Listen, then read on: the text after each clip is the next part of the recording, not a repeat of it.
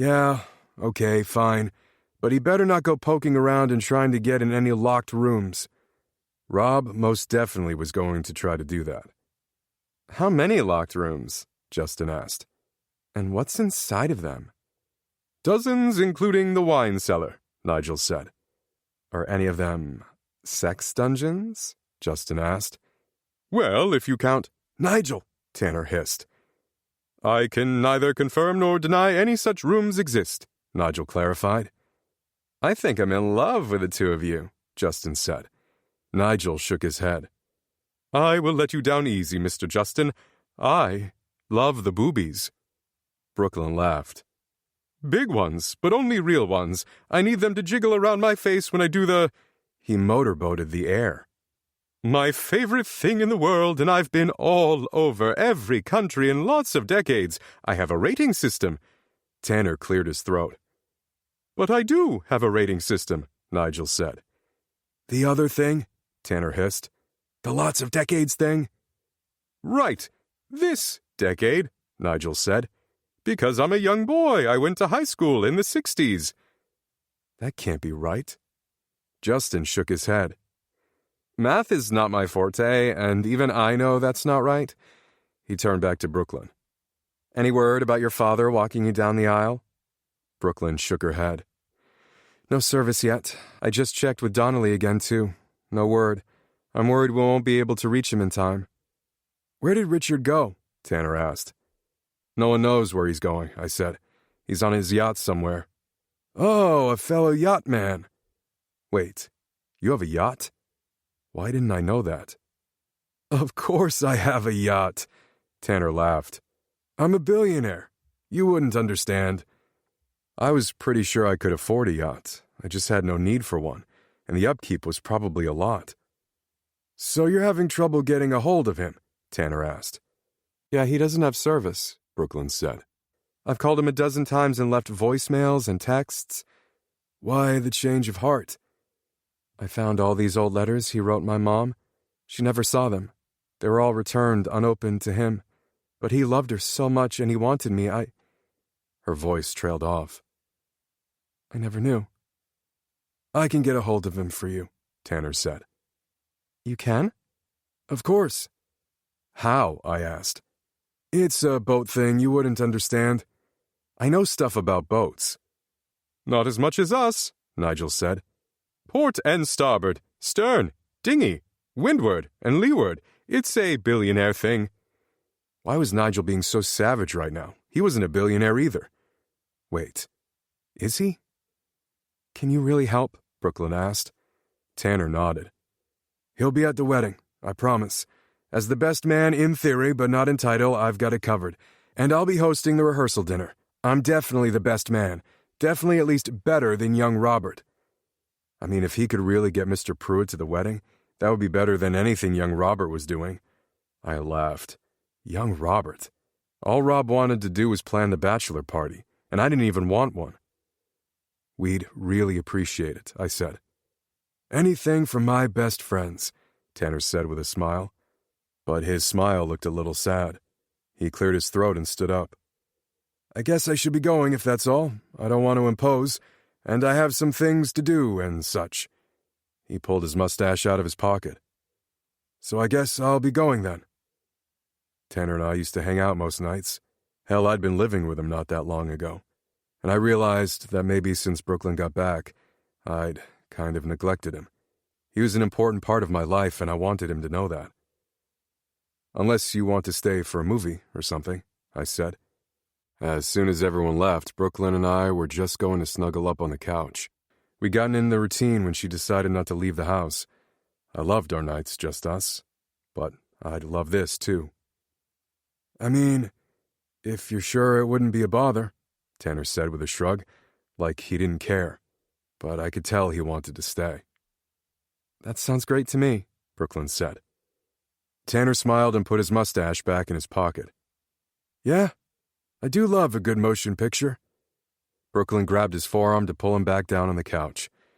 Well, I didn't love that he'd be sitting between us, but yeah, I was happy he was here. Movie night, Justin yelled and sat down too. The whole gang together, Nigel said and plopped down, taking up the last seat on the couch. I needed a bigger couch. I sat down on the carpet in front of Brooklyn. She lifted her legs and put them over my shoulders like I was her stool. "Ah, much more comfortable," she said. I nipped at the inside of her knee and she laughed. She leaned forward and ran her fingers through my hair. I tilted my head back and looked up at her from upside down. "I love you," she whispered silently as the guys fought over which movie to watch. "I love you," I whispered back. In 2 weeks, we'd be getting married. I'd be getting everything I'd ever wanted since I was a teenager. Her. Chapter 26. Friday. Brooklyn. Another week went by and there was still no word from my dad. My wedding was in 1 week, and I really didn't think he was going to make it. I put my hand on my stomach. "It's okay," I said out loud. "That's what pictures are for." But I knew it wasn't the same. Focusing on the baby, the wedding, and worrying about my father just so happened to be the perfect mix of distraction. I was happy.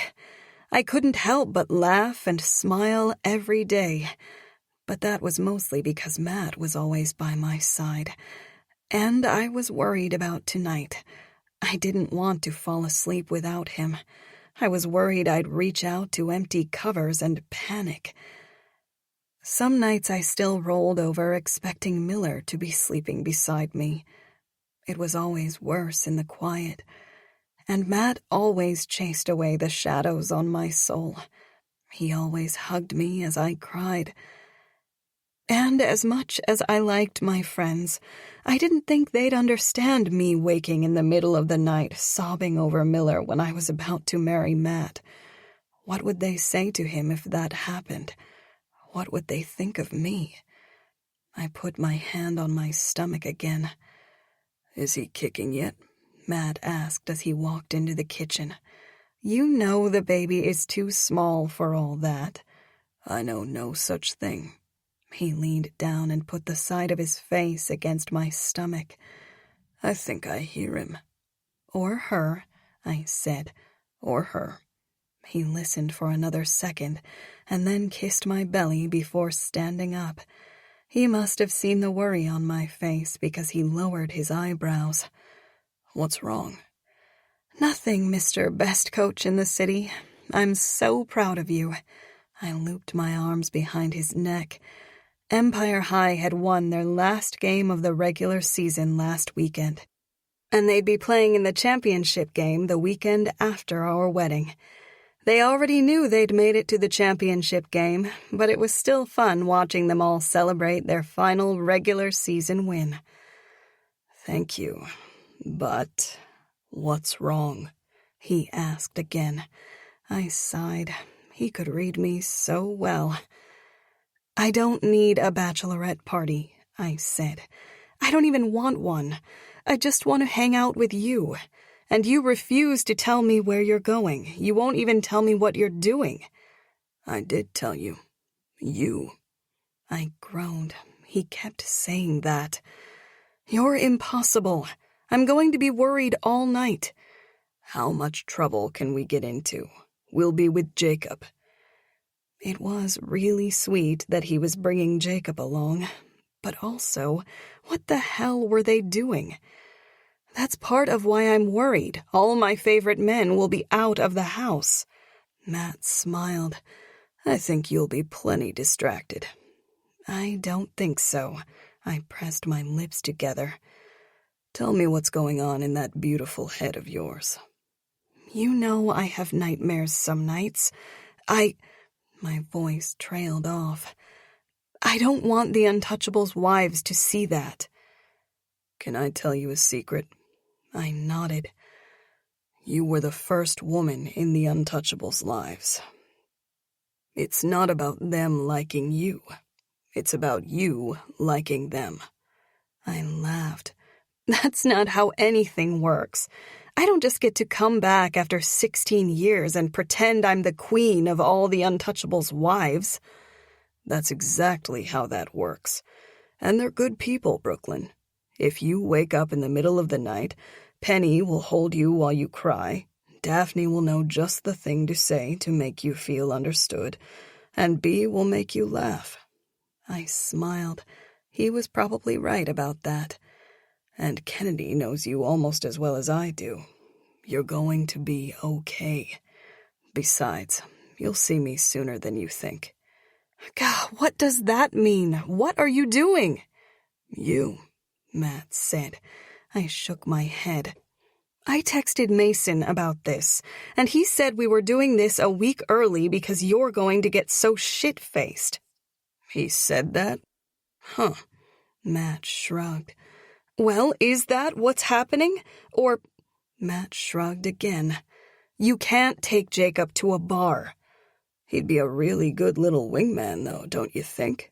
I narrowed my eyes at him. Matt laughed. I promise I'm not taking the kid to a bar. That would be very inappropriate. So where are you guys going? Mommy! Jacob slid into the family room. I'm going to boys' night. I lifted him into my arms. He'd tell me the truth. And what are you doing at boys' night? Boy things, he said. Like what? Boy things. Right, Coach? He looked up at Matt. Right, Matt said. Wait, had they practiced that? Matt! Like what? I said again. Nigel walked into the family room wearing black leather lederhosen. Strippers and hoes! Oh, God. That's what I was afraid of. And I didn't realize they made lederhosen that looked like that. Nigel cleared his throat when he saw Jacob. I mean, bitters and grows. What's growing? Jacob asked. The bitters? Nigel said and shrugged. I don't know. Pretend I didn't say anything. He turned to Matt. Are you ready, big boy? Don't call me that, Matt said. Ready, little man? Nigel asked. I feel like that's more suited for the child, but if you insist, I understand wanting to be the cutest boy in the room. Matt shook his head and turned to me. We should be going. I put Jacob down and he ran to the door and put on his sneakers. Going where? I asked. Matt smiled. Wouldn't you like to know? Yes, I desperately want to know. He placed a quick kiss against my lips and turned around. Matthew Caldwell, tell me what you're doing tonight. You, he said with a wink. And with that, the three of them walked out the front door. I sighed. Luckily, I didn't have too long alone to think about what the hell was happening, because there was a knock on my door almost immediately. Kennedy walked in holding a bunch of balloons. For the record, it is really hard figuring out what to do for a bachelorette party when the bride can't drink. So you landed on balloons? I smiled. I did my best, she said with a laugh and tied them to a chair. How are you feeling? Good. Excited. Nervous. No, just excited. Kennedy smiled. Has Tanner been able to get hold of your dad yet? I shook my head. Not that I know of. But I knew Tanner was capable of amazing things. He'd gotten me to give Matt another chance. He'd been a big part of the reason why I was here right now. I had hope that he'd pull through on this, too. If anyone can pull off a miracle, it's him. He's, really lucky. I wasn't so sure about Tanner being lucky. He'd had a really hard life, from the little he'd told me. It was one of the reasons why we got along so well. It felt like he understood me. He gave me hope that you could go through all the pain and make it out on the other side okay. Mostly, at least. Sometimes when he thought no one was looking, he still looked sad. Tanner threw himself into his business to deal with the pain, like I was throwing myself into wedding planning. Maybe his billions involved a little luck, but I think they were the result of a lot of pain. and needing an escape from it. "Speaking of lucky," Kennedy said, "you're sure you don't want to hit a casino or something?" "A casino?" "I've never planned one of these things before." There was another knock on the door. Penny, Bee, and Daphne had arrived, and their smiles and hugs made me realize I had no reason to be nervous. Not because I was the OG girl that had joined the Untouchables, but because they were all so nice. "I know you can't drink," Daphne said, "but I've pumped enough milk for a few days and I'm going wild." "Same," Penny said. Also, Daphne says the funniest things when she's drunk. "Count me in too," Kennedy said. The three of them walked into the kitchen, and Bee just stood there by the door, fidgeting with her coat she was hanging up. "You okay?" I asked. "What? Oh, yeah." She smiled and looked over at the three of them, and then leaned in a little closer to me. "Mason and I are actually trying to get pregnant. I didn't really want to tell everyone, but they're going to be suspicious if I'm not drinking, right?" I smiled. She'd told me, though. "Just take a glass and pretend," I whispered. "They won't notice a thing after they've downed theirs." "You're probably right," she exhaled slowly. "Thanks, Brooklyn. Wouldn't it be amazing timing if I got pregnant soon, too?" I smiled. The best timing.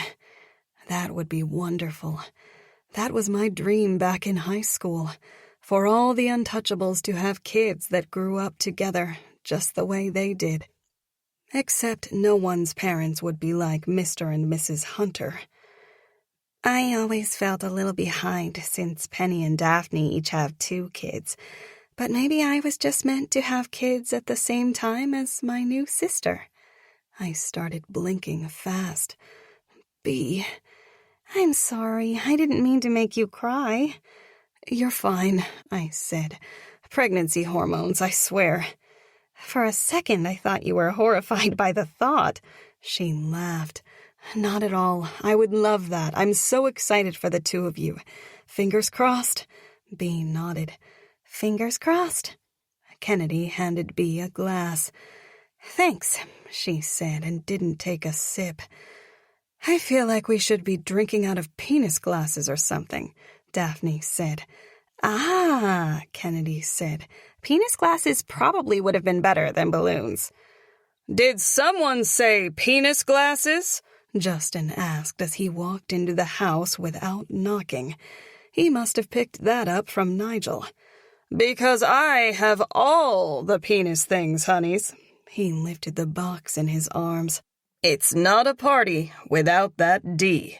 I laughed as Kennedy pulled out a giant foam penis. "Pin the splooge on the tip," Justin said. "Oh, of course."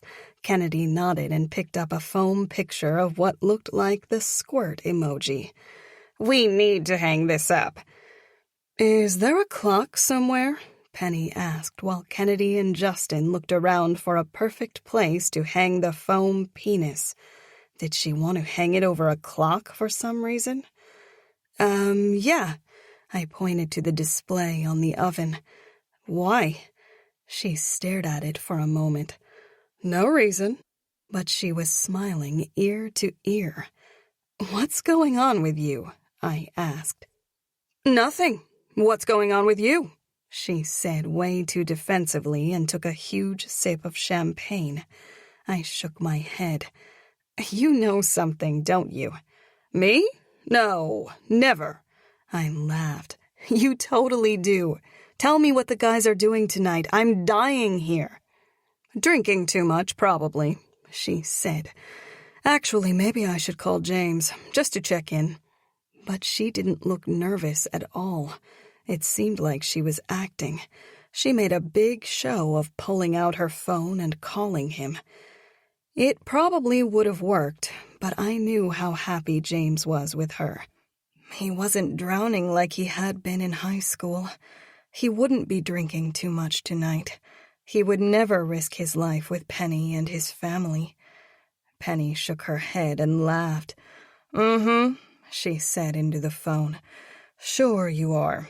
She pointed at her phone and rolled her eyes. Men, she mouthed silently. Yeah, that was acting. Bad acting. I grabbed her phone from her. No, don't, she started, but I already pulled the phone to my ear. Yeah, we're just setting everything up, James said. I'll see you soon, baby. Setting what up? I asked. There was a long pause. James cleared his throat. Brooklyn? Yes, now tell me what you guys are doing. He coughed. Nothing. You just said you were setting something up. I didn't say that, James said. Yes, you did. He laughed. No, I don't think so. I heard muffled voices on the other end. Is that Matt? Can you put him on? Matt's a little busy, James said. Doing what? There was another long pause. Hey, baby, Rob said. He must have stolen the phone. I knew you and James still had something going on, but you're choosing the wrong hunter, brother. Rob, can you please put Matt on the phone? No can do, baby.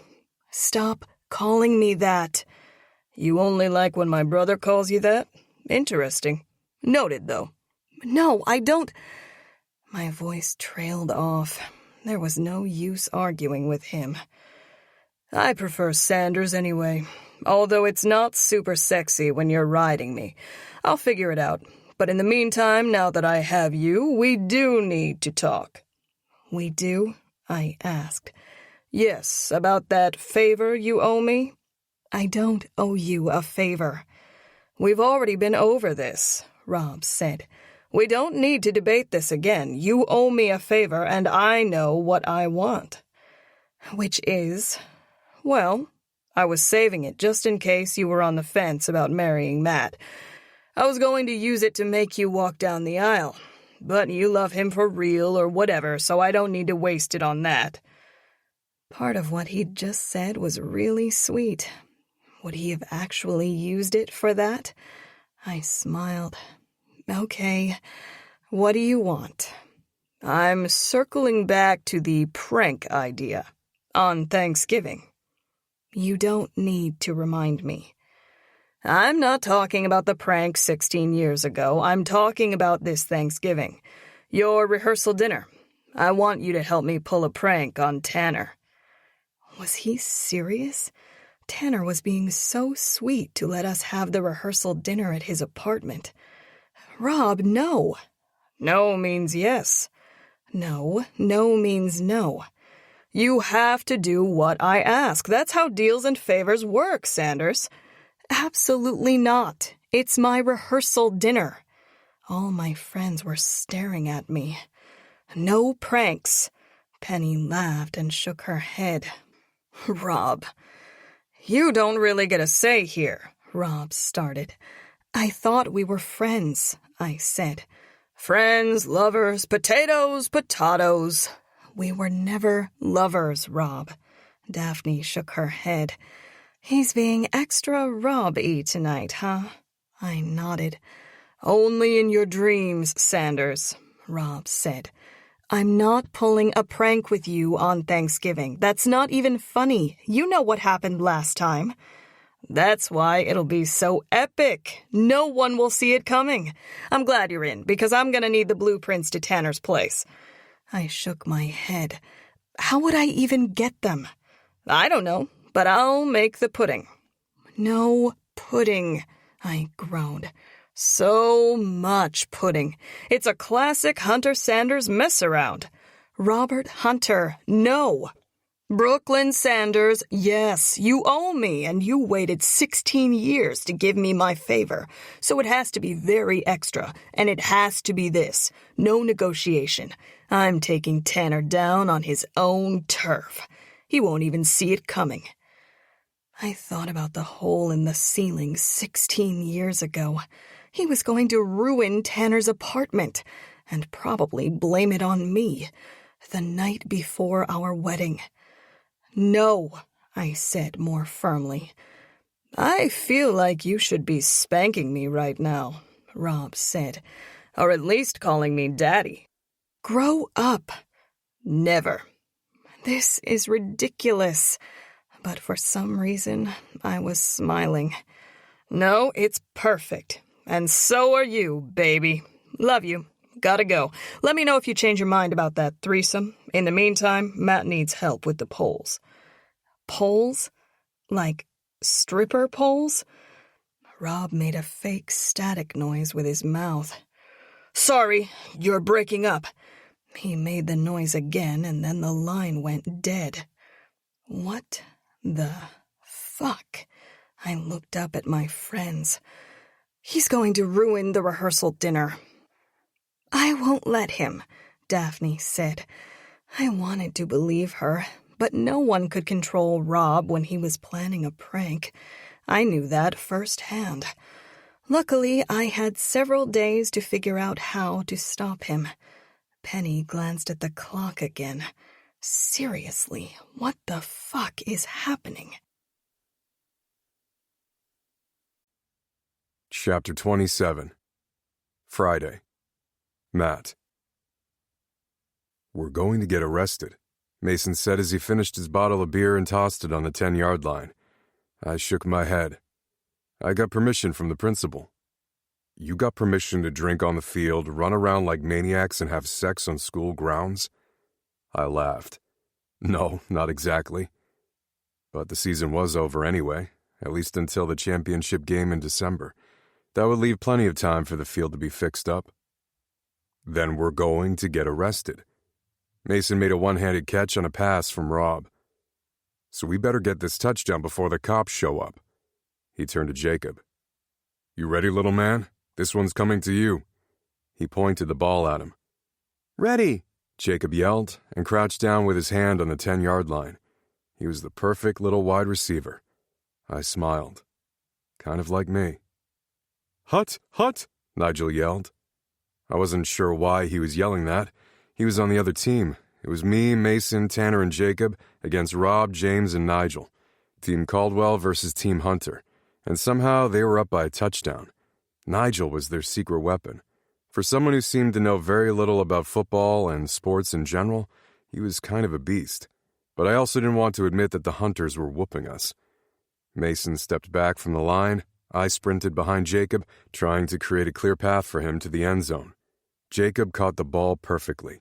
He turned to start running, but James lifted him into his arms and started sprinting in the opposite direction with him. Jacob laughed as James carried him toward the wrong end zone. Fuck. I ran after them. I was almost there when James handed Jacob off to Rob. Lateral, James yelled. Jacob, squirm free, I yelled as Rob crossed the 20-yard line. And a second later, Rob bent over, releasing him. Little dude need me in the junk, he groaned, gripping the front of his sweatpants as he fell to the ground. I laughed as Jacob sprinted toward the correct end zone now. Nigel tagged him out on the 5-yard line. Jacob had almost dodged him. Maybe he'd be even better as a running back. Who taught him to do that? Rob grimaced. Shake it off. I put my hand out for him. Easy for you to say. Your balls didn't just get violently attacked. I laughed and helped him back up to his feet, and then I ran over to Jacob. I put my fist down and he fist bumped me. Good job, grandson, Tanner said. You did that perfectly. Thank you, abuelo. Jacob fist bumped him too. Wait, did Tanner tell Jacob to hit Rob where it hurt? Rob was still limping a little. I stifled a laugh. Okay, yeah. Tanner definitely told Jacob to knee Rob in the nuts. I probably should have said something about that not being okay, but we were still losing right now. Hut hut, Nigel yelled even though no one was lined up. I sprinted to the end zone and so did Tanner. Mason tossed the ball to the right to Tanner. James jumped up. He almost caught the ball, but he ended up tipping it. It landed perfectly in Tanner's arms, and then Rob completely decked Tanner. Jesus. I ran over to them. It's tag football, not tackle, man. I'd made that explicitly clear. The last thing I needed was for someone to break a leg before the wedding. I grabbed the back of Rob's shirt and pulled him off of Tanner. He started it, Rob said. Tanner laughed and sat up, but didn't stand. How did I start it exactly? By being super tannery. Tanner brushed a leaf off his shoulder. That's the only way I know how to be, young Robert. Stop calling me that. I'm not young. We're all adults here. Well, except Jacob and maybe Nigel? He turned to Nigel. How old are you, man? It's very rude to ask a boy his age, Nigel said. Rob shook his head. You really should have played in high school, Mason said and slapped James back. That was almost an interception. Yeah, James shrugged. I knew he'd wanted to play back in high school, but his parents wouldn't let him, and for some reason Rob played soccer instead of joining the football team. It would have been way more fun doing this together, but that's what nights like tonight were for. Enough of this lame tag team stuff, Rob said. It's tackle football now, unless you guys are scared of us. He lifted his chin like he was ready to start a fight right now. Scared of Team Hunter. Mason chuckled. Never. Rob turned to me and raised his eyebrows. This was a bad idea, a very bad idea. But I wasn't backing down from the challenge. Besides, it had been a long time since I'd played a real game of football. Bring it. Hut hut! Nigel yelled and grabbed the ball. He tossed it at James to throw. James threw it back at Nigel almost immediately. Nigel ducked under my arms and sidestepped Mason. Tanner and Jacob ran after him, but it was too late. Son of a bitch. Nigel was so fast and sneaky. Nigel slammed the ball down in the end zone and did a backflip. I blinked. Where did he learn to do that? My nimble little man, Rob yelled and high-fived him. I shook my head. Huddle, I said to my team. What's the plan here? We can't let them win. Should I do what Abuelo told me again? Jacob asked. Probably don't do that again, I said. But it was great. Jacob nodded. Tanner patted his shoulder. Maybe do that again. Let's do the play from high school, Mason said and nodded at me. The play. He didn't have to say anything else. This one always scored. And break, I yelled and ran into position. As soon as Mason stepped back with the ball, I sprinted forward straight at James, but then I broke hard left and ran toward the end zone. Mason faked the ball toward Tanner, and even though Mason didn't throw it, Rob tackled him. I turned to look over my shoulder again, just as the ball sailed through the sky and landed perfectly in my arms. And then James slammed into my side. Luckily, I had more weight on me. There was no way I was going down, not this close to scoring. I heard yelling to my right, but ignored it. I elbowed James off of me and sprinted into the end zone. Suck it, I yelled and slammed the ball down. I turned around and all I saw was carnage. Oh, shit. Fuck, James said. He was holding his hand over his face and blood was seeping out between his fingers.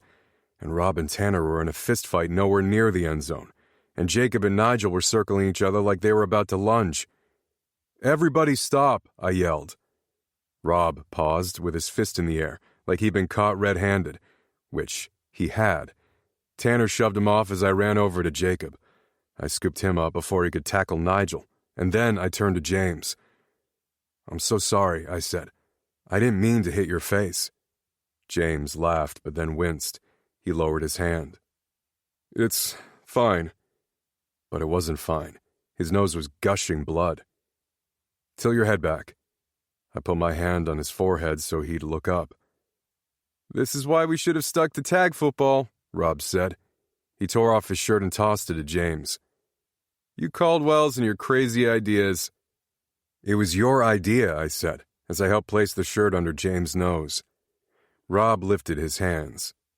This is your bachelor party, man. I didn't plan this. Sounds like the best man's fault. I agreed to tag football, not this, Mason said.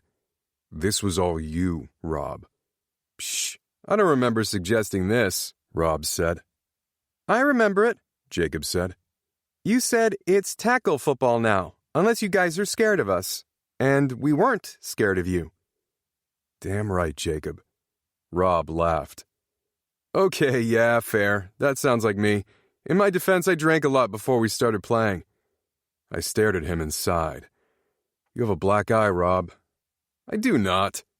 Yes, you do. Brooklyn is going to kill me. She was so excited about the wedding photos.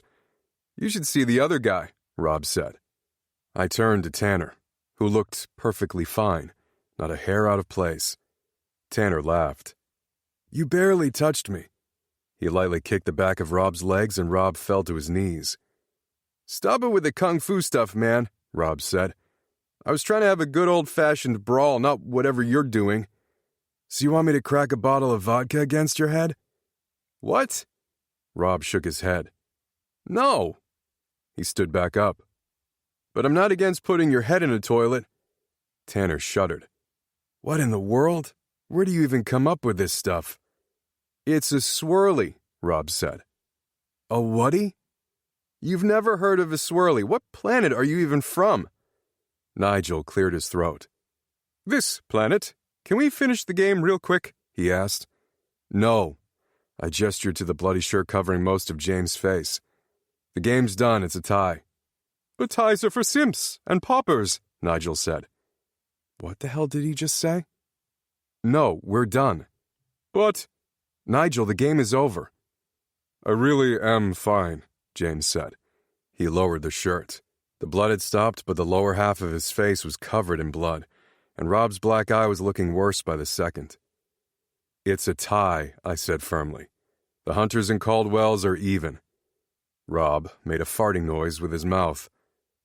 So does that mean it's time for the strippers I ordered? Nigel asked. What? No. But it's a bachelor party. I specifically said no strippers. I turned to Mason. I told them all that, Mason said. But every bachelor party must involve strippers, Nigel protested. I just stared at him. Why do you think that? It's a rule, I think. I shook my head. Definitely not. But I looked up bachelor parties extensively, Nigel said. Lots of videos, every single one has strippers, so I hired enough for us each to have 2, because we're rich boys, and we earned twice the reward. We have a child here, man, I whispered and nodded down to Jacob. It'll be good for him. I wish I had started my rating system when I was a young lad. He'll get in early and really learn what kind of boobies he likes, unless you want me to give him my rating system. Stop talking, I said.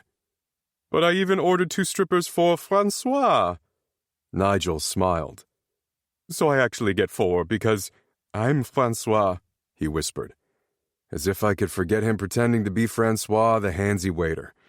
Tanner elbowed Nigel in the side and Nigel was finally silent. What's a stripper? Jacob asked. That's, My voice trailed off. A person doing an honest day's work, Nigel said. I mean, sure. That was actually a good way to put it. But I also didn't want Jacob to start saying he wanted to grow up and be a stripper. It's something that you shouldn't repeat, though, I said. Why? Does Mommy not like strippers? Probably not. It's like a touchy gray area for some people. Jacob just stared at me. So just talk about them with the boys at boys' night. Exactly, Tanner said. Wow, he learns fast. He ruffled Jacob's hair. Jacob smiled up at him. And that seemed to be the end of that, thank God. My head hurts, James said. I think I'm going to lie down. He laid backward on the field and closed his eyes. He looked really pale. Shit. We should probably call a doctor. I set Jacob down and pulled out my phone. No need, Nigel said. I have an elixir for that. 1 second. He hurried over to the table of waters he'd set up. He sprinted back over with 2 glasses of green juice. This will help heal the nose and stop the bleeding and put some color back in your cheeks. He handed one of the glasses to James. And this one will help the swelling stay down, he said and handed Rob the other glass. Actually, let your brother have a sip of that too, so his nose calms down. Rob looked at the glass. What's in here? My secret green juice recipe, Nigel said with a smile. Rob made a face and stared down into his glass. Jacob tugged on Mason's sweatpants. Uncle Mason, can you get me some juice? He asked and looked up at him. I'm thirsty too. Mason smiled. Of course. Let's go get some... Dude, did you skeet in this glass? Rob asked. Nigel looked shocked. Do you want me to? And then he smiled again. What? No. Rob shook his head and looked even more grossed out as he stared down at the contents of the glass. Why did Nigel always respond to that question that way? He definitely skeeted in his secret green juice. Maybe let's wait on the juice, Mason said and patted Jacob's shoulder. Jacob shrugged. I thought your green juice was for hangovers, I asked. I have a variety of recipes. Drink up, boys, and I'll call the strippers. Wait. His shoulders slumped. No strippers, but I did already pay for them, so I guess I just get them all after the party ends, all 14 of them. He smiled. That's 28 boobies to rate. So many strippers. For me. Don't worry, I won't tell my mommy, Jacob said. Good lad, Nigel nodded at him. I pressed my lips together. I wasn't sure we were teaching Jacob the best things here. Mason must have seen my face because he grabbed Jacob's hand. How about some water instead, kid? Yesy. They walked off to the water table. Speaking of water, we should probably hit the baths, Nigel said. It's almost time for the kidnapping. I looked down at my watch. He was right. Are you sure this is a good idea? I asked. After everything? That's what makes it more thrilling, Rob said. And you know girls give the best head when their hearts are racing. Yeah, but it's the one thing you let me plan. Let me have this, Rob said. I laughed. He was right about the kidnapping thing, not the overall plan. I'd been planning this for weeks, and it was time to kidnap my girl. Chapter 28. Friday. Brooklyn. They were all basically the same as they are now, I said. You have to give us more than that.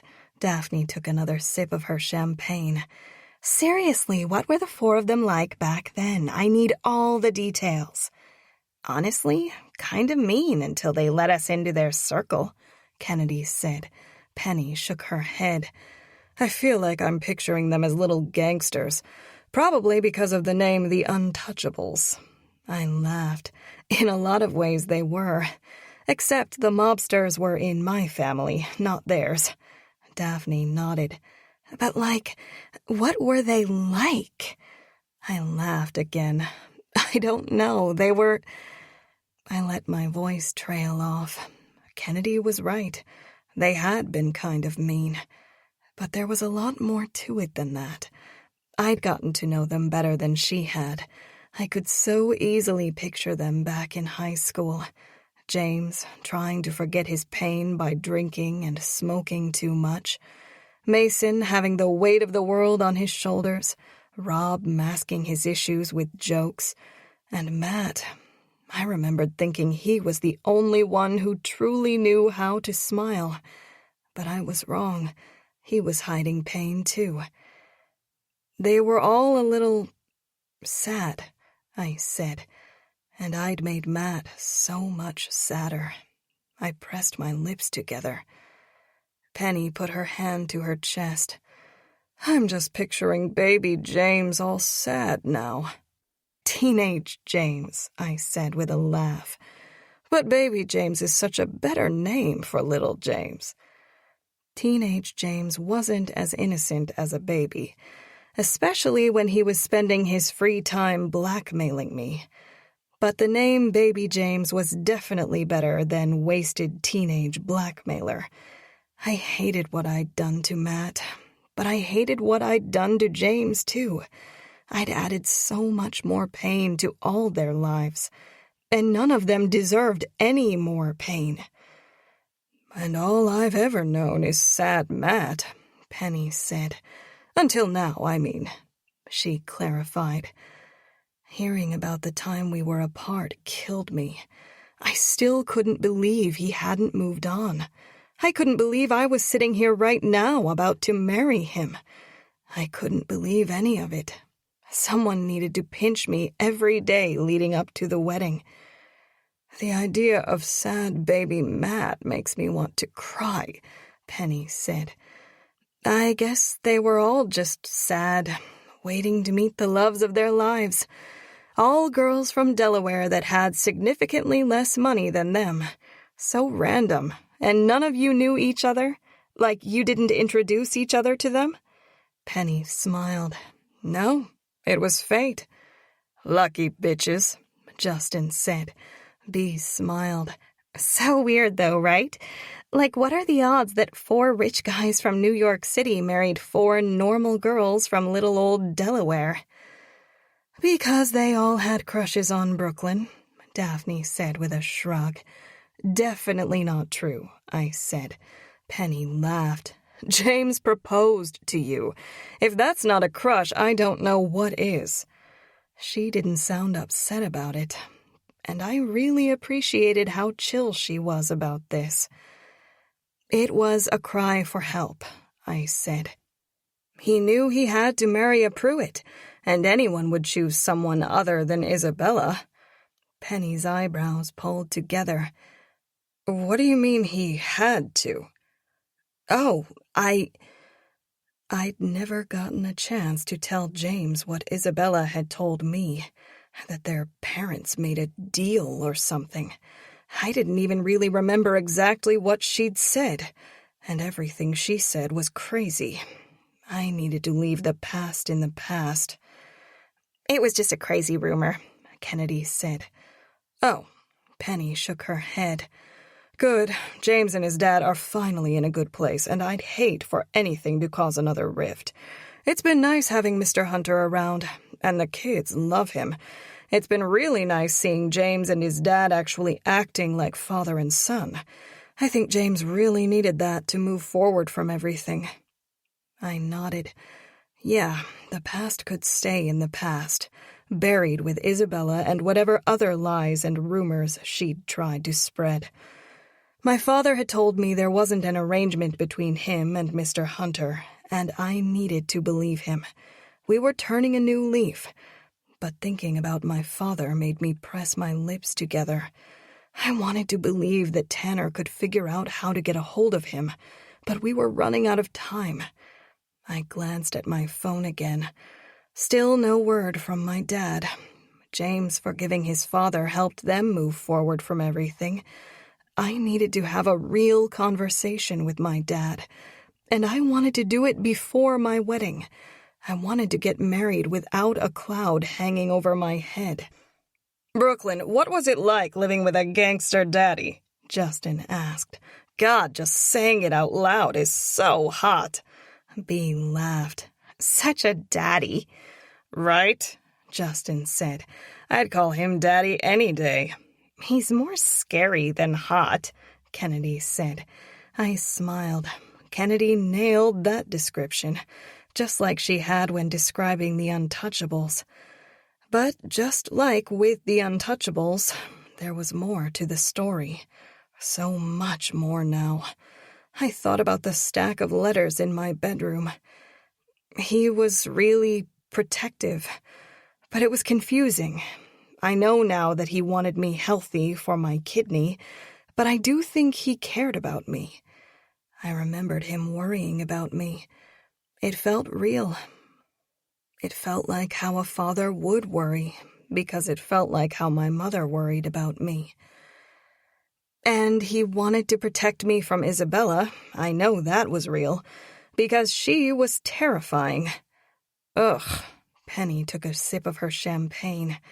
Whenever I hear that name, I still shiver a bit.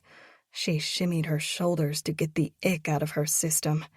"Yeah, me too," Kennedy said. I nodded. "Me 3. "Me 4, Justin said. "I still can't believe she cut up all those beautiful clothes. That alone was a crime. She should have been in jail for life." "We're just lucky we didn't have to really know her," Bee said and put her arm around Daphne. "Except for the fact that she shot Rob when we first started dating," Daphne said. "I wish I could have karate kicked her out that window. Not that I know karate, but I would have learned it for her." Justin laughed. "Here's to a common enemy." He lifted his glass. Everyone but me clinked theirs together. And no one said anything when Bee didn't take a sip. I really hoped she got pregnant soon, too. It was so strange. These women knew the Untouchables now, and Kennedy and I knew them better from high school. I loved hearing stories about the four of them, except about the time they drifted apart. I hated that, but they were all back together now, happily off doing God knows what at a bachelor party. I don't know how you did it, Daphne said. Being uprooted from your life and being forced to live with a father that your mother didn't want you to know. You're incredibly brave, Brooklyn. I hadn't felt brave then. I wasn't. The only thing that kept me going while I was living with my father was Miller. He made me feel safe. He wasn't cruel like my father. I'd given Miller a piece of my heart as soon as he'd shared his ice cream with me. I felt tears welling in my eyes. The wave of grief hit me hard. Sitting here with my friends that were celebrating my new relationship felt heavy. I was still mourning Miller, and I was bad at hiding it. This was why I didn't want Matt to leave me tonight, because I knew this would happen. Daphne grabbed my hand. It hits at strange moments, I know. She squeezed my hand. You don't have to hide how you're feeling around us. Ever, okay? I nodded, and then she pulled me into a hug. How had I ever lived without a friend as understanding as Daphne? "I'm sorry, we shouldn't have brought up your hot daddy and all that," Justin said and hugged my other side. I laughed through my tears. "Let it all out, gorgeous." He kissed my cheek. "Group hug!" Kennedy yelled and slammed into my side. Penny and Bea joined in too. I couldn't help but smile through my tears. Miller had held me together after everything, but now I had so many people to lean on. It was like Miller had known that if I came back here, it wouldn't just be because I needed Matt. It was like he wanted me to have all these people in my life, to hold me when I cried, since he couldn't. It was strange to feel so unlucky but so lucky at the same time. "I love you guys," I said. "We love you too," Penny said. "Well, I love you most, since I knew you first," Justin said. "Justin, I knew Brooklyn first," Kennedy said. Justin pulled back from the hug. "Semantics. If I was straight, Brooklyn and I would already be married, and we all know it. That's true love, which is more powerful than best friend love." I laughed and wiped away the rest of my tears. "What do you find funny about that?" Justin asked. "Don't make me mouth kiss you again." The power cut out and Justin screamed at the top of his lungs. "Justin, let go. I can barely breathe," Penny said with a laugh. "Sorry, gorgeous, but I'm not moving until the power is back on." I would have been freaking out, but everyone was laughing. It was hard to be scared when I was smiling. "Do you know where the circuit breaker is?" Daphne asked. "I honestly have no idea. Should we go look for it?" I reached out for her in the darkness and found her hand. "Yeah, we can definitely fix this," she said. "Maybe you can. I have no idea how to. Let me get my phone so we can see." I rummaged around for my phone on the coffee table. I hit the flashlight feature. The room lit up, and standing behind the couch were 6 men with black ski masks over their faces. I screamed at the top of my lungs and dropped my phone, bathing the room in darkness again. And then all hell broke loose. The sound of glass shattering rung in my ears. Penny screamed, "Get off me!" Someone groaned. One of the guys had definitely been hit based on that groan. Probably by Penny. "Flip the couch!" Bea yelled. That was a good idea. Before I could move, someone put their hand on my shoulder. Men I didn't know really needed to stop touching me. I threw out my elbow, but whoever my elbow collided with didn't even flinch. He put his hand over my mouth. He was messing with the wrong person. I bit down on one of his fingers. He cursed under his breath and released me from his grip. I crouched down, feeling along the ground for a piece of glass. I'd heard something else shatter. I wrapped my hand around the stem of a wine glass. This will do. Whoever these guys were, they'd walked into the wrong house. I'd been kidnapped for the last fucking time. I stood up and spun in a circle, waiting for my eyes to adjust in the darkness. Get my mommy! Jacob yelled. Jacob?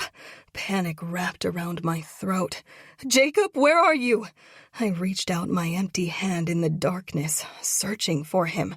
I'm a kidnapper, he said happily. Wait, what? The lights turned back on.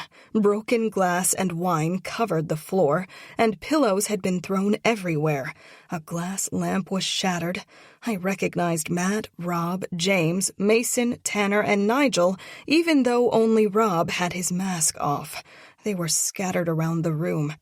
I was pretty sure it was Mason who'd knocked over the lamp, because he was trying and failing to put it back on the end table.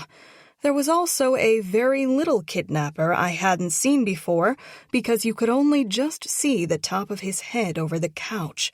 Jacob. I breathed a sigh of relief. Jesus, Brooklyn, said Mason, and he dropped the lamp again. I looked down at the wine glass in my hand. The top was broken, the glass shards sticking out precariously. It was the perfect weapon, but not against my friend. I let it fall to the ground. Oh, sorry, Rob said, who had his arms wrapped around Penny. Thought you were my wife. He let go of Penny's waist. I didn't mean to give you a black eye. Penny threw her hand over her mouth. I'm so sorry, Rob. Rob laughed. You definitely didn't give me a black eye. You lightly swatted my thigh. I thought you were just groping me. He winked at her and then grimaced from his black eye. Penny made a grossed-out face, and Rob laughed. How did you get a black eye? Daphne said and hurried over to him. I don't remember, he said, but then he quickly added, but you should see the other guy. Tanner chuckled beside him. Yeah, right. He pulled off his mask. You guys, James said, and pulled off his mask too. I thought we weren't taking our masks off. Penny gasped. James, what happened to your face? She rushed over to him, cradling his face in her hands. Why were they all beat up? God, they were going to look like a street fight gang in the wedding photos. Did you kidnap a bunch of big, strong men with mean right hooks before this segment of kidnapping or something? Justin asked. He was looking back and forth between James and Rob. Tell me more. Kidnap! Kidnap! Jacob said and started jumping up and down on the couch. Is that a yes? Justin asked with a smile. Kidnap! Kidnap! Jacob kept hopping. He went to leap off the couch, but I grabbed him before he could jump down onto the glass on the floor. I turned around and saw Matt. He'd been standing behind me. I should have felt bad about elbowing him so hard and biting his hand, but I did not. Enough of the chitter-chatter, Nigel said. We need to kidnap our prey. Dude, read the room, Rob said. The ladies are pissed. That was an understatement. Matt, what the... My voice trailed off because I was seconds away from cursing, and I didn't want to curse in front of Jacob. I stared at Matt's masked face. What is wrong with you? Kidnapping, really? You thought that, of all things, was a good idea after everything? He cleared his throat. Baby. Yeah, we did, Rob said and lifted his hand for a high five. But Matt didn't high-five him. I had a feeling this had been Rob's master plan. Kidnapping commence! Rob yelled. He threw a bag over Daphne's head and then flipped the light switch. Fuck. Bee screamed. Coach, over here! Jacob yelled. I felt Matt's arms around me again, and this time I breathed in his familiar scent. Kidnapping, Matt? Really? If you'll excuse me, little dude, Matt said and pulled Jacob out of my arms. And then Matt put a bag over my head and lifted me over his shoulder. The bag was silky soft, and it felt more like something from a sex club than a hardware store. Maybe Tanner had planned this instead of Rob. The whole thing was ridiculous, but for some reason, as I was hanging upside down, I was smiling. "Who's touching my butt?" Kennedy yelled. "Sorry," Tanner said. "My hand slipped. It's hard to make purchase in the dark with gloves." "And who's touching my butt?" Justin asked in a much more excited tone. "I'm not touching your butt," Nigel said. "My hand is definitely on your thigh." "Then raise it," Justin said. "No, thank you, sir," Nigel said. "Call me sir again." "No!" Was Nigel carrying Justin right now? Justin had a whole foot on him. How was he doing that? Matt carried me out of the apartment. "Why does everyone look like they got into a brawl?" I asked. No wonder Matt hadn't told me what his plans were, because I would have said no to all of this. "We were playing football," Matt said. Of course they were. "Don't worry, Mistress Brooklyn," Nigel said. "I will have them looking right as rain before the wedding, fresh-faced and dapper, because they get to be in pictures." He was throwing too many sayings at me to believe him. There was no way Rob wouldn't be sporting a black eye at the wedding. "You're so strong, Nigel," Justin said. "What's your workout routine?" "Thank you," Nigel replied. "I'm a natural athlete. I don't need to waste time with modern boy jazzercise." What is he talking about? I shook my head. "And you have an eye on Jacob?" I asked Matt. "I'm right here, Mommy," Jacob said. "I haven't let him out of my sight," Matt said. That wasn't entirely true, because no one had been able to see anything back there. It was like he knew I didn't believe him, because he added, "I'm holding his hand. He's right here. He's safe." I smiled. This must be the strangest sight ever. A bunch of men with women thrown over their shoulders, and one man over Nigel, and Matt holding a miniature kidnapper's hand. "Where are we going?" I asked.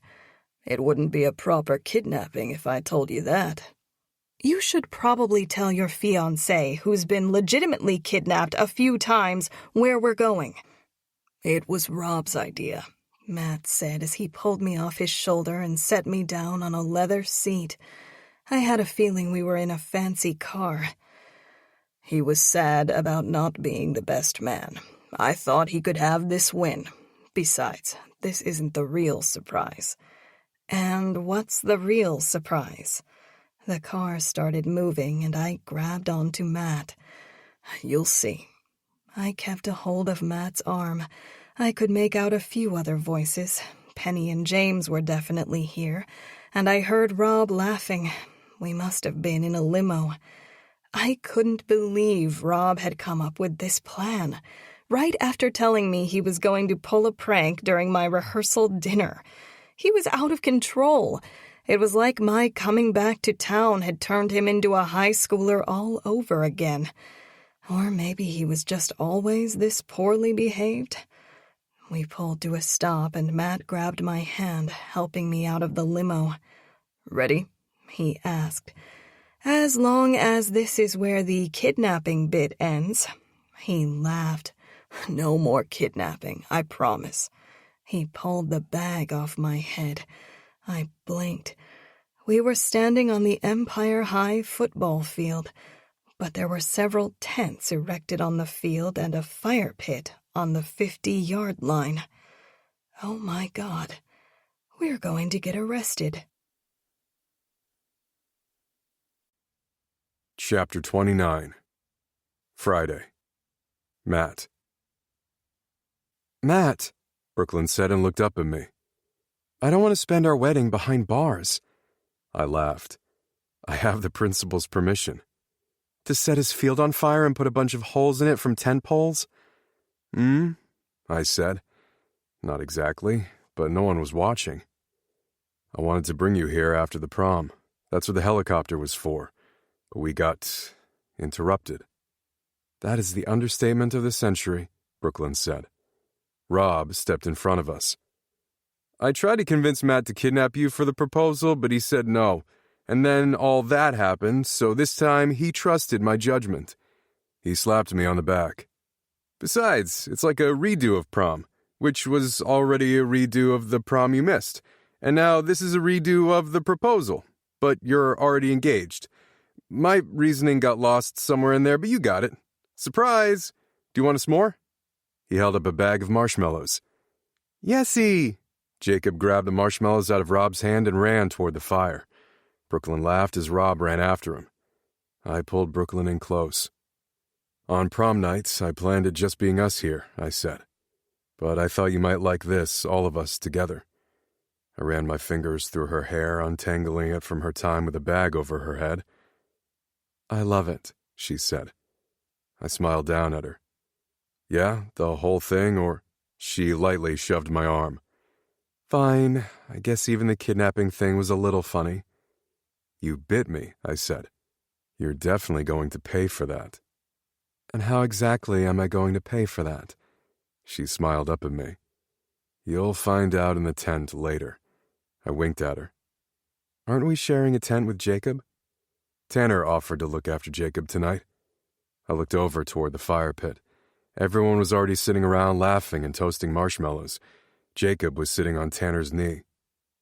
That's very nice of him, Brooklyn said. I really wish Tanner was more open to finding someone. He'd be a really good dad. Tanner was patiently trying to show Jacob how to roast one of the marshmallows. Jacob seemed to be listening, but then he whacked him with a stick instead of putting the marshmallow over the flame. Brooklyn sighed. I told Jacob to stop doing that. He's going to hurt someone. I laughed. I wasn't sure why Tanner was letting Jacob do it, but he didn't seem to care at all. I'm sure Tanner would tell him to stop if it hurt. Jacob likes to play swords with sticks. Her voice trailed off when Jacob walloped Tanner with a sticky marshmallow. Oh no. But Tanner just laughed and pulled the marshmallow off his cheek.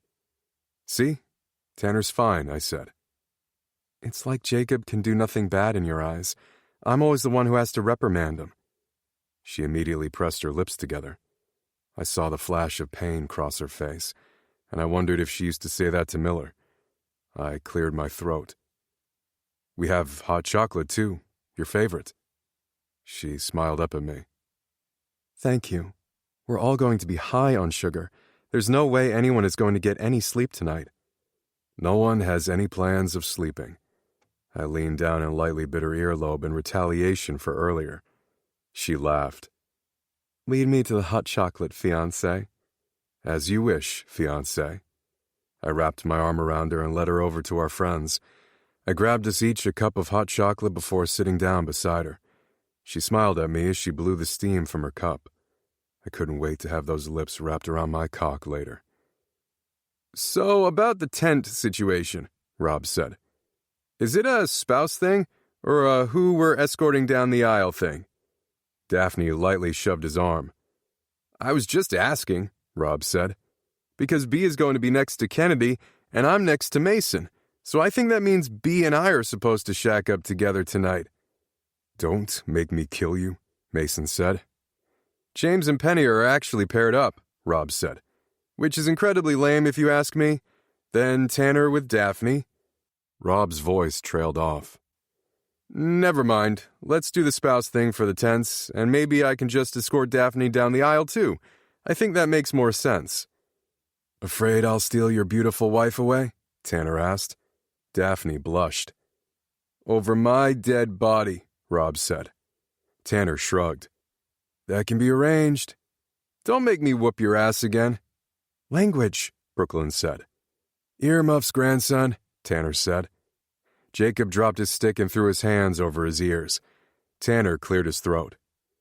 If you want to joust, I'll go right now, young Robert. Joust? What century are you living in? Fine, a gentleman's duel, Tanner said.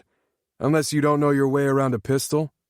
Shall I fetch your dueling pistols, Master Tanner? Nigel asked. Hair trigger or normal? Stop it, guys, I said. I will not, Rob said, but Justin cut him off. Back to what you were saying earlier, Justin said. Does that leave me with Nigel? Because count me in. Nigel sighed like Justin was exhausting him. I don't even sleep. He put a marshmallow on his stick and put it over the fire. Tanner cleared his throat. I mean, I sleep, Nigel said. Just not often. Because of all the errands Master Tanner sends me on. I'm a boy with no breaks, the life of a dedicated houseboy. No breaks. I knew that wasn't true. Nigel rarely ever worked. He had more time off than I did. Maybe he was just trying to turn Justin down nicely. Why are all the hot ones so insane and so straight? Justin said with a sigh. Nigel smiled at the compliment, even though only half of it was a compliment, and I still wasn't sure that Nigel was completely straight, because he still looked at me very provocatively and still tried to dress me most mornings.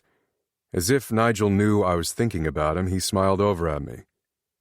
Do you want me to roast your marshmallow for you? He asked, his smile growing. Was that some kind of weird sexual innuendo? I didn't want him to roast my junk. No, thank you.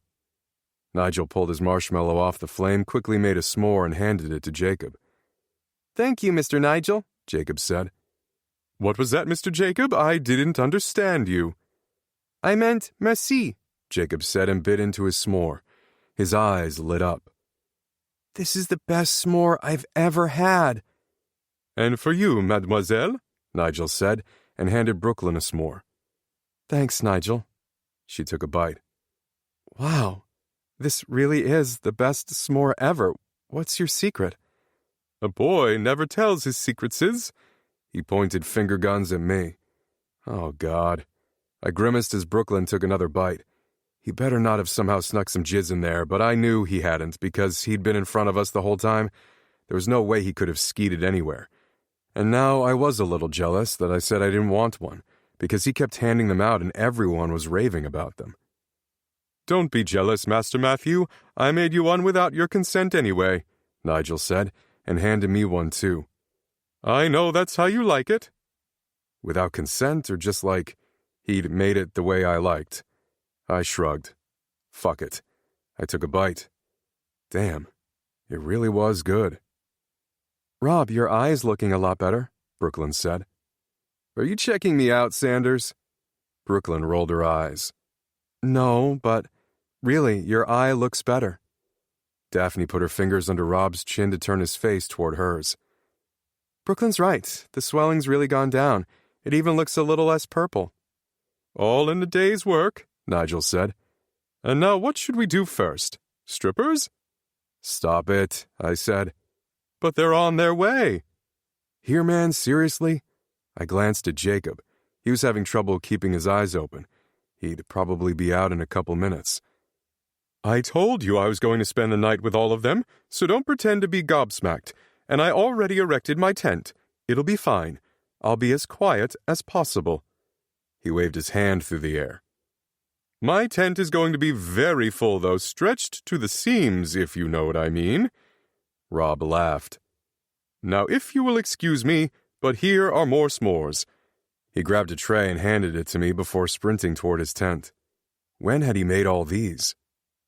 He's almost as weird as you, Tanner, Rob said, but in a good way. Tanner laughed. The only reason you don't like me is because you're threatened by me.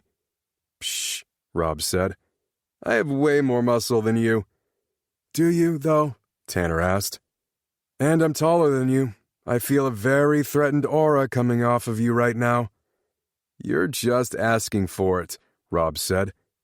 And yet, you're the one with a black eye. Come on, I said. Let's just get along. Let's play a game or something. We could do Truth or Dare again, Mason suggested. That went real well last time. Yeah, because they all get to lay one on my fiancée. Definitely not that, I said. I'd been a little annoyed about how that had gone down last time, but I'd let it slide because I'd wanted to keep Brooklyn's mind preoccupied after her kidnapping. My girl didn't need to be distracted right now, though, and no one else was kissing her ever again but me. "How about spin the bottle?" Rob smiled. "That's always a good time." "And definitely not that either. Why do my friends keep trying to hook up with Brooklyn?" "I'm not opposed to either of those," Justin said. "I feel like I missed out on something scandalous, but I have a game along those lines. How about 7 minutes in heaven?" Actually, I could get down with that one. I glanced over at Jacob again. He'd fallen asleep in Tanner's arms. "Perfect, Justin. We're up first," I said. "We are?" Justin stood up. "Dude, I meant with Brooklyn." "You really should have been more specific. Come with me, Brooklyn." He stood up and put his hand out for her. "What? No, I'm going with Brooklyn." "What did I just say about being specific?" Justin sat down and crossed his arms over his chest. Brooklyn squealed when I pulled her over my shoulder again. "What is 7 minutes in heaven?" Tanner asked. "Where are they going?" Rob groaned. "Seriously? Where did you say you grew up again?" "Abroad. All over. You wouldn't have heard of it." 7 minutes in heaven is when you hook up in a closet for 7 minutes. "But there aren't any closets here," Tanner said. "And why would you hook up in a closet when there are perfectly good tents?" "You are the most ridiculous human I've ever met," Rob said. Brooklyn laughed as their argument drifted away into the night. "Back to the kidnapping thing?" she asked. She lightly slapped my butt. "We got a little interrupted earlier." I ducked under the flap of the tent and zipped it up behind us, and then I sat down, pulling her onto my lap. She straddled my waist. "Just 7 minutes, huh?" She placed her hands on my shoulders. The air was hushed in here. It was just the two of us. I couldn't even hear Rob and Tanner bickering. "Just 7 minutes," I said, and tucked a loose strand of hair behind her ear. She was so fucking beautiful. "Well, you better hurry up and fuck me, big boy." Her eyes grew round as soon as the words tumbled out of her mouth. I laughed. "Did you just call me big boy?" Her face flushed. "You know what I meant. We probably only have like 6 minutes left, and my hormones are going crazy right now." She reached for the hem of my shirt. "Arms up." "I love how demanding you're being." "But you're not listening." She had my shirt pushed up over my abs, but got distracted and trailed her hand down them. "I really didn't think kidnapping you was going to turn you on this much," I said. "It didn't. I told you. It's the hormones." I put my hand on the side of her face. "Matthew freaking Caldwell, why aren't you taking your pants off?" I couldn't stop smiling. "Because I'm not giving you a quickie in." I glanced at my watch. 5 minutes. I brought you in here to make out with you, which is what 7 minutes in heaven is. For like tweens, we're adults. 7 minutes in heaven is getting railed. Brooklyn was usually a little shy about telling me what she wanted. Maybe it was the hormones, but this was very fun. "We're kind of reenacting being teenagers here," I said. My hand slid back into her hair and she moaned. "So I'm going to kiss you. But that's it, baby." She groaned in frustration. "We had sex when we were teenagers." "I remember just kissing you an awful lot before that, though." She shook her head. "Seriously? You just want to make out?" "In the middle of the Empire High football field?" I smiled. Yes, I do." I grabbed the back of her head and pulled her face toward mine. Brooklyn immediately wrapped her arms behind my neck, pulling me closer. It reminded me of when she used to jump into my arms after a win back in high school. Her running down the stands toward me had always been one of my favorite sights, and her thighs wrapped around my waist was one of my favorite feelings. I wanted to grab her hips and pull her closer, but that would just lead me to giving her what she wanted, and I was trying to keep this PG until everyone went to sleep for the night. She was kissing me in that way, though. The kisses where her tongue swirled around mine impossibly slowly. This was how she kissed when she wanted more, and I knew there weren't PG thoughts running through that gorgeous head of hers. She probably still wished she was bagged. Maybe she wanted to be tied up again, completely at my mercy. I felt myself growing hard. She started grinding against me as I buried my fingers in her hair. I had a whole thing planned for later, some candles and romance. A soft moan escaped her lips. Fuck it. My dirty girl didn't want romance right now. She wanted to be moaning my name. I flipped us over, slamming her back against the ground. You want to know what I really wished I could have done to you in the middle of this field 16 years ago? I didn't wait for her response. I just pushed her leggings and thong down her thighs, leaned forward, and thrust my tongue into her greedy pussy. Her thighs tightened around my head. Baby, I'm not going anywhere. This was the reward I'd wanted after every touchdown I'd made in high school, and her lips around my cock. I really loved my girl on her knees. She bucked her hips up. I still had the taste of s'mores on my lips, the sweetness on my tongue mixed with the taste of her. Matt? She moaned and buried her fingers in my hair, pulling me closer. She seemed perturbed about her fluctuating hormones, but I was really fucking enjoying this. I loved taking care of her, pleasing her, teasing her. I lightly rubbed my nose against her clit. I swear, if you don't fuck me right now, I'm going to scream. I laughed against her pussy. Her fingers tightened in my hair. I lightly bit down on her clit in response. She'd earned that from biting my finger. I knew she was seconds away from coming, and we were probably way over our 7 minutes, but I wasn't going to deny her request for my cock. I placed one last, slow stroke against her wetness. Then I shoved my pants down and leaned over her. She wrapped her hand around my cock. I let her guide me into her soaked pussy. So fucking tight.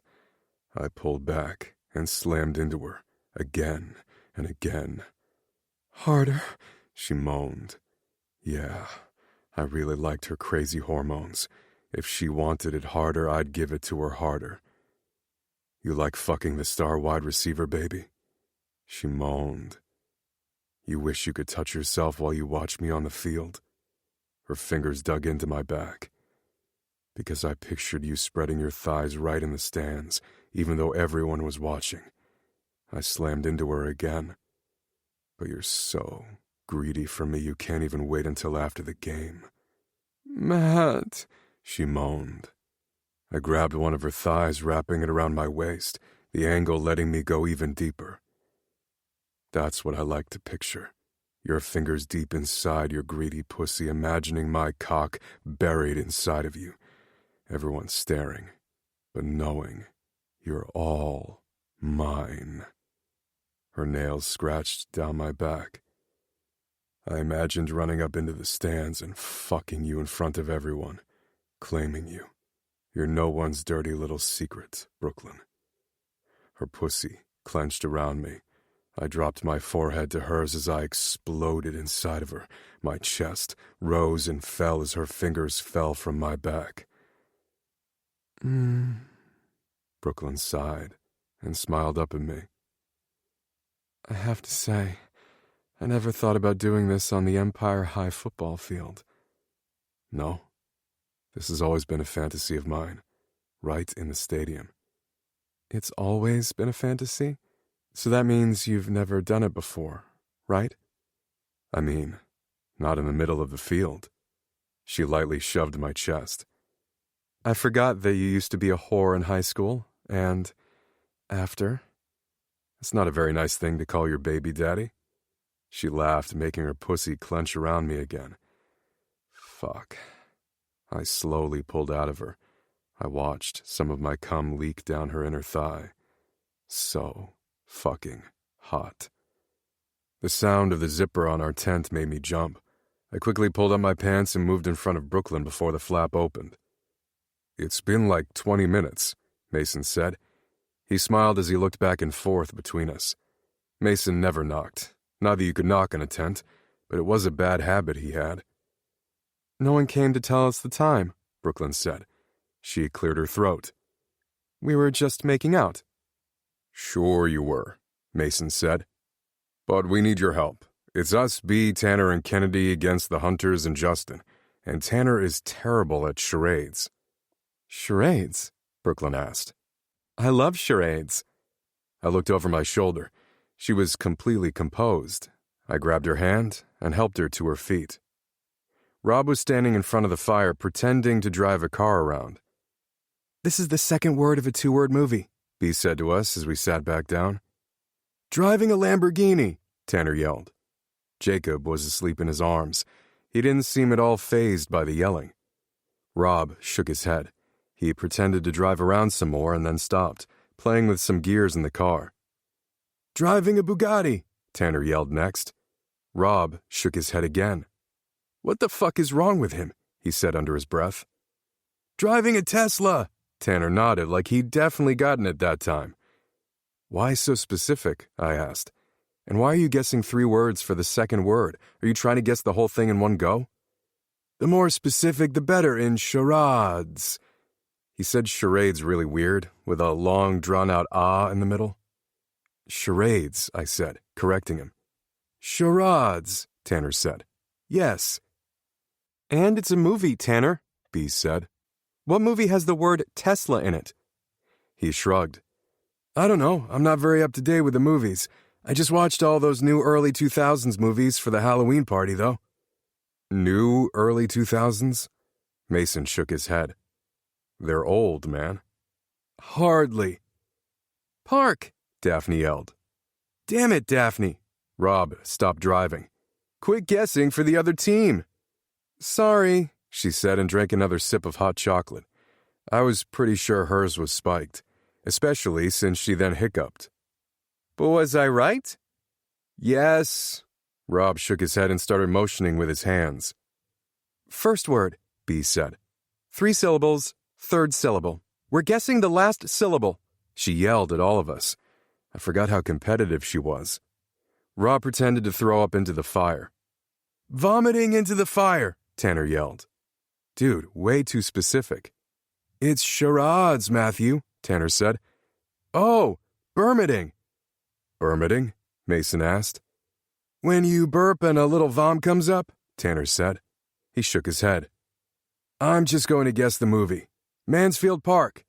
Wait, is that a movie? I know it's a book, but all of Jane Austen's books are movies, right? I think it's a movie too, Brooklyn said. Is that right, Rob? Is it Mansfield Park? No, that's not right. Why the fuck would I be doing Mansfield Park? I said it was a classic.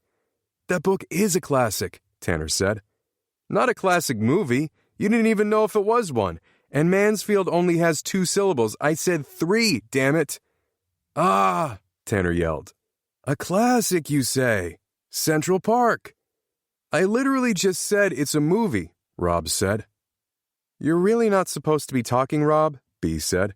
Isn't that a disqualification? Rob threw up his hands. Central Park is a movie, Tanner said.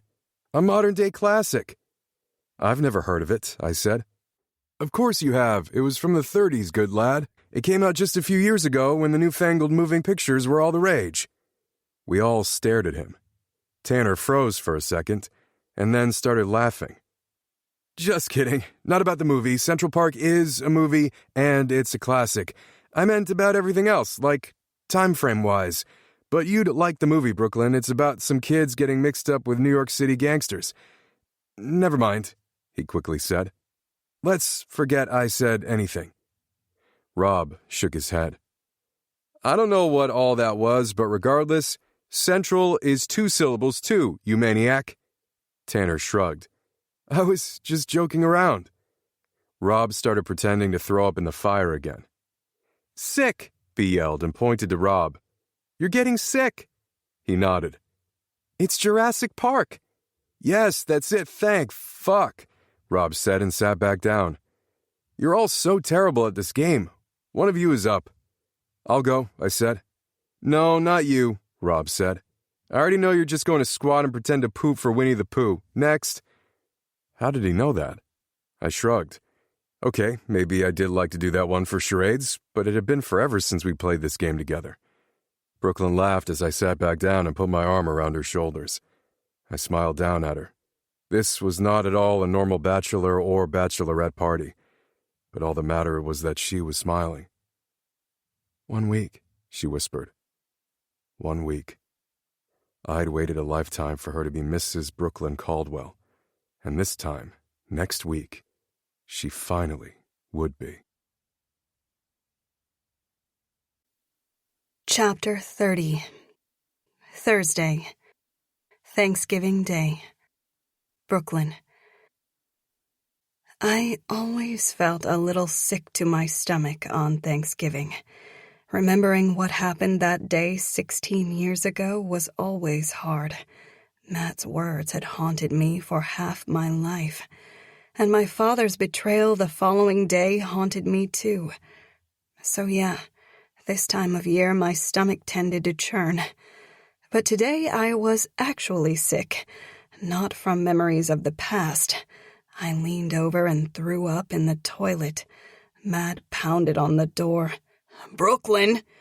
"I'm fine," I groaned as I leaned over the toilet bowl again. God, I hated throwing up. He jiggled the handle, but I'd locked the door. "Brooklyn, what's going on?" he yelled. "I'm fine," I said again and coughed. But instead of listening to me, he kicked the door in. The wood splintered and the door hit the wall and almost fell off its hinges.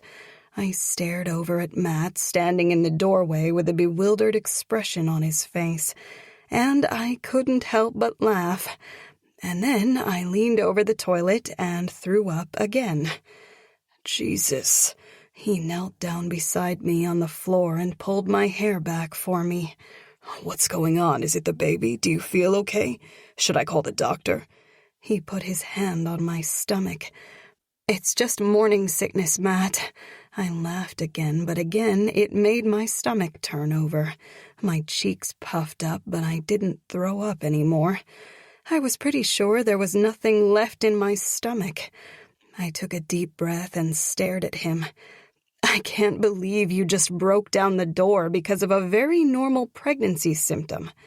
I didn't know what was going on. He moved his hand from my stomach to my back and slowly ran his hand up and down my spine.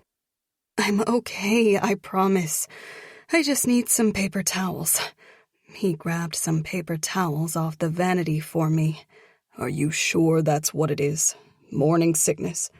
I tore off a paper towel and wiped my face. "Positive." I took another deep breath, and my stomach didn't roll over this time. I sat back on my heels, and Matt kept rubbing my back. "I'm okay, and so is the baby. It's actually a good sign." "Throwing up is a good sign?" He shook his head. "Tell that to our door." I laughed. "You're a barbarian." He kissed my cheek. I slid away from him on the floor. "Don't get anywhere near me. I need to brush my teeth and wash my face." He caught my wrist so I couldn't hide from him. "I'm not going anywhere." If I wasn't already on the floor, I probably would have melted onto it.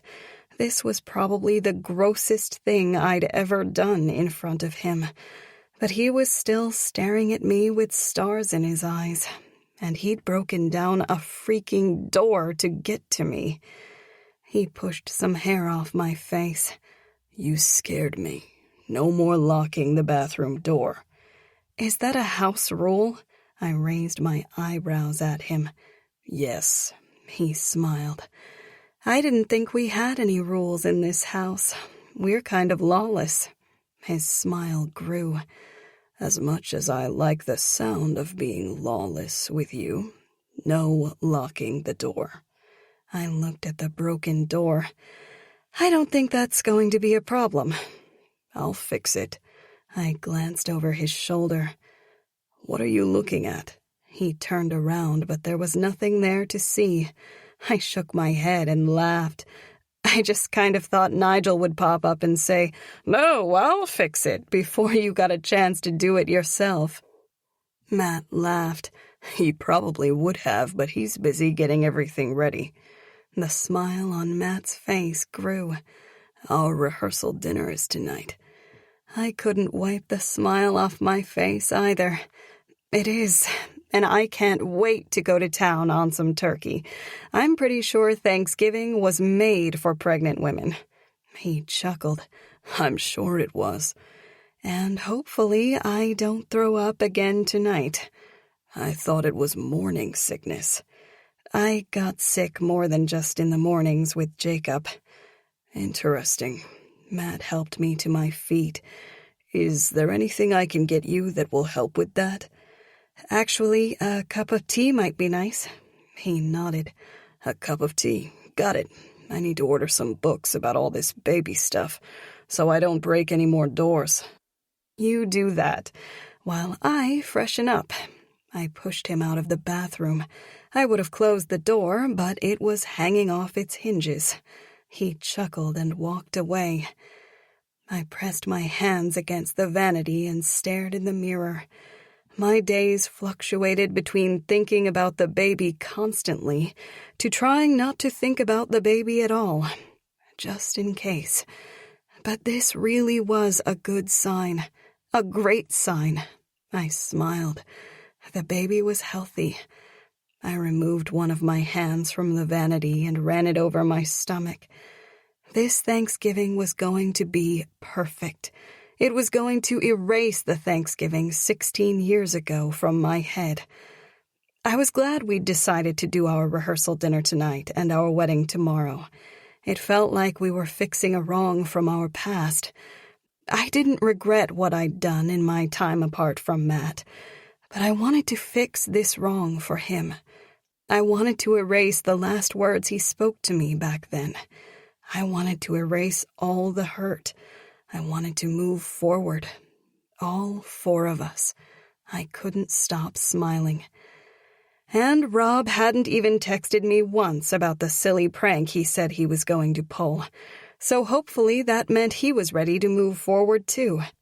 There was no way I still owed him a favor from back when we were teenagers. There were time limits to that kind of thing, and this favor was expired. I quickly washed my face and brushed my teeth. Matt had a cup of tea waiting for me downstairs on the kitchen counter. Jacob was sitting on the counter next to the cup. Mommy, he said. We get to go to Abuelo's castle. Yes, we do. I tickled his side. I was very curious about Tanner's apartment. He must have had very medieval decorations or something. We can still play football today, right? He asked and looked up at me. It was a family tradition, and I wanted to keep those traditions alive. But this Thanksgiving was a little different from most. Tanner doesn't have a yard to play in, I said. Yes, he does. I shook my head. He lives in an apartment. No, he lives in a castle. I smiled. Okay, but we are going to play, Matt said. It's tradition, after all, and we're not leaving for a few hours. We'll play right now. He smiled over at me. I'd told him about our tradition of playing football all morning, eating way too much turkey and watching the football games. Just you and me, though, kiddo. Your mommy needs to drink her tea. I laughed. Oh, I'm playing too. I took a quick sip of my tea and helped Jacob off the counter. Race you to the backyard. Jacob started running, but Matt stopped me, pulling me into his arms. Shouldn't you be resting? He asked. I shook my head. And miss out on one of my favorite traditions? Never. You sure? I promise that I'm fine. I stood on my tiptoes and kissed him. Now you better bring your A game, because we take our Thanksgiving football very seriously. Oh, game on. I patted his chest and spun around, making sure to sway my hips. He groaned behind me. I laughed and sprinted the rest of the way to the door. You look beautiful, Matt said when I walked into the living room. He stood up from the couch. He was wearing a fitted black suit. We were dressed way too fancy for Thanksgiving dinner, but we'd agreed to go all out for the rehearsal dinner, and Matt looked so yummy. "You said the same thing a few hours ago when I had leaves in my hair," I said. "Well, you were beautiful then, too. But this dress..." His eyes scanned down my body in that way that heated my skin. Justin had convinced me to buy a white dress for tonight, too. This one was short and made of a satiny material that made me feel all fancy. It flared out at my hips, and when Matt grabbed my hand and twirled me around, the skirt lifted and fluttered. I stopped when I saw all the books on the couch. "What are all these?" I let go of his hand and lifted one of the books up that already had a bookmark.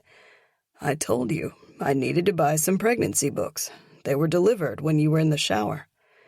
"I thought you meant, like, next week, and I didn't think you'd buy the whole bookstore." I laughed. He shrugged and looked a little embarrassed. "Well, you've done all this before, and I want to make sure I know what I can do to help out." He was the sweetest. I opened to the page he'd bookmarked. It was all about morning sickness. He'd highlighted a few things. I scanned down the highlights. Wait, they make anti-nausea candy drops? I don't remember them having anything like that when I was pregnant with Jacob. Matt smiled. "We should give those a try."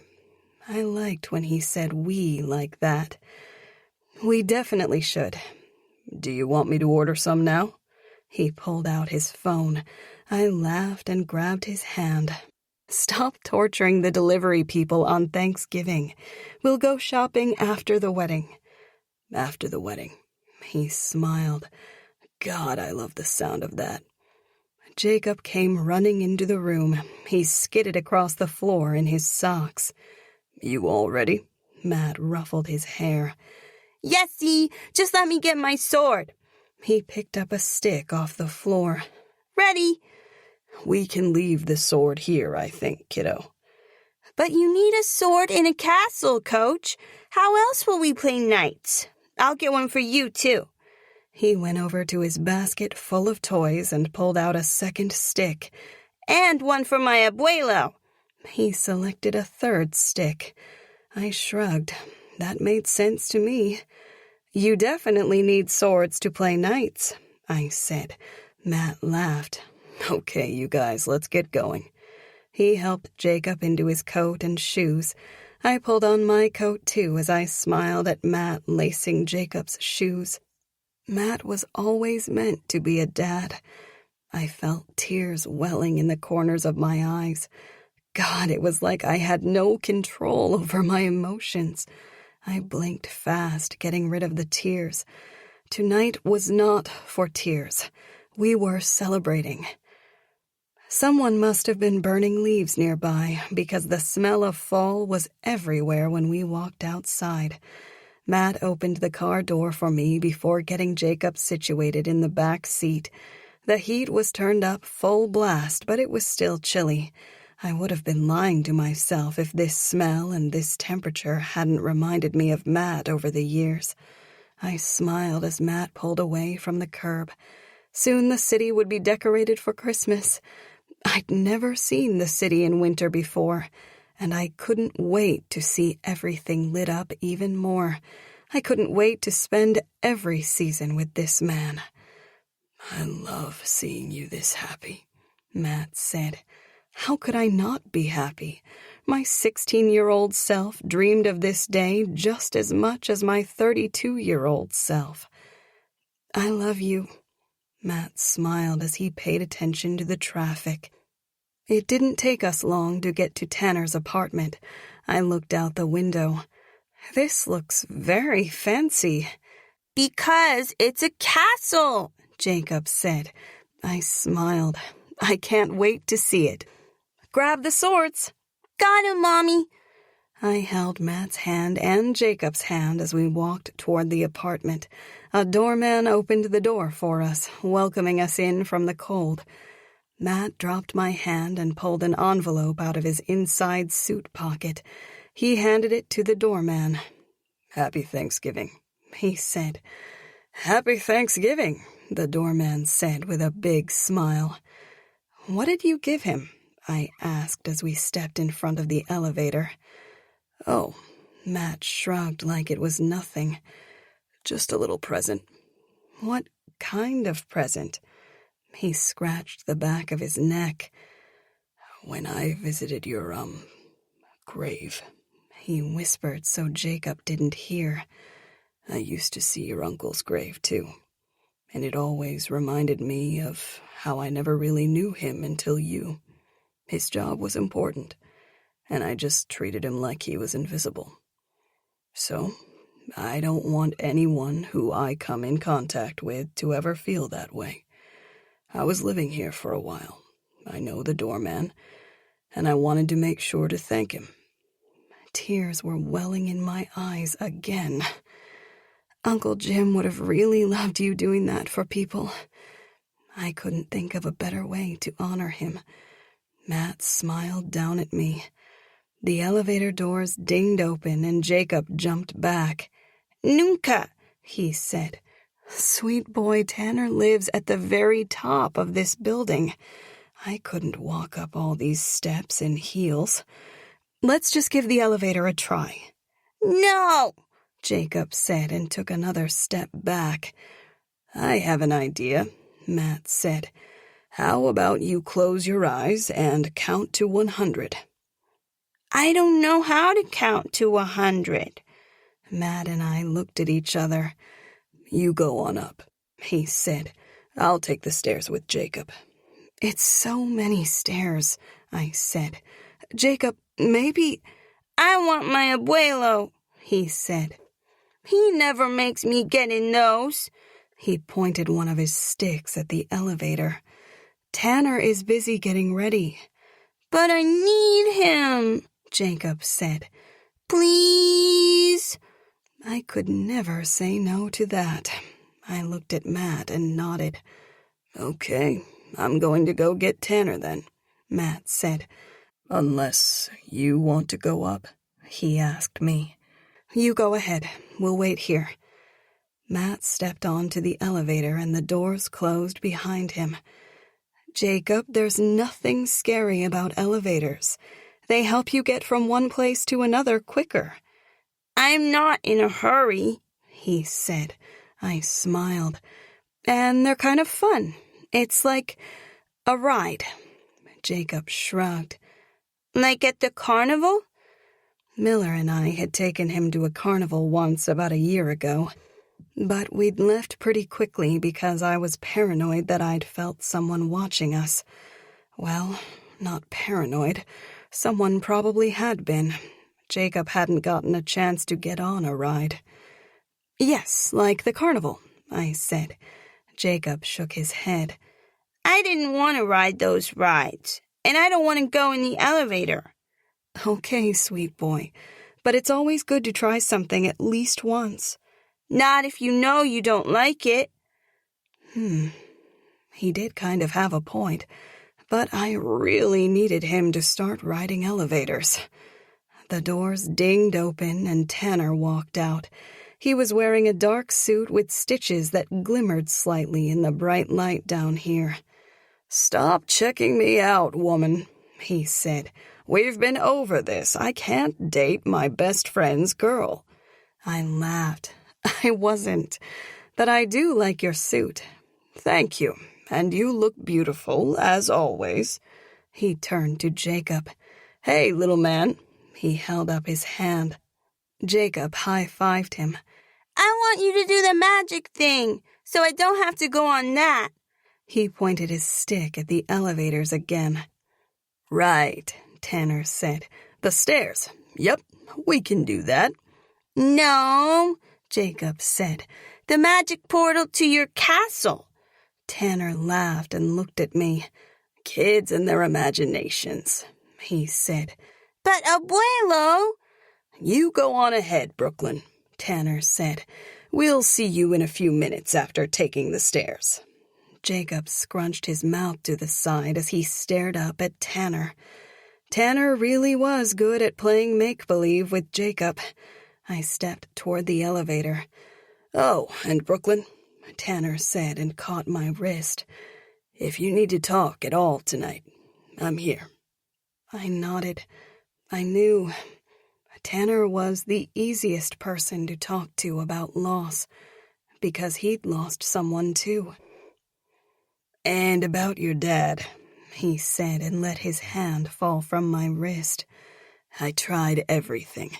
I know his boat is getting the transmissions. I don't know why he hasn't responded." My father was getting Tanner's messages and just didn't care?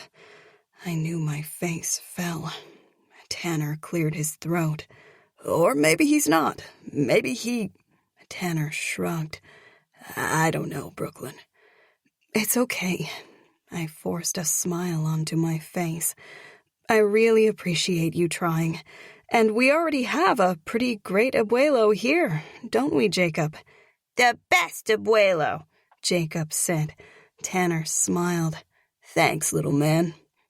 I oddly wanted to burst into tears, so I quickly got onto the elevator. "I'll see you two up there. Have fun taking the stairs." "We're not taking the stairs, Mommy," Jacob said. Tanner laughed. "Kids," he said again. Jacob sighed. "Abuelo's being silly." "Abuelo is being silly," I said. Tanner laughed again. "See you up there." He picked Jacob up as the doors slid closed. I took a deep breath. My father wasn't coming to my wedding. I probably should have realized that as the wedding got closer and closer, but I'd still been holding out hope. I took another deep breath as the doors slid open. "What's wrong?" Matt asked as soon as he saw me. Am I that easy to read? "I know when you're upset." He pulled me off the elevator and into his arms. "My dad isn't coming. Tanner said he got messages through, but that my dad didn't respond. And I know you're not upset about him not coming." "I'm upset if you're upset." I pressed the side of my face against Matt's chest. The letters I'd found made me think my father truly loved me. But him ignoring an invitation to my wedding didn't feel great. It was possible he hadn't seen the messages, though. It felt like the letters all over again. My mom had never seen any of them. Maybe that's what was happening here. Just because Tanner got messages to my dad's boat doesn't mean my father saw them, though. "Yeah, maybe," Matt said. "I know your dad would be here if he knew he was wanted." I nodded. My dad wanted to be part of our lives. That I knew for sure. I took another deep breath. "Let's just be happy." Matt smiled down at me. "Oh, I'm very happy. I'm marrying you tomorrow." I laughed. "Come on, let's get inside." He put his arm around my shoulders and guided me toward the bridge. Wait, what? Why is there a moat here? I shook my head. Wrong question. How is there a moat here? No wonder Jacob thought this was a castle. Chapter 31. Thursday. Brooklyn. "I think Tanner owns the apartment beneath his or something, too," Matt said. That doesn't really answer my question. I paused on the footbridge and leaned on the railing to look at the water. A few fish swam by. Is this even to code? Matt laughed. "Probably not.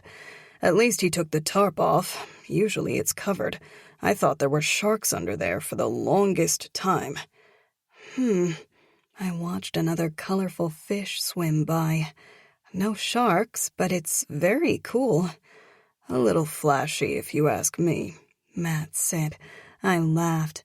Come on, I can't wait to see the rest. I pulled him across the bridge and knocked on the apartment door. Nigel threw the door open. Happy Thanksgiving! He was wearing an apron that said Kiss the Chef with a little turkey stitched to the side.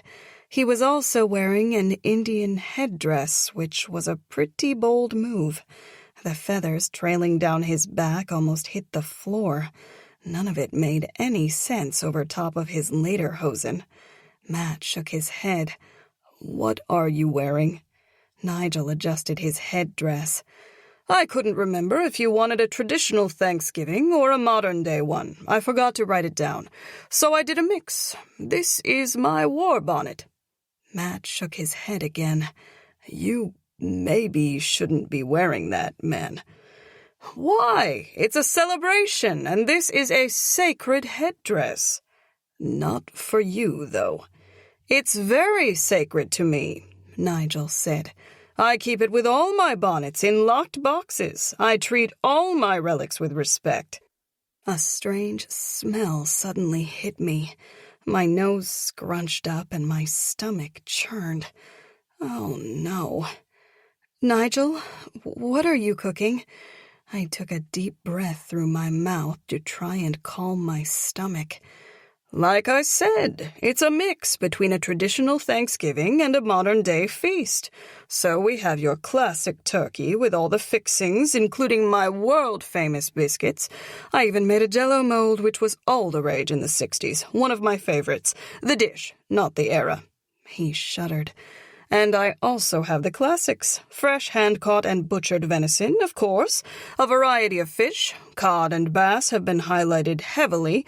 And eel. Those slippery devils were hard to catch. We also have an assortment of other wild fowl besides the turkey, fully plucked by yours truly, and so much corn. Corn bread, corn on the cob, corn off the cob, and corn porridge, of course. There is no feast without a porridge, if you ask me. Well, that explained the warring smells in the air, especially the heavily highlighted fish courses. Wow, that sounds yummy. Nigel smiled. There's a little something for everyone. He straightened the straps of his apron, seeming to emphasize the Kiss the Chef written there. I wanted it to be special for you, mademoiselle. Thank you, Nigel. I gave him a hug and kissed his cheek. He was smiling ear to ear when I released him from the hug. An alarm started going off. That's the porridge. Hors d'oeuvres are circulating. Help yourself to a beverage, but don't go into the wine cellar. It's off limits, and Mr. Jacob is already in the other room waiting for you with the other guests. He sprinted off. Wait, Jacob? How did he get up here so fast? I must have heard him wrong. I shook my head. There are a lot of smells in the air. Are you okay? Matt asked. I nodded. The smells were making me super nauseous, but there was nothing left in my stomach to come up. I think so. I stared at one of the paintings on the wall that was covered with a sheet. Why are all the pictures covered? No idea, Matt said. He grabbed my hand and started leading me down the hallway. But usually there's a lot more of them. And statues, too. Statues of what? He shrugged. I don't know. They were all covered, too. Tanner's always doing renovations. We walked by the kitchen where Nigel was pulling something out of the oven. I held my breath. I'm sure the food was great, but it was way too many things going on at once. And he was lucky he wasn't catching his headdress on fire. We walked into the huge great room with floor-to-ceiling windows that looked out at Central Park and the city. The sun was just setting, casting a beautiful glow over the cityscape. But the decorations inside were just as breathtaking. There were white pumpkins and white candles in gold holders all over the room, and there was a huge white flocked Christmas tree that almost reached the ceiling. A white fur rug was wrapped around its base. It looked like it had just snowed in that corner of the room. There were little gold leaves hanging from the branches instead of Christmas ornaments. It was elegant and beautiful. The open floor plan flowed into the dining room that had the biggest table I'd ever seen. It looked like one of those ones you'd see a king eating at, surrounded by all his loyal subjects. And there were several cornucopias on it. Actual cornucopias. I'd learned about them in school, but I'd never actually seen one before. Fresh fruit and vegetables poured out of them. The white candles and gold accents continued into this room, too. But the real thing that brought everything together were the string lights, stretching the length of the huge open floor plan. Strings of gold leaves and twinkle lights dipped from one side of the ceiling to the other. It somehow screamed Thanksgiving and Christmas all at once. I swallowed hard. Maybe that was the point. Matt and I were originally supposed to get married around Christmas time. This tied everything together, but my eyes started watering at the twinkle lights. It's beautiful. I know they were busy setting it up all day, Matt said. It's perfect, huh? I smiled up at him. So perfect. Touchdown! Jacob yelled. Jacob and Tanner were sitting on the couch watching football. What the?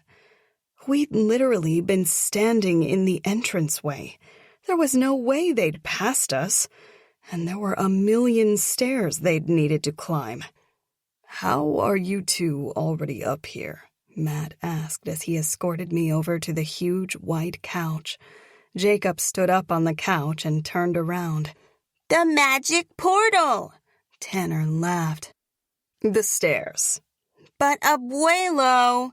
The stairs, Tanner said again. Jacob sighed like Tanner was exhausting him. We were standing in the hallway, Matt said. You didn't pass us. Tanner shrugged. We just beat you up here, I guess. You're on the 89th floor. That's not possible. Is there another entrance to your apartment or something? Ah, yes, that makes sense. Tanner nodded. It was that one. I have many entrances to my apartment. Just tell them about the portal, Abuelo. How about you go play knights with your friends, little man? Tanner handed Jacob one of his sticks. Okay. Jacob jumped off the couch and ran over to Scarlett and Sophie, who were sitting on the floor sipping juice boxes. He sat down between them and Scarlett handed him a juice box. The three of them did a cheers and all took sips. It was the most adorable thing ever, especially because Jacob was in a little suit and Scarlett and Sophie were both in frilly dresses. There you are, Rob said and walked over to us. Hey, man, Matt said. Rob turned to him. Oh, sorry, almost didn't see you there. Congrats again. Rob slapped him on the back and then turned to me. A word, Brooklyn? I really didn't want a private word with Rob because I was terrified of what he was going to say. I'll go get us some drinks. Matt lowered his hand from my back. Is some ginger ale okay? That's perfect, I said, but I cringed when he left me alone with Rob. You all set on your end? Rob asked. What are you talking about? He laughed. What do you mean, what am I talking about? The prank, Sanders. We're not doing a prank, I hissed. Yes, we are. A classic Hunter Sanders mess around. Stop saying that. I'm a Miller. About to be a Caldwell, yada yada. I'm always calling you Sanders. This is going to be epic. What did you do? I asked. An evil smile slowly spread across Rob's face. You'll see. We really did a good job this time. There is no we here. Shh. You don't want anyone to know what we're planning. Actually, wait. We need James to complete the original trio. Rob turned around and whistled. Yo, James! Don't you dare call James over here, I hissed. Too late. He should be a part of it too, like old times. No old times, just new times. New times that don't involve inappropriate pranks. Do you not remember what happened last time? You pretended to die because you were being overdramatic. I was kidnapped. See? All about the drama. Robert Hunter, stop it. Stop what? Everything. What's up? James asked as he walked up to us. He looked back and forth between us. Is everything okay, Brooklyn? I was about to tell him no and that his brother was insane, but Rob cut me off. We're golden. Rob slapped him on the back. We're bringing back the pudding prank. James lowered his eyebrows. Excuse me? You know, the pudding prank from our last Thanksgiving with Sanders, and this time it's going to be even better. His evil smile stretched across his face again. I know what pudding prank you're referring to, James said, but you can't be serious right now. It's their rehearsal dinner, Rob. Exactly, Rob nodded. So epic. I can't wait to see Tanner's dumb face covered in pudding. Please make him stop, I said to James. He won't listen to me. Maybe you can make him see reason. James shook his head. Rob, this is completely inappropriate, even for you. I don't know what you mean by that, but I think you meant this is genius, even for me. Rob smiled. Just wait until you see the pudding. I groaned. Rob rubbed his hands again. I feel young again. Hunters, Sanders, mess-arounds always do that for me. Rob, I'm begging you. Not tonight. It's my rehearsal dinner, and it's my first Thanksgiving back with all you guys. Exactly. It'll be a night to remember, thanks to all our hard planning. He elbowed me in the side. I didn't do anything. Sure. He winked at me. What was he talking about? I didn't. I'm not a part of this. Of course you're a part of this, because you owed me that favor, and we decided this was how I was going to cash it in. What favor? James asked. When she screamed my name, Rob said.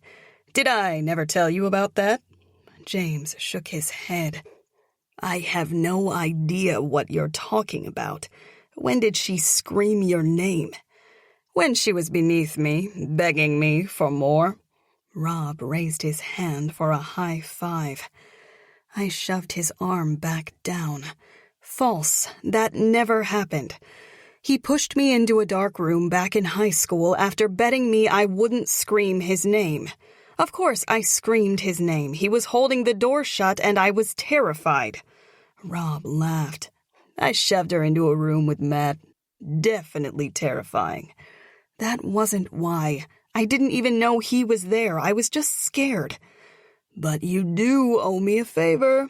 Facts are facts, Sanders. I sighed. Why tonight, Rob? Because I figured it was better than tomorrow night. Had he seriously considered doing this during my wedding instead? What the hell? Don't favors have expiration dates? It's been 16 years, Rob. Expiration dates? It's not a gift card, it's a promise. I pressed my lips together. I never liked breaking promises. This shit is really fucked up, Rob, James said. Can't you just let this feud with Tanner go? It's not about Tanner. It's so much bigger than that. You're just not getting it. Oh, I'm definitely not getting it, James said.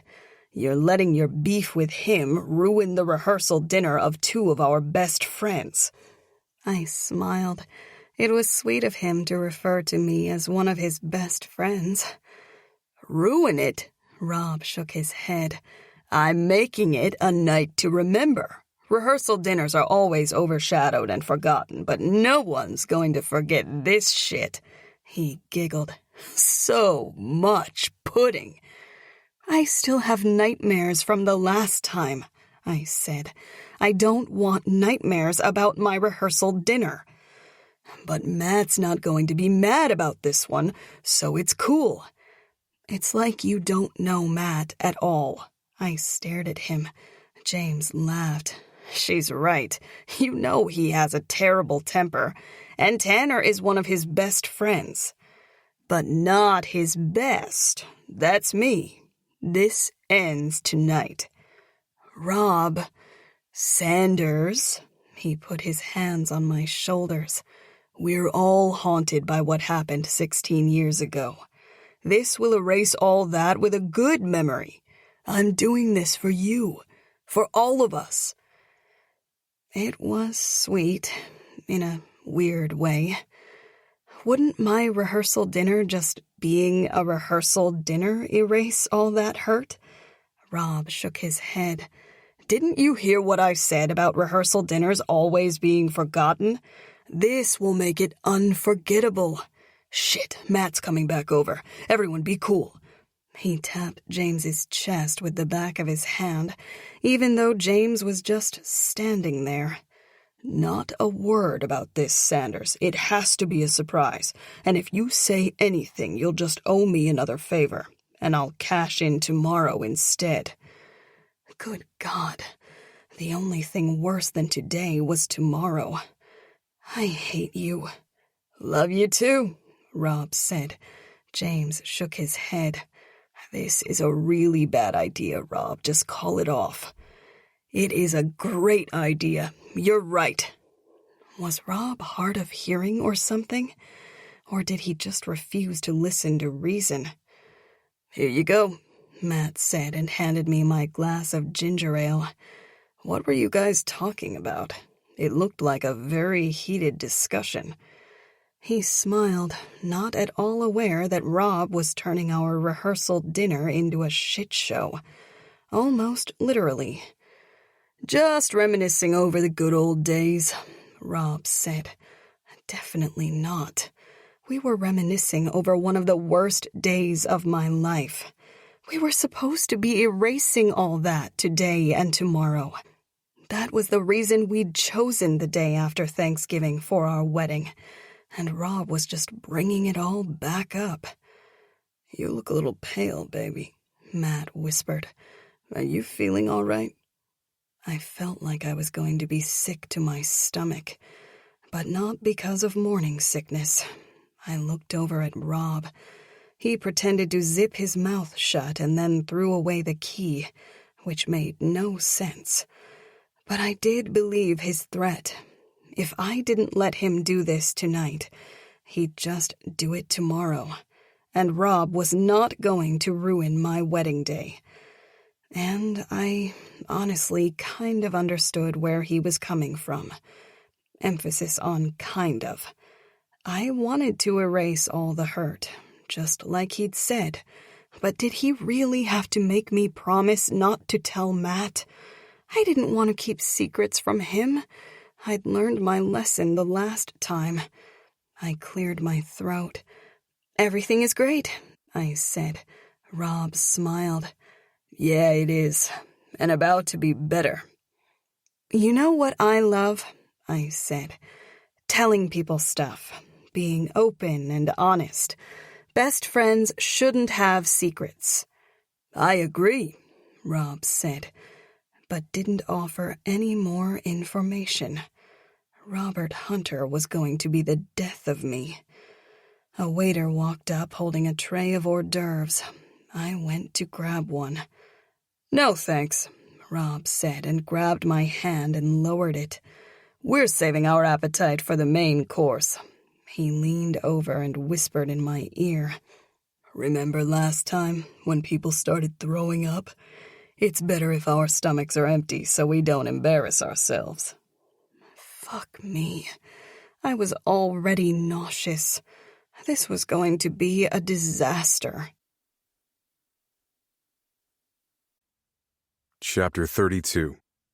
Thursday. Matt. "What are you guys whispering about?" I asked as I stared at Rob and Brooklyn. "Nothing important, man," Rob said. "Ugh, speaking of nothing important." He glared at Tanner getting up from the couch and joining us. "Thank you for doing all this," Brooklyn said to Tanner. "These decorations are amazing." Tanner smiled. "I'm glad you like them. Nigel really wanted live turkeys, and I'm usually an animal guy, but not when we're eating turkey for dinner." Brooklyn laughed. "The decorations are like mediocre at best," Rob said. "If you had let me throw your rehearsal dinner, they would have been epic." Brooklyn shook her head. "I don't think I like your idea of epic, Rob, but this is perfect, Tanner." Rob's eyebrows lowered. "Perfect and Tanner don't really belong in the same sentence." I sighed. "I know you have manners, Rob. Maybe try and use them." "I reserve my right to use manners for people who aren't liars." I cleared my throat and hit him with a hard stare. Rob just shrugged. "Fine. I will say, this is better than what we used to have to do as kids. My parents always made us go to the Pruitt's place on Thanksgiving. It was horrible." "Was Richard not hospitable toward you?" Tanner asked. "I mean, he was." "Oh." Tanner tapped his index finger on his lips. "Was it perhaps possible that you were just a bad dinner guest and increasingly rude to the host?"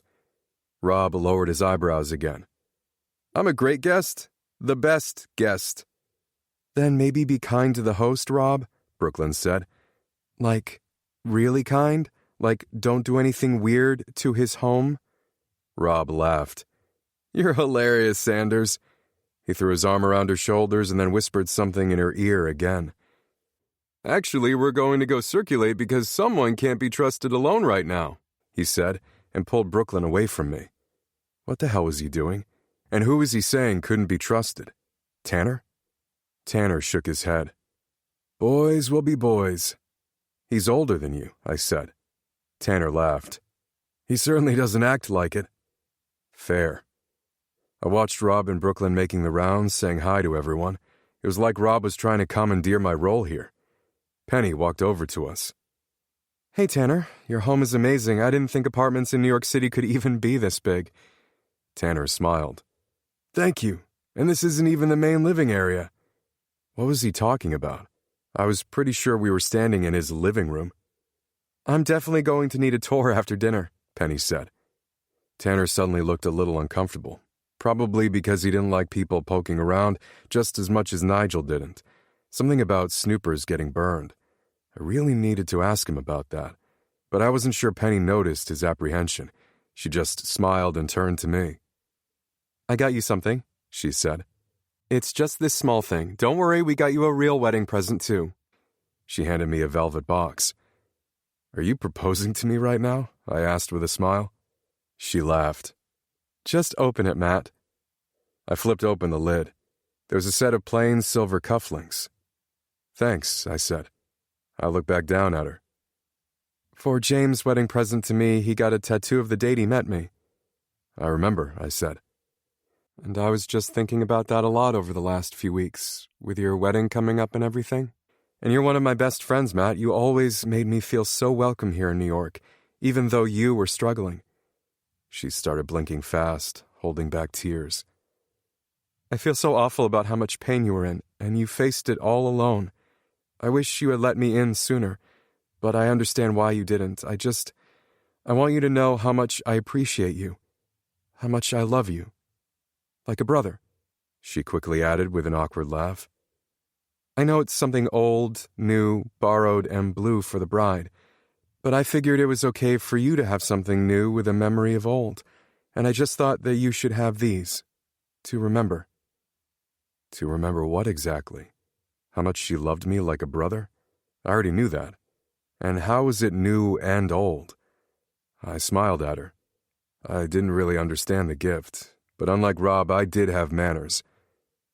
"Well, thank you so much," I said. "These are great." I snapped the lid closed. She laughed and grabbed the box from my hands. "You didn't even look at them." She opened the lid back up, pulled one of the cufflinks out, and turned it over to show me the inscription. It was dated from Black Friday 16 years ago.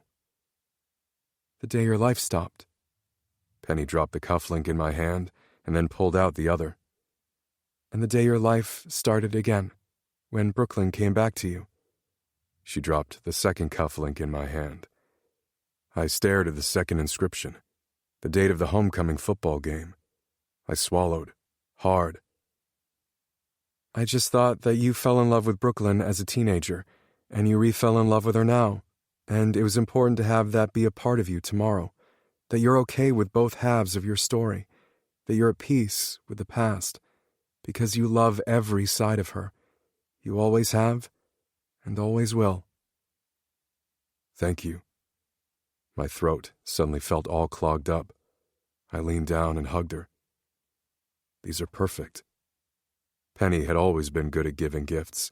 Even the silly tea kettle she gave me when I was single was great, because Brooklyn loved tea. We used it almost every day now. I'm just so happy that you're so happy, Matt. She hugged me tight. Tanner sniffed. I pulled back and looked over at him. He cleared his throat. That's a really nice gift, Penny. She smiled and then shook her head. I didn't mean to make everyone emotional. I just wanted you to have those for tomorrow. Everyone smile. I laughed and so did Tanner, but I pulled Penny into another hug. Thank you, Penny, for always being there. And this gift really does mean the world to me. I don't know what I would have done without you these past few years. Stop, you're going to make me cry. The flash of a camera made me turn my head. Kennedy had snapped a picture of Penny and I hugging, both practically in tears. Penny laughed and released me from her embrace. Wait, Kennedy, can we have another where we're smiling? Of course, Kennedy said. Say cheese. Penny pulled Tanner into the frame, but he dodged out of it just as Kennedy snapped another photo. Kennedy lowered her camera. Tanner, I somehow missed you. Squeeze back in. No, I'm good, Tanner said and took a sip of his drink. He was so weird about pictures. Kennedy shrugged. Matt, I've been trying to get one of you and Brooklyn together, but Rob keeps making me take pictures with him and them. Do you think maybe you could grab Brooklyn and pose in front of the tree? Seriously, what was Rob's deal right now? Yeah, I'll go get her. But my sentence was cut off when Nigel ran into the room. It's time! It's time! Nigel declared. He lifted up an old-fashioned horn that looked like it was made from an actual animal horn. He blew it and the sound echoed around the room. 2 waiters carried a huge platter overflowing with a strange variety of foods out of the kitchen, followed by 2 more waiters with another huge platter, followed by another set of waiters. They started placing the platters between the cornucopias and white pumpkins on the dining room table. This was way too much food, and way too much seafood for Thanksgiving, but I was definitely curious about Nigel's world-famous biscuits. Nigel hooked his arm through Kennedy's and pulled her into the dining room with him. She started taking pictures of the tablescape. I looked around for Brooklyn, but she was already being escorted to the table by Rob. Seriously, what the hell, Rob? I started walking toward the dining room. Are you nervous for tomorrow? My mom asked as she walked up beside me. Not even a little. She smiled and grabbed my arm to stop me from entering the dining room. You've always known exactly what you wanted, and gone for it. Your father and I couldn't be more proud of you, Matthew. She leaned forward and kissed my cheek. And Brooklyn is absolutely glowing. She was definitely right about that. I watched as Rob pulled out Brooklyn's chair for her and then sat down right next to her. Nana! Nana! Jacob came running up to my mom. I don't think I'd ever seen my mom smile that big before. I hadn't even realized she'd asked Jacob to call her that. Yes, my little prince, she asked and crouched down in her expensive dress. Can I sit between you and my abuela? Of course you can. Come with me. She put her hand out. Jacob grabbed it. My mom gave me one last smile and then led Jacob over to where Mrs. Alcaraz was already seated. It's been 16 years since you showed up for Thanksgiving, Mason said as he stepped up next to me. This is one hell of a way to bring the tradition back. I smiled. You know I'm fond of a grand gesture. Mason laughed and slapped my back. Please tell me you're not about to break out into song. Definitely not. Are you excited for Mom and Dad's speech? I didn't realize they were giving one. Mom had just given me a mini-speech already. Maybe she was testing out my reaction. "Mm-hmm," Mason said. "So Brooklyn's dad's a no-show, huh? Maybe he'll do that thing that James' parents did at James and Penny's rehearsal dinner. Just show up halfway very awkwardly. Honestly, I hope he does. Brooklyn really wants him here." "Really?" Mason shrugged. "She has a bigger heart than the rest of us." I nodded. Mason had been with me the day I'd been told that Brooklyn had passed away. He'd seen how little her father had seemed to care. It was hard to shake off that memory. It was hard to move forward. I looked down at the velvet box in my hand. But we were moving forward. I put the box in my pocket. "I'll be right back," I said. "What? Dinner is about to start." I hurried out of the room and went down the hall to what had been my bedroom while I was living here. I closed the door behind me. All my stuff was still here because Nigel refused to help me move out. I sat down on the edge of my bed, pulled out my phone and hit Mr. Pruitt's number. I knew that Mr. Pruitt was out of cell phone reception or something, but if there was a small chance that he could get reception, I wanted him to hear from me, too. The call went straight to voicemail. I waited for the beep and took a deep breath. "Hi, Mr. Pruitt, it's Matt. Brooklyn really wants you at the wedding tomorrow. It would mean the world to her." I clenched my jaw. This was harder than I thought it would be. "And I really want you there." I clenched my jaw again. "I know we're not on the best terms, but I want to move forward. I know you were trying to protect Brooklyn 16 years ago, and even though I don't agree with what you did, I do understand wanting to protect her. My voice trailed off. I took another deep breath. "I do believe that you love Brooklyn, but you've been doing it in all the wrong ways. If you show up tomorrow, though, you'll finally be doing something right. She wants you to walk her down the aisle. She wants her father there." This was not coming out right. I wasn't trying to reprimand him. I was trying to convince him to show up for once in his fucking life. And if we were ever going to be a family, I knew what I needed to say. If Brooklyn was able to forgive her father, so could I. I want to leave the past in the past. I want to move forward starting right now, so I just want you to know that I forgive you for the past 16 years. Even though you put me through hell, I forgive you, Mr. Pruitt. There. It was done. I exhaled slowly. Actually, that felt damn good. "Please come to the wedding tomorrow. We want you there." I tried to think of anything else I could say to him that would make him come. "Your daughter needs you." I ended the call. "Dinner is ready." I jumped. I hadn't seen Nigel walk in. "Unless you need a pre-dinner bath?" "I'm good," I said and stood up. "I'm excited about everything you prepared." Nigel smiled. "Make sure to try the whole spread of wildfowl. I know how much you like your meats." "Mm-hmm." "Everyone is already seated," he said as we made our way out into the hall. "But Robert didn't read the place cards and it's all awry, and the kids aren't at the kids' table, and you and I aren't even sitting at the head of the table together now. Should I reprimand Robert?" "That's okay, Nigel," I said. "I need to sit with Brooklyn." "Ah, yes, of course. But there are no empty seats near Brooklyn either." What the hell? I walked into the dining room. It didn't look like any couples were seated together. Nigel was right. This was absolute chaos. "Actually, Nigel," I said, "make everyone move." Nigel pulled his horn out of his back pocket and blew it. "Ladies and gentlemen, dinner shall not be served until you are in your proper seats.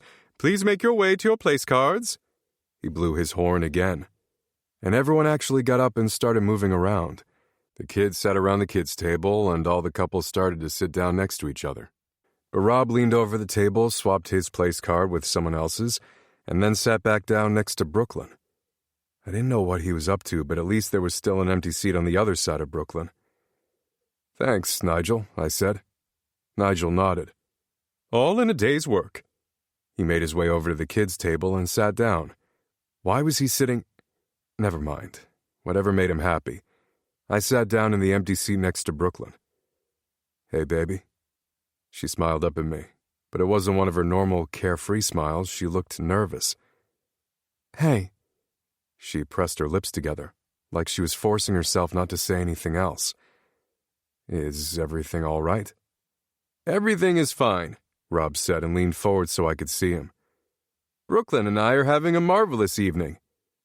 Why are you being so weird? I asked. Why are you being so weird? He said back. Everyone dig in, Nigel yelled from the kids' table. Mason laughed. You don't have to tell me twice. He started to serve himself and then everyone else followed suit. Brooklyn didn't put any food on her plate, though.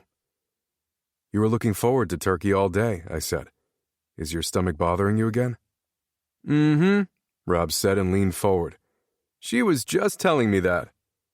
Do you want more ginger ale? I asked, ignoring Rob. She shook her head, her face growing more pale. I was getting worried that she was going to throw up on her plate, but she'd barely eaten anything today. I wasn't sure she had anything in her stomach to throw up. Do you think it's time? Rob asked. No, Brooklyn hissed. Yeah, let's wait a bit. Time for what? I asked. Nothing, Rob said and winked at me. Why was he winking at me? What the hell was going on? Baby, you really need to eat something. I served her some turkey and mashed potatoes. Please? For me? She lifted up her fork and Rob slapped the utensil out of her hand. What the hell are you doing? I said. She needs to eat. Psh, she doesn't need that. I glared at him. What the hell does that mean? Was he calling Brooklyn fat or something? She was pregnant and she was hardly even showing yet. I was going to kill him. Sanders knows I think she's hot. Cut it out, Matt. I needed to cut it out?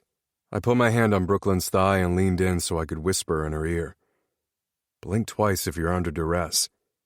She finally laughed and looked up at me, the worry momentarily gone from her eyes. I love you so much. I love you too. I lowered my voice even more. If Rob is bothering you, he's not. He just... She shook her head. I honestly don't think anything could ruin this night, no matter how hard anyone tries. Rob really did seem to be trying. You know, this is a first for me, Brooklyn said with a smile. Your first rehearsal dinner. I tucked a loose strand of hair behind her ear. I was starting to like the idea of being her last everything, because she definitely wasn't going to be having another one of these. And I'm going to enjoy myself. Brooklyn took a bite of mashed potatoes and audibly sighed around her spoon. Fuck. Now all I could picture were her lips wrapped around my cock instead. God, I was so hungry. She cut off a piece of turkey and put it in her mouth. She moaned around the meat. She'd definitely be doing that around my cock later. I tried to warn you, Sanders, Rob said. But I am kind of curious about this eel. He stabbed his fork into the slimy eel on one of the platters, but the fork didn't penetrate it, and the eel rolled off the side of the platter. Don't make a mess, Rob, I said. He chuckled. Oh, I would hardly classify this as a mess. Just wait for it.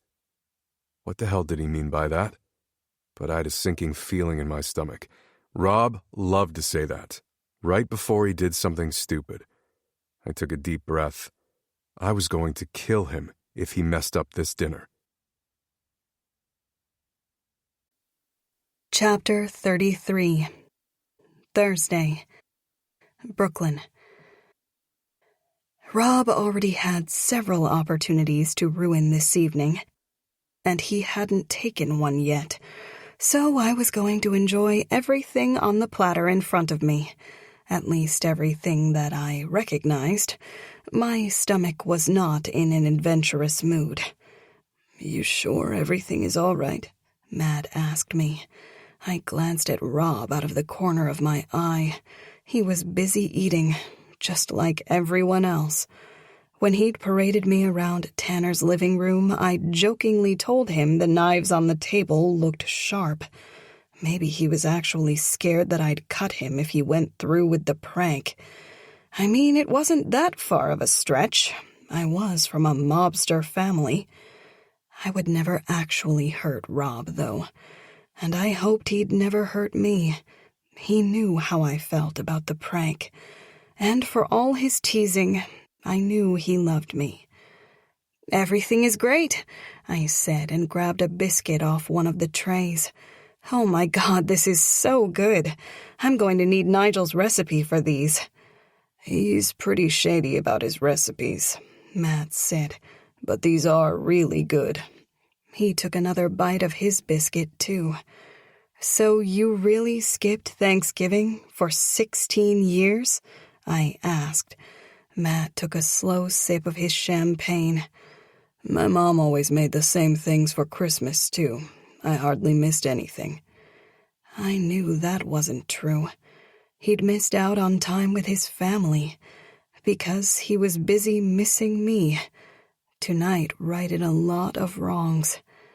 I glanced down the table to see Jacob giggling with his new friends. I'd been a little worried about today. It was the first big holiday since Miller. I felt the tears immediately welling in the corners of my eyes. I blinked them away. Today I promised myself I'd focus on the present, because that was the only way forward. I looked around at all our friends and Matt's family. My family.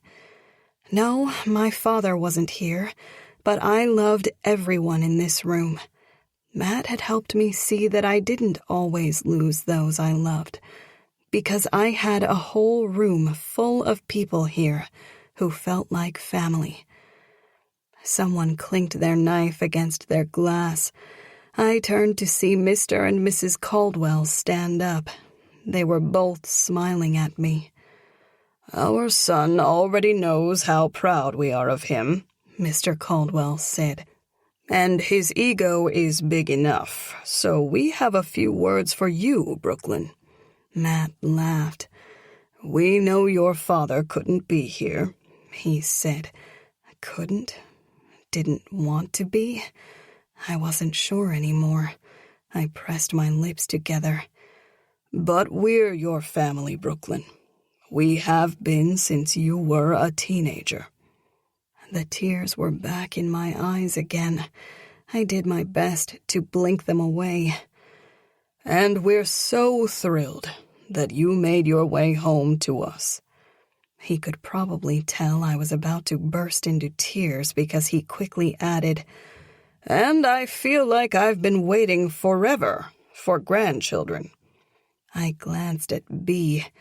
Her cheeks had turned red. I wondered how much pressure she'd been getting from the Caldwells to pop out kids.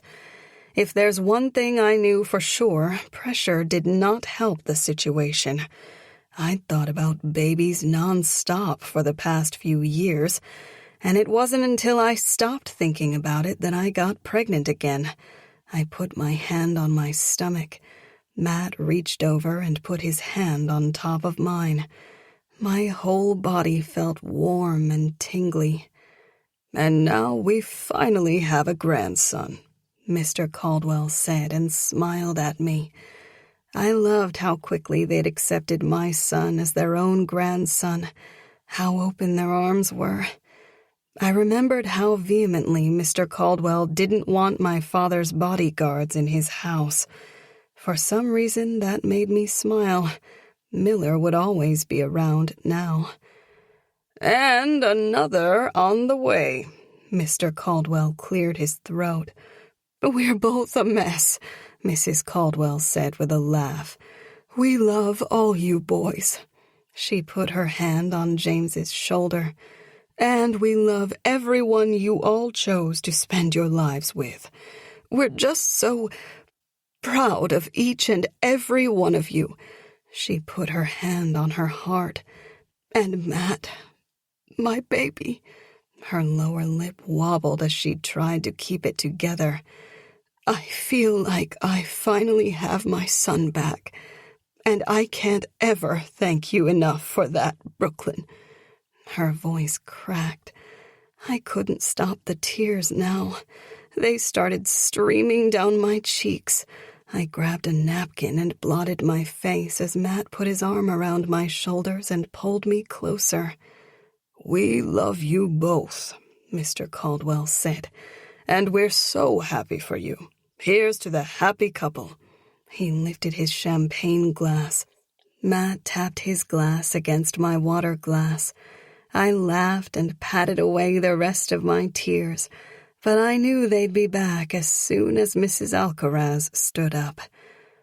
"Mi amor," she said, "I know you wish people who are not here could be. Your uncle would have had some words tonight in place of your mother, so I hope I find the right ones in place of both of them." I was already crying. "I know you are not my daughter, but you know I love you like my own. Both mis niñas mean the world to me." I smiled at Kennedy. I smiled even more at the way Felix was staring at her, with stars in his eyes. "When we lost you, we all broke," Mrs. Alcaraz said. "Everyone at this cena. And now we can heal together and celebrate together. Matthew," she said and turned to him, "I thought you were trouble. Muy problema." I laughed through my tears. Matt had been trouble in high school, but God, I loved him. Matt's parents found that line extra funny, too. "But I see your corazón." Mrs. Alcaraz tapped the center of her chest. "You're a good boy, a good man, and good for my Brooklyn. I wish you both a lifetime of happiness. Felicitaciones." She raised her glass. "Thank you, Mrs. Alcaraz," I said through my tears. Matt leaned over and kissed my tear-stained cheek, chasing away my tears. "Do you think now is a good time?" Rob whispered beside me. I ignored him. "Psst, Brooklyn!" He elbowed my side. I wiped away the rest of my tears and stared at him. "No, I think it's a pretty good time." He made an exploding motion with his hand. What was he going to make explode? I'd tried to get more details from him, but he said he wanted it to be a surprise for me, too. The only thing he'd said was that he had to pull a lot of strings, and now I was wondering if he meant a literal string. Was there a string somewhere that I could hide so that nothing bad would happen? Because if there was, I could stop this whole thing, whatever this thing was. I pretended to knock my knife to the floor and then bent down to pick it up. My head disappeared beneath the tablecloth as I crawled onto the floor. I looked around for some kind of string dangling from beneath the table, but there was nothing down here. I was just about to look under Rob's chair when he slid under the table too, almost sitting on my face. "Damn, Sanders. All you had to do was ask if you wanted to have the honor of sucking my dick for your wedding present." I pushed on his thigh so the front of his pants would get away from my face. "That's not why I'm down here." "Oh, right, the prank," Rob said as he crouched down next to me. "This way we can talk freely. So, is it go time?" "No. Rob, please don't do this. We're all having such a good evening." "I mean, you were just crying. I think crying from laughter is always better. I like it when you smile, Sanders." I smiled. Honestly, both ways of crying were good for the soul. But the last time he'd pulled a Thanksgiving pudding prank, a lot of people had cried for all the wrong reasons. And my life had taken a very traumatic turn. "For my wedding gift, I want you to call this off," I said. "Too late. Daphne already picked something out for you guys. I'm still offering my cock if you want it, though." "You're ridiculous." I love words that have dick in the middle. I sighed. "I don't know why you're hell-bent on doing this prank tonight of all nights. Please don't ruin this for me." "Please don't ruin it for me," Rob said. "I've been waiting 16 years for this moment, Brooklyn." For a second, I let my annoyance float away. That was actually really sweet of him to say. He'd wanted me to come back. He'd wanted me to marry his best friend.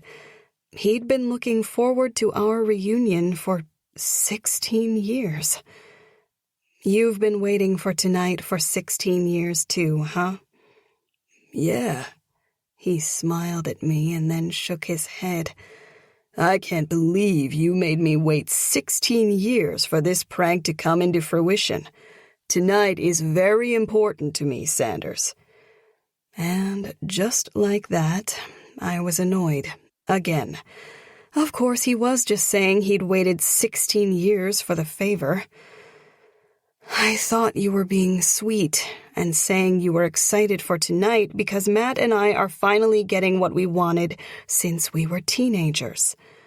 I mean, of course, that's great too, but this prank is going to be epic. I even made a playlist. What on earth do you need a playlist for? You'll see. We really planned the perfect prank this time. I sighed. There was no we here.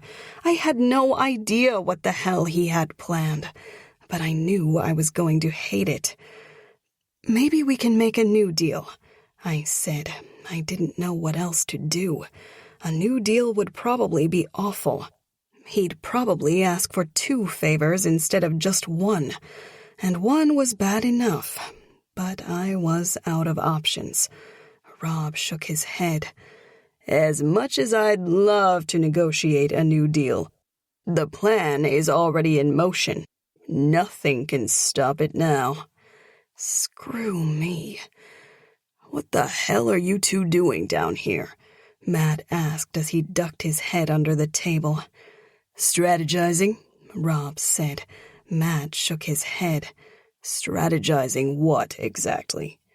Just wait for it. I'm going to need you to tell me what you're planning right now, Matt said. Nothing. Rob shrugged. I'm serious, Rob. So am I, Rob said. I'm not currently planning anything. Matt sighed. I know when you say just wait for it that you've done something awful. And I've heard you say that twice tonight. So whatever you're doing, just don't. I'm not currently doing anything. But now that you're down here, it does probably look like we're having a threesome under this table, don't you think? Rob winked at me. Sanders really wants one last night of sin with her favorite hunter brother. For fuck's sake, Matt said. Stop talking to my fiancé like that the night before our wedding and get back up here now, he said sternly to Rob. He pushed the tablecloth up and ducked back up. James is my favorite hunter brother, not you, I said as I crawled back over to my seat. You liar, but James's dick is right there. Rob pointed to where James was seated across from us. And I'm no cock blocker. Go have a taste before you get hitched. I shoved Rob's arm, and Rob slapped James's shin to get his attention. James's chair scooted back, and then he dipped his head under the table. Shit. What are you two doing down here? James asked. Talking about your dick, Rob said. We were not. I felt my face turning red. We were too, Rob said. Sanders was just telling me how much she wishes she could suck it before she says I do tomorrow. She's always regretted not hooking up with us. James laughed. I'm sure it's the regret of her life. I scoffed. He chuckled.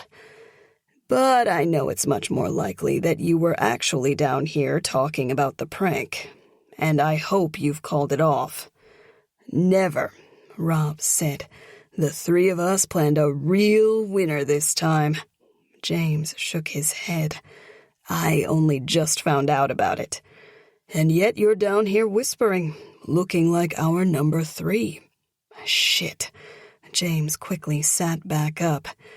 You're so immature, I said to Rob. I do feel young again. He smiled. God, I love pranks. So, about that blowjob. He was completely infuriating. Daphne is going to murder you in your sleep one day. Nah, she's too busy riding me for us to ever get a proper night's sleep. I slapped Rob's arm. Rob, I'm on my hands and knees begging you. Call it off, seriously. You're acting like I'm not being serious. I've been so much more serious these last 16 years when you were gone. Now that you're back, I finally feel like me again. It feels like old times. You and me, doing this together. Something in his eyes softened, and the way he was looking at me made my chest ache. We were all broken without you. I couldn't even eat pudding for 16 years. I swallowed hard. I understood that. But I don't want to think about 16 years ago when I think of pudding. I want to remember a fun prank, not losing you. This will undo all of it the only way I know how. A Hunter-Sanders mess around to top the last one and erase it from our memories. I'm doing this for us, so we can move forward. I'm just trying to right my wrong. He had a little frown on his face and he was giving me puppy dog eyes. Oh, Rob. He was going to make me cry. I hated how much I'd hurt all of them. And in Rob's weird way, this was how he could let all that pain go. I got it. I did. And I could tell by his determination that there was no changing his mind. He said he was doing this for us. I didn't need it, but he did. He needed it in order to move forward. And maybe it wouldn't be so bad. Okay, I said with a sigh. His puppy dog eyes disappeared and he smiled, and it looked so freaking devious. I knew you'd come around. But nothing as bad as last time, right? Just wait for it. Promise me. Just wait for it, he said again. I sighed and climbed back up into my seat. Rob took his time coming back up. Crap. Was there actually a string down there that he was messing with?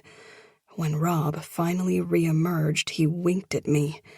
Tanner stood up and clinked his knife against his glass. No fucking way, Rob whispered. I didn't know he was going to give a speech. This is better than I ever could have imagined.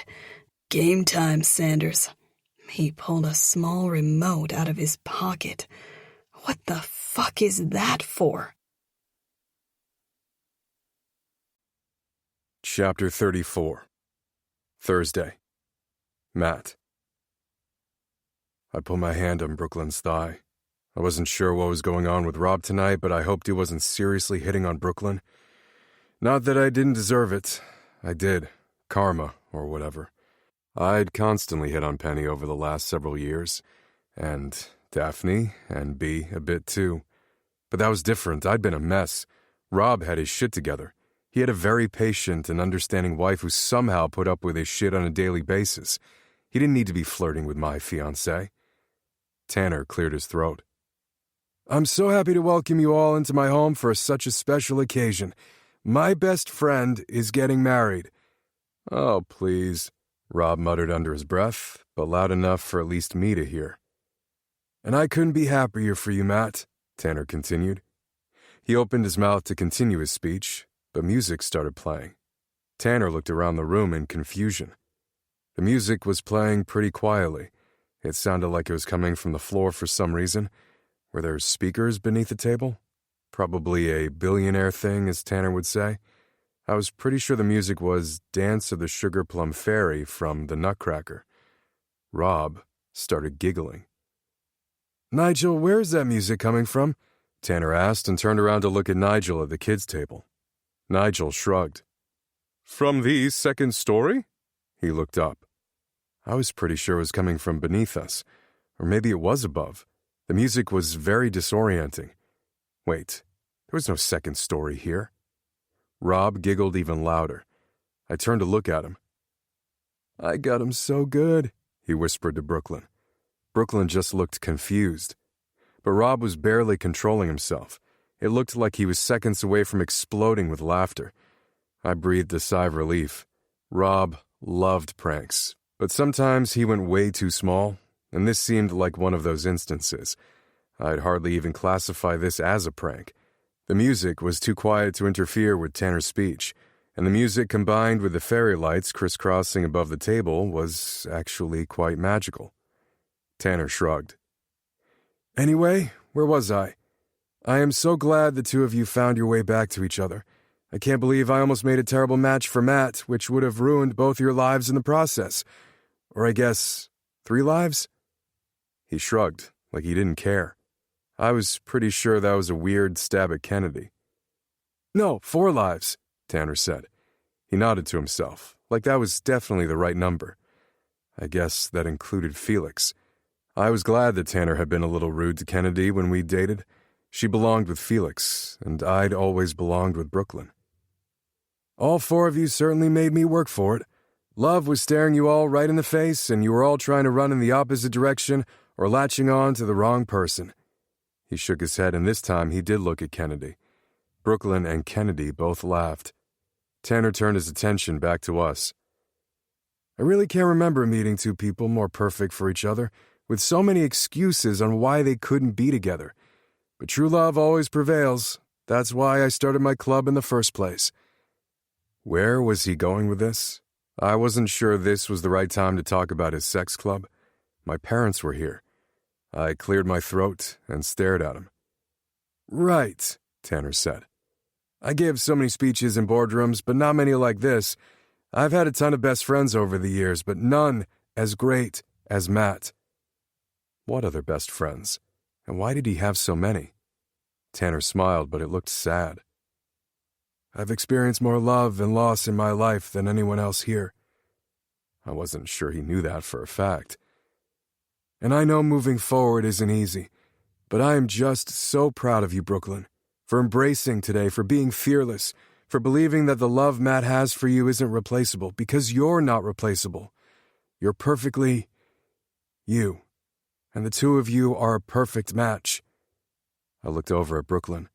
There were tears in her eyes again. Even if I can't verify it, Tanner said. I know it. I've made enough matches over the years to know.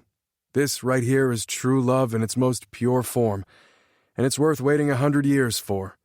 Luckily, the 2 of you didn't need to wait quite that long. He smiled. And I just wanted to take a minute to congratulate my favorite couple, and to thank you for both being so wonderful to me. You were both so kind and... Suddenly the music changed. Tanner looked around again. I definitely knew this song. It was Russian Dance from the Nutcracker this time. It started getting louder. Where is this coming from? Tanner asked and looked around again. I'm so confused. Rob giggled even louder.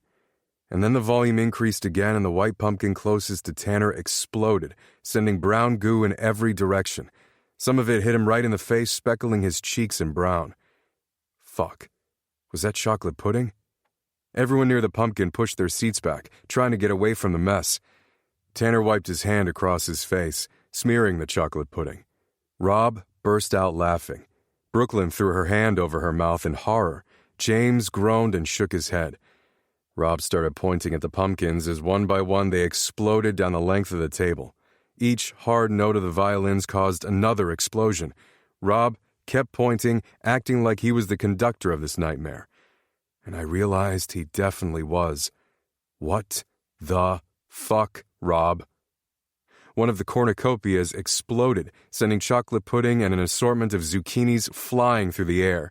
A zucchini hit the string lights, causing them to blink and sag down toward the table. I pushed my seat back and pulled Brooklyn back too as mayhem broke loose. The pumpkins down the center of the table exploded one after another as Rob kept pointing in rhythm to the music. And then the next cornucopia exploded. Everything in it was decimated this time, chunks of different colored gourds flying everywhere. One slimy piece hit my cheek as more pudding flew through the air. I tried to block it from Brooklyn, but we both took it in the face. I tried to wipe it out of my eyes. "Rob, stop this!" Brooklyn screamed at the top of her lungs. Rob just laughed. "But you said—" Someone else screaming drowned out his words. More lights fell and people started to get tangled up in them as they slipped in the chocolate pudding. The lights connected to the Christmas tree, and it was only a matter of seconds before the huge tree started to fall. It smashed against the floor-to-ceiling windows in Tanner's living room. For a moment I thought I was going to break through, but it bounced off and slammed onto the couch instead. It knocked over a few candles on an end table in the process, and then the whole tree caught fire. I instinctively put my hand over my junk, remembering my pants lighting up like a Christmas tree on that blind date from hell. The blaze quickly spread to the couch. It was nowhere near me, but I still kept my hand in the front of my pants. "Fire!" someone shouted. The kids were far away from the mayhem, but they started screaming and running around. Tanner picked up Jacob to make sure he didn't get anywhere near the fire. Everyone else started running toward their kids, slipping in the pudding. I heard someone gagging, but I could barely see. I wiped more pudding out of my eyes. "Robert! Hunter!" Brooklyn yelled. Nigel sprinted toward the fire with a fire extinguisher, blasting the spreading flames in white. A crunching noise made me turn my head. Half the table started to fall through the floor. It tilted, sliding all the food, pudding, and any remaining decorations down into the apartment below Tanner's. The candles that teetered over immediately went out, though, being snuffed by the heaps of pudding. The table looked like the fucking Titanic sinking into the ocean. And then the rest of the floor started creaking. I pulled Brooklyn farther away as the floor beneath the table collapsed, sending everything through with a deafening crash. Bea almost slipped into the hole, but Mason grabbed her waist, pulling her to his chest as they both toppled backward into more lights. He reached behind him for purchase and grabbed the corner of a cloth. He pulled downward, and the cloth fell from the portrait, revealing Tanner in some kind of old-fashioned military uniform riding a horse. The music stopped and everything was eerily quiet. "My relics!" Nigel screamed, breaking the silence. He tossed the fire extinguisher to the side and ran to the edge of the broken floor. He stared down into the hole. I'd never seen Nigel so upset before. I didn't know what to do. I blinked and looked around at the carnage. All the beautiful lights were flickering off and on. The fire was out, but the tree was still smoking. People were helping each other up off the slippery floor. Everyone was covered in pudding, and there was a fucking hole in the middle of Tanner's dining room floor. "Good one, Sanders," Rob said. Brooklyn shook her head. There was no way Brooklyn had been a part of this. "Rob, you didn't," Daphne said. She looked so disappointed in him. "Yeah, I did," Rob said. "Best prank ever, a classic Hunter Sanders mess around." He lifted his hand for Brooklyn to high five. She pushed his hand out of the way. "I did not help with this. You could have killed someone." "James?" Rob held up his hand even though James was on the other side of the hole in the floor and couldn't possibly high-five him. "You know perfectly well that I had nothing to do with this," he said. "We both tried to stop you." Brooklyn turned around. "I'm so sorry." She looked back and forth between me and Tanner. "I did try to stop him, but he kept saying I owed him a favor from 16 years ago, and he wouldn't listen to reason, and then he gave me puppy dog eyes." "What favor?" "And he said if I told you that he'd do the prank on our wedding day instead," Brooklyn said. So Rob blackmailed Brooklyn the day before our wedding? Seriously? And did all this? What the hell was wrong with him? I turned to look at Tanner. I was expecting him to freak out. But a smile slowly stretched across his face, and then he started laughing. Jacob looked up at him and started laughing too. "What are you doing?" Rob asked. "You're not supposed to be laughing." "It was a prank, was it not?" Tanner said. "Yeah, but it was on you." Tanner laughed louder. "Hilarious!" Rob just stared at him. He didn't seem to know what to do with Tanner's reaction. "But," Rob's voice trailed off, "I set your Christmas tree on fire." Tanner waved his hand through the air and laughed harder. "And broke your couch, and blew up all your pumpkin decorations, and ruined your speech and got chocolate pudding on everything and everyone." Nigel started laughing too. "Close call. Someone moved all my valuables out of the way. Lucky day for me. Good one, Robert." He patted Rob's chest and then peered into the hole again. Rob shook his head. "I mean, yeah, it was a good prank, but—" His voice trailed off again. "Good one, young Robert," Tanner agreed. "I sent your dining room table through your floor, man," Rob said. "Into your weird storage room down there. It's complete chaos." "But you moved all my things out of the way first," Nigel said. "Very respectful prank." "Indeed," Tanner nodded. "And you didn't even ruin my favorite portrait." He pointed to the one of him on the horse. "Everything else is replaceable." Rob stared at it and then turned back to Tanner. "I caused hundreds of thousands of dollars of damage, man." Tanner laughed. "Who cares? It was funny." Rob just gaped at him. "That's like pennies to me, son." And I couldn't help but laugh too. Tanner not caring about the carnage was more hilarious than the prank itself, and my laughing made Brooklyn laugh, and soon everyone was laughing as they wiped chocolate pudding off themselves. The news of it being pudding must have traveled quickly, since so many of us were there during that original chocolate pudding prank. "You're seriously not mad?" Rob asked. Tanner kept laughing. "Au contraire," Nigel said and peered down the hole. "Master Tanner has been wanting to replace this table for years, and my schedule was very busy, and I had no time to figure out how to get it out of here. You saved me some time. I'll leave it in the storage room. Thanks for the assistance." Rob shook his head. "I don't believe this," he said. "You're not supposed to be thanking me. Look at your Christmas tree." He pointed into the living room. "The foam actually looks a bit like snow," Tanner said. Brooklyn laughed. "It really does." She turned to Rob. "Feel better now?" she asked. Rob smiled and shrugged. I wasn't sure what that was about, but Rob exhaled slowly, and it looked like a weight had been lifted off his shoulders. "Speaking of foam, we all need to clean off," Nigel said. "Let's go to the pool. I'll put bubbles in it. It'll be like a huge tub." He looked so excited before he turned around and ran down the hall to their indoor pool. This was the most ridiculous rehearsal dinner ever. Brooklyn slid her hand into mine. "Race everyone to the big tub," she yelled and started running, pulling me with her. I couldn't help but laugh.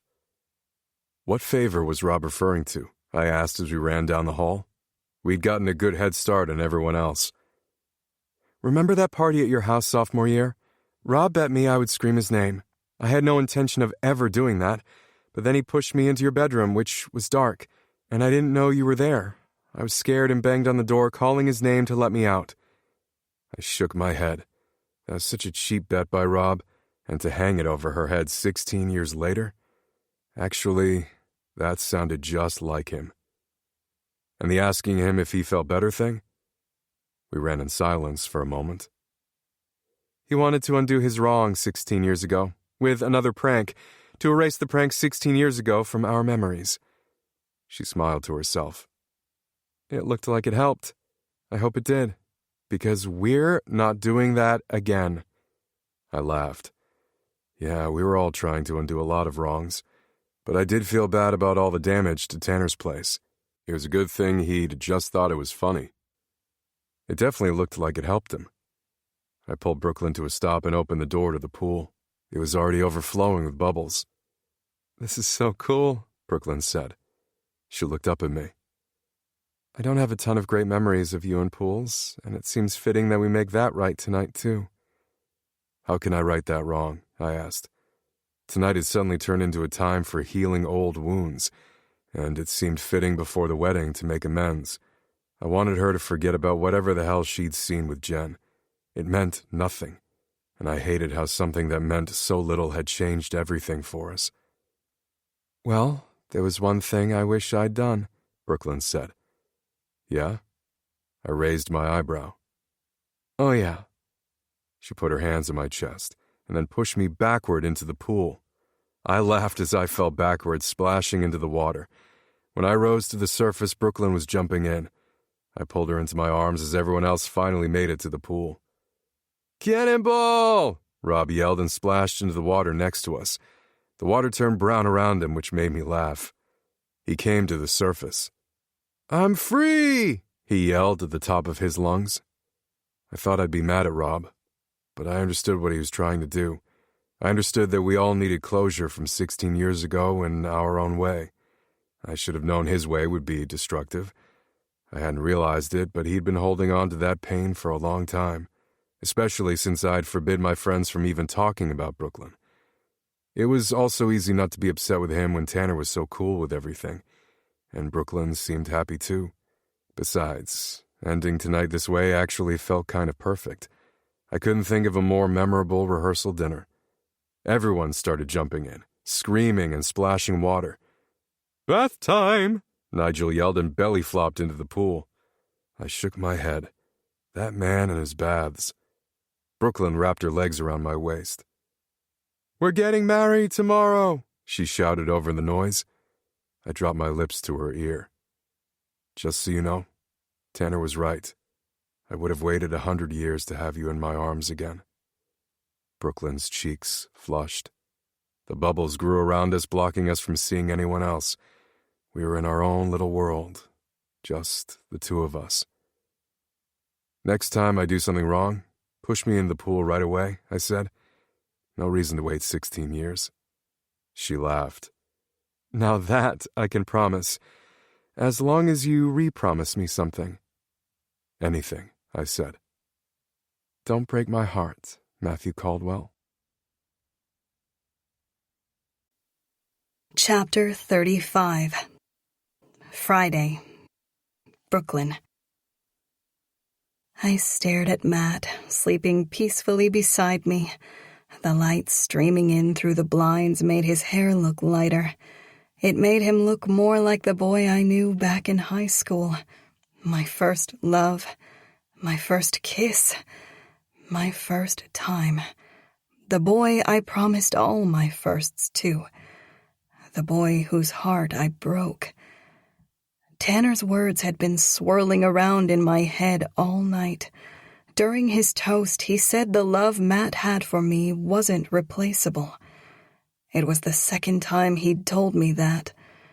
The first time was at the homecoming game, when I saw Matt again for the first time since coming back to New York.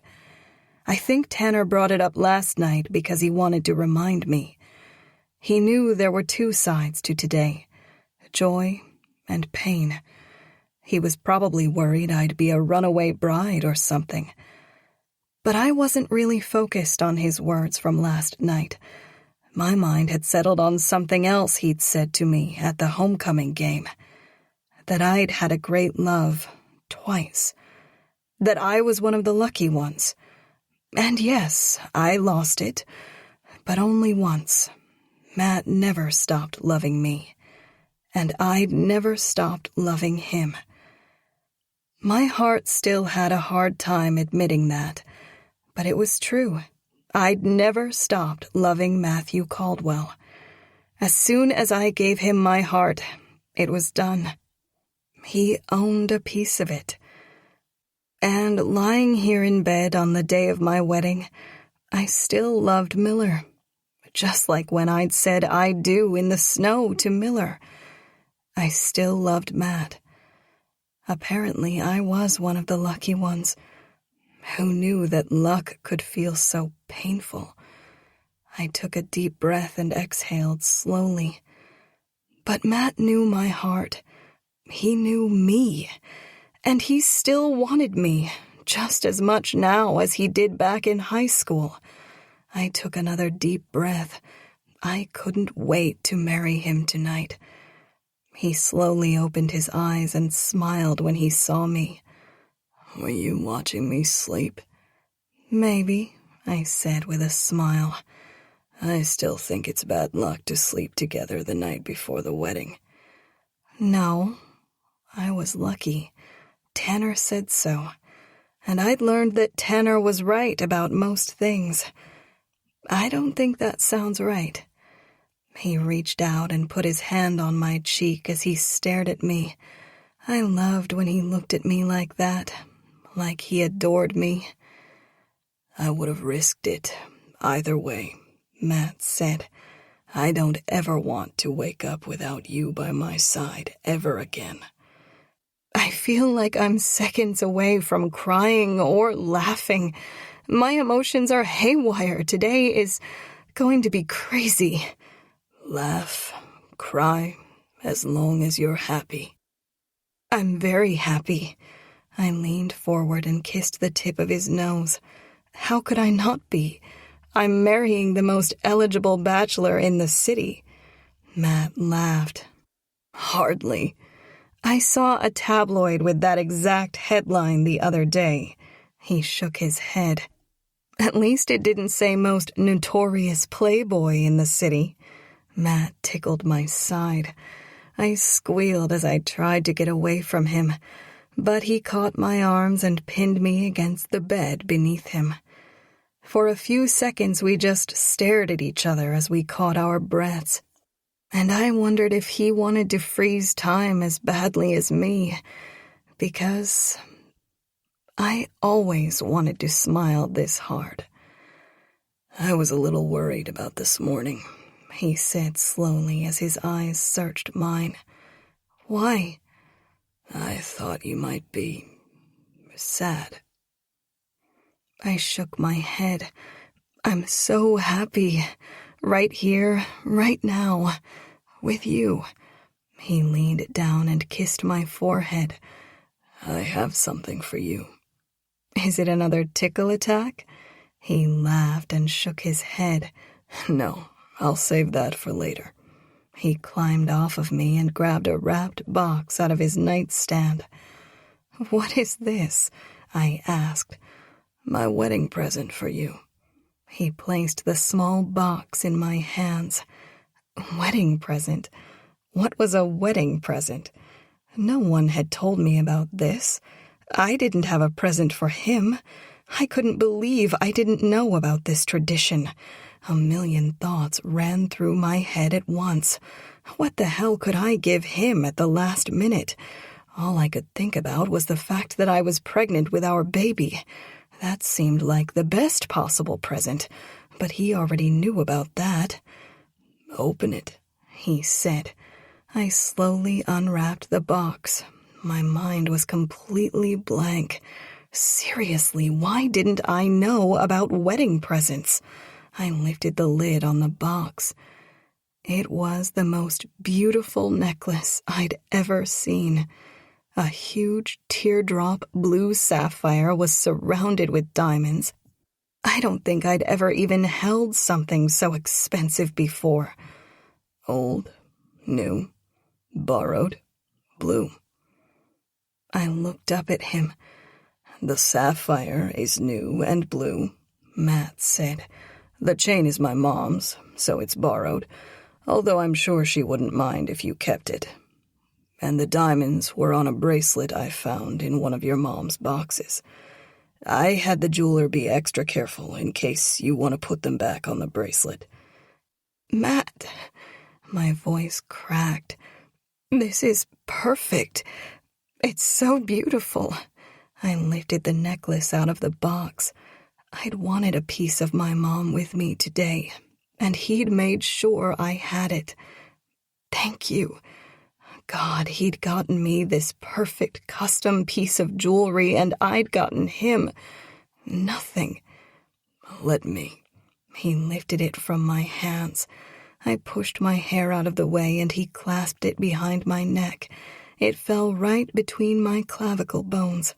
It was going to look perfect with my dress, and my head was completely scrambled as I tried to figure out what I could give him.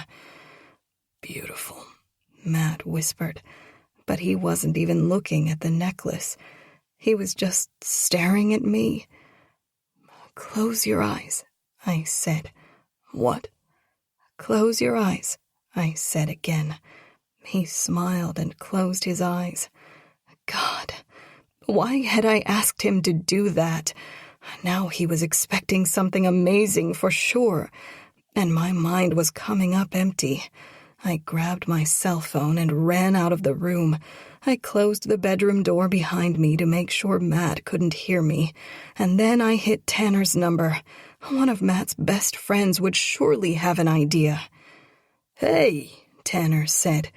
"Is everything okay?" "No." "What's wrong?"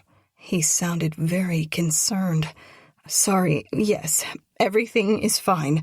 But Matt just got me the sweetest wedding present, and I didn't know wedding presents were a thing. My voice trailed off. What should I do? I can't think of anything as amazing as the necklace he got me.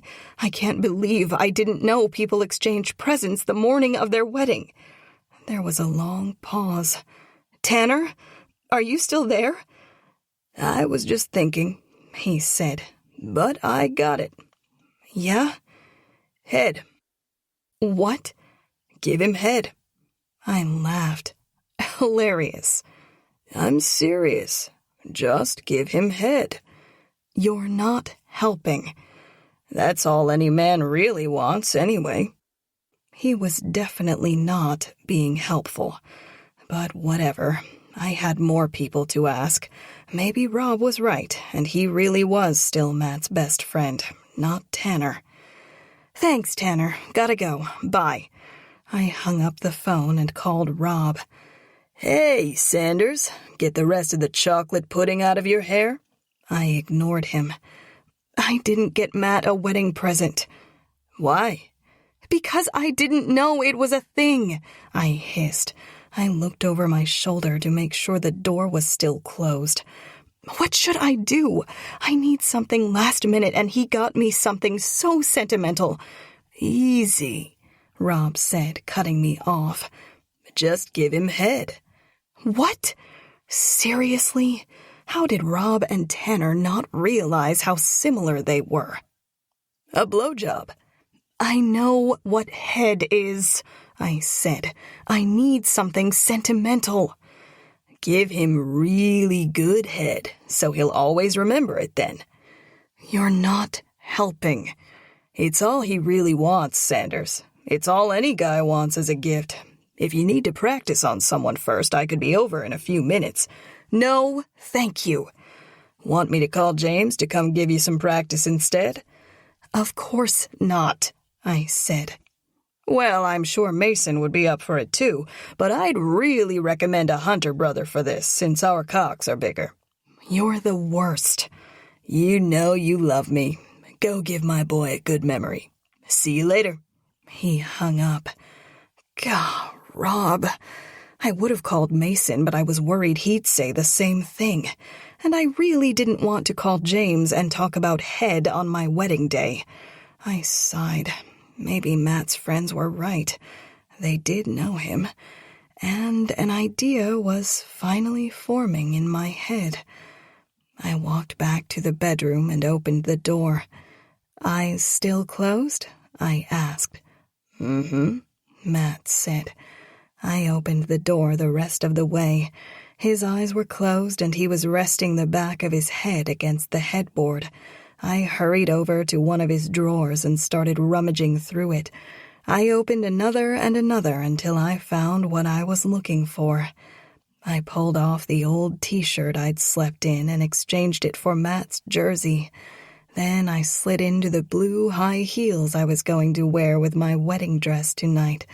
I spun toward him and put my hand on my hip, doing my best to make this look sexy and planned. "Open your eyes, handsome," I said. He opened his eyes and groaned. His eyes trailed down my exposed thighs. Tanner and Rob were right, apparently. "Something old?" I pressed the tips of my fingers against the front of the jersey. "Something new?" I gestured to my heels and then started walking toward him, making sure to sway my hips. "Something borrowed?" I pointed to the jersey again. "And something blue." The jersey and the shoes were both blue. Matt smiled. "You look so hot in my jersey, baby. Come here." He gestured toward the bed. I shook my head. "No, you come here." I hooked my finger, calling him to me. He pushed the covers off the bed and climbed off. All he was wearing was a pair of boxer briefs, and I could already see the outline of his growing erection. He leaned down to kiss me, but I put my hand on his chest. "I need to give you the rest of your present first," I said and dropped to my knees. I looked up at him as my fingers ran along the waistband of his boxers.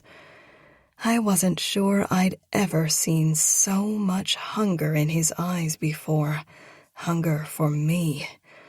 I pushed his boxers down. His erection sprung free, almost hitting me in the face. No, this wasn't a sentimental gift, but I was going to make it memorable. I licked my lips as I looked up at him. His Adam's apple rose and then fell as he watched me on my knees. He had a way of always making me feel desired, and I wanted him to know I desired him just as much. Normally I'd start slow, a few kisses and licks, teasing him. But this wasn't about teasing him. It was about giving him everything he wanted. So I lifted my lips to his tip, opened my mouth, and went all the way down. "Fuck." He groaned and buried his fingers in my hair. He usually guided me, setting the pace, but I knew what he liked. I moved up and down his shaft, faster and faster. The gift he'd given me had been so sweet. What I was giving him wasn't, but I was going to make it unforgettable. I massaged his balls with one hand and gripped his ass with my other, trying to give myself more leverage. Matt's fingers tangled in my hair and he pulled my head back. "Get on the bed, now." I knew what he was telling me to do. He wanted me to spread my legs so he could fuck me. But this wasn't about my pleasure. I shook my head. He raised his eyebrow at me. "You can have me tonight, after we say I do. But right now, I'm taking care of you." I pulled off his jersey and tossed it on the floor beside me. All I had on were my high heels now. "I want you to come all over me." I kissed the side of his cock. I want it dripping down my chin onto my tits. I want you to claim me everywhere. I wrapped my lips around him again. "Brooklyn," he groaned. "Fuck, just like that." I knew he was close. His breathing was growing more labored and he was gripping my hair even harder. I let him guide me now, letting him fuck my face just the way he liked. His fingers tightened in my hair, and he pulled me back as he wrapped his hand around his cock. "You want me to drench every inch of you, baby." I nodded up at him. I watched him stroking himself. God, I wanted him inside me so badly. I could feel myself dripping. But that would just make tonight even better. Waiting all day to have him. I was already desperate. Tonight was going to be explosive. He stroked himself faster and his first shot landed right on my chin, dripping down onto my breasts like I'd requested. Shot after shot, landing on my chest and stomach. I didn't know I was supposed to get him a present, but it had worked out for the best, because he definitely seemed to like this.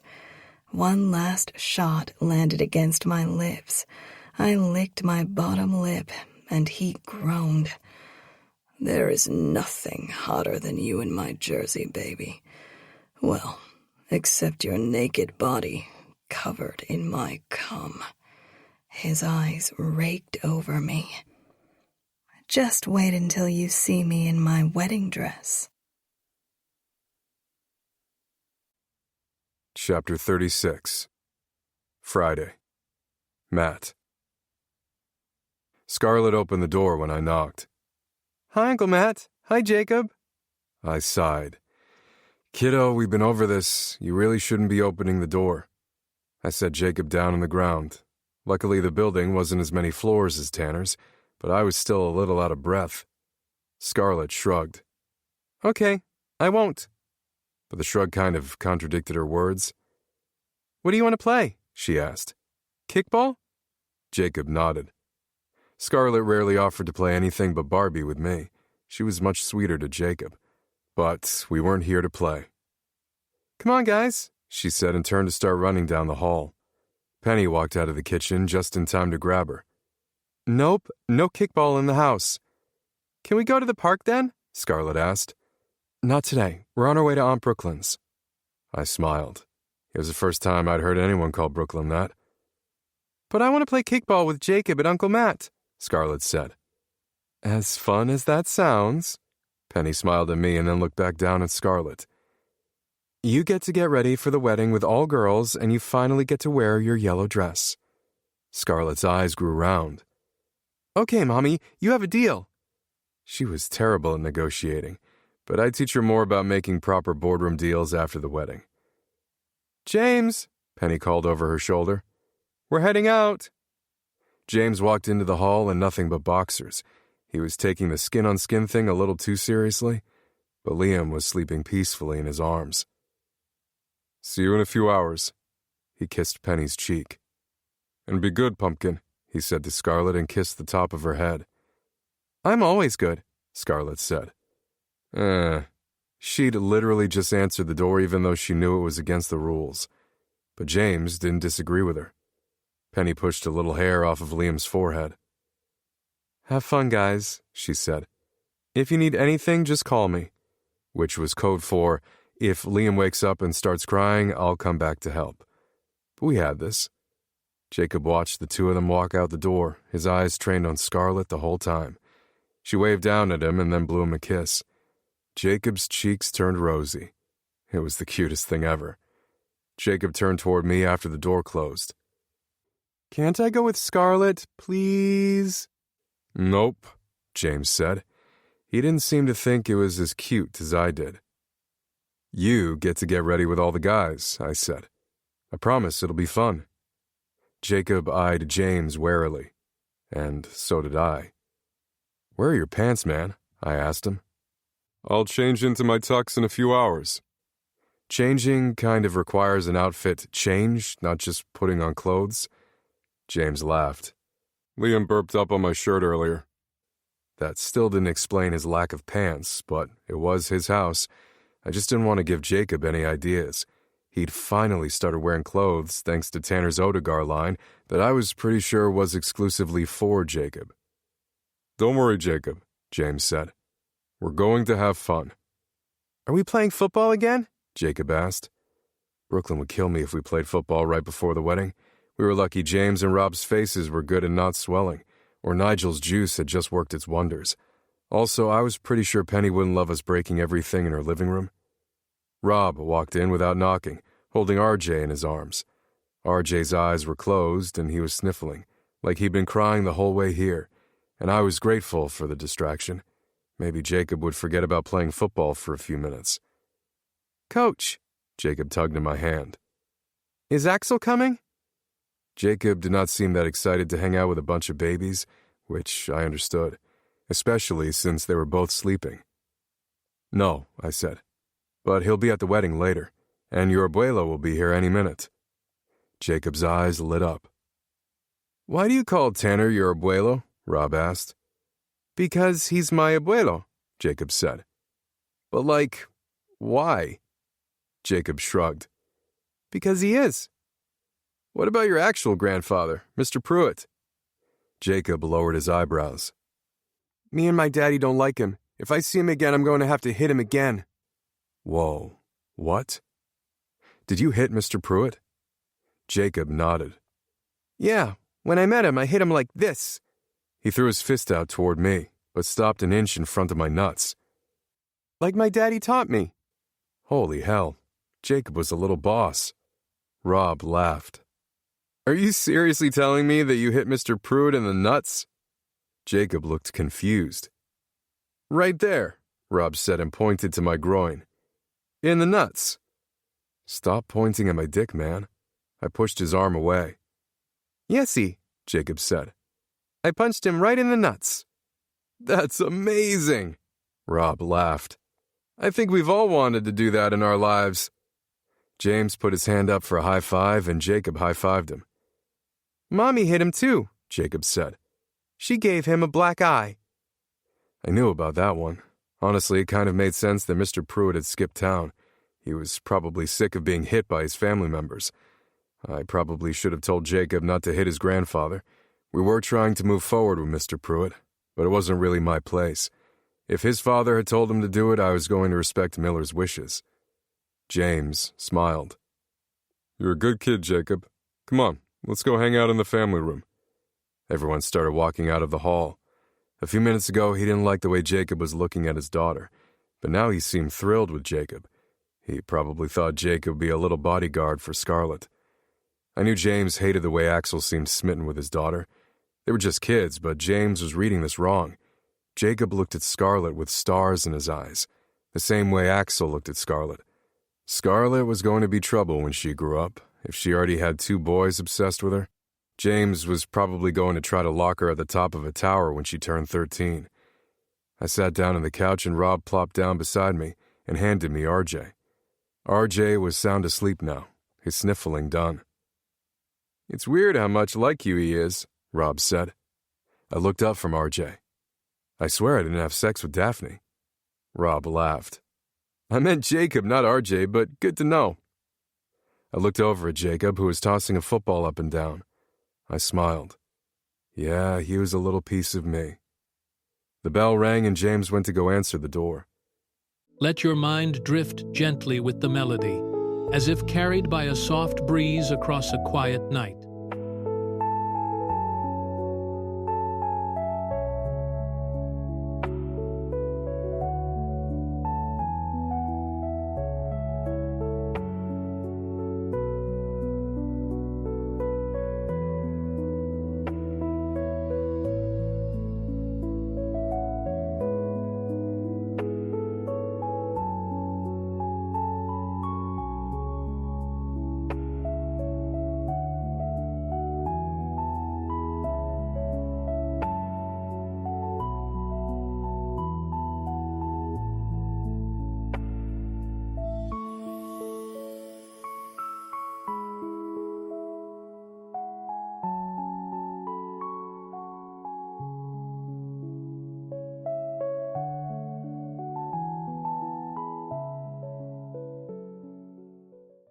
Did you have a good morning? Rob waggled his eyebrows at me. Yes. What are you doing with your face? Rob laughed.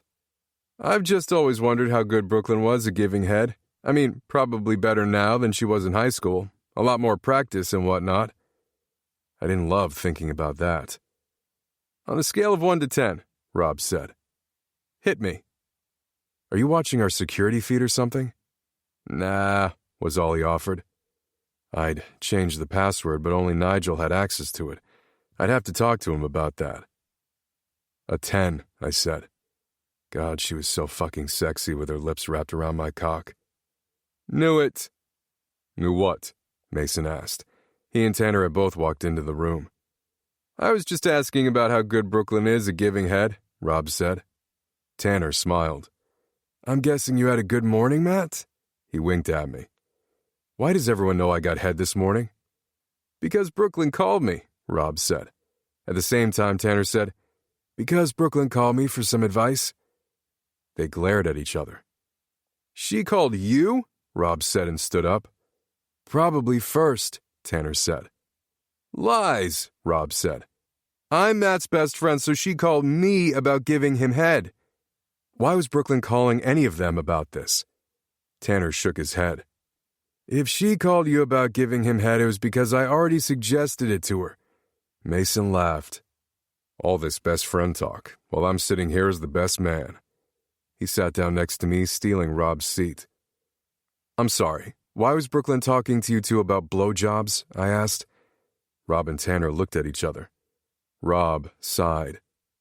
She wanted to know what to get you for a wedding present because she didn't know they were a thing and needed something last minute. I opened my mouth and closed it. So that's why she left the bedroom for a while this morning. She didn't need to get me anything. Her marrying me was the best gift possible. But I did really love this morning. Young Robert, I never took you for a snitch. Tanner looked very disappointed in him. I'm not a snitch, but I'm not going to lie to my friend. Brooklyn is our friend too. I don't like the "our" in your sentence. Tanner shrugged. Which one of you told her I'd get off if she wore my jersey? I asked. Because honestly, whoever gave her that advice was my best friend. Mason laughed. Damn, that's hot. Sexy, Rob said. But I didn't tell her that. Tanner shook his head. Me neither.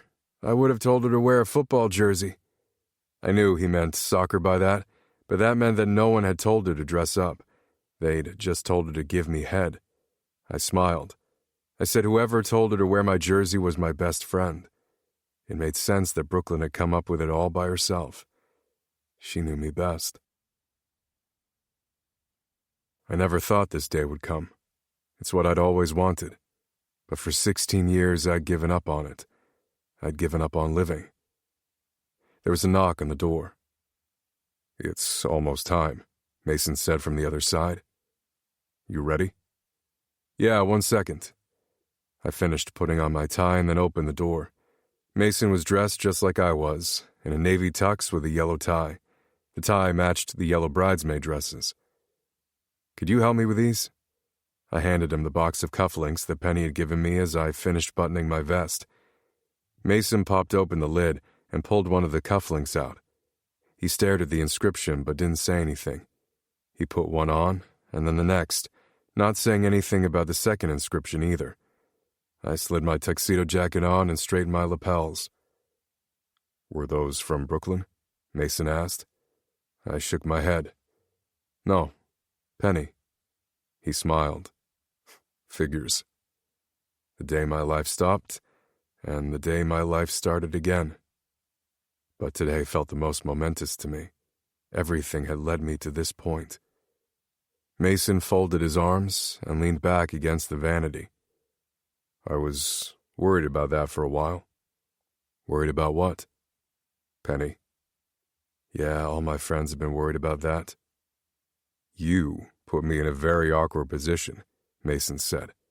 And I think I would have had to beat the shit out of you if you ever tried to pull something on her. I laughed. I'd certainly thought about it. I'd tried to fill this hole in my heart with anything I possibly could.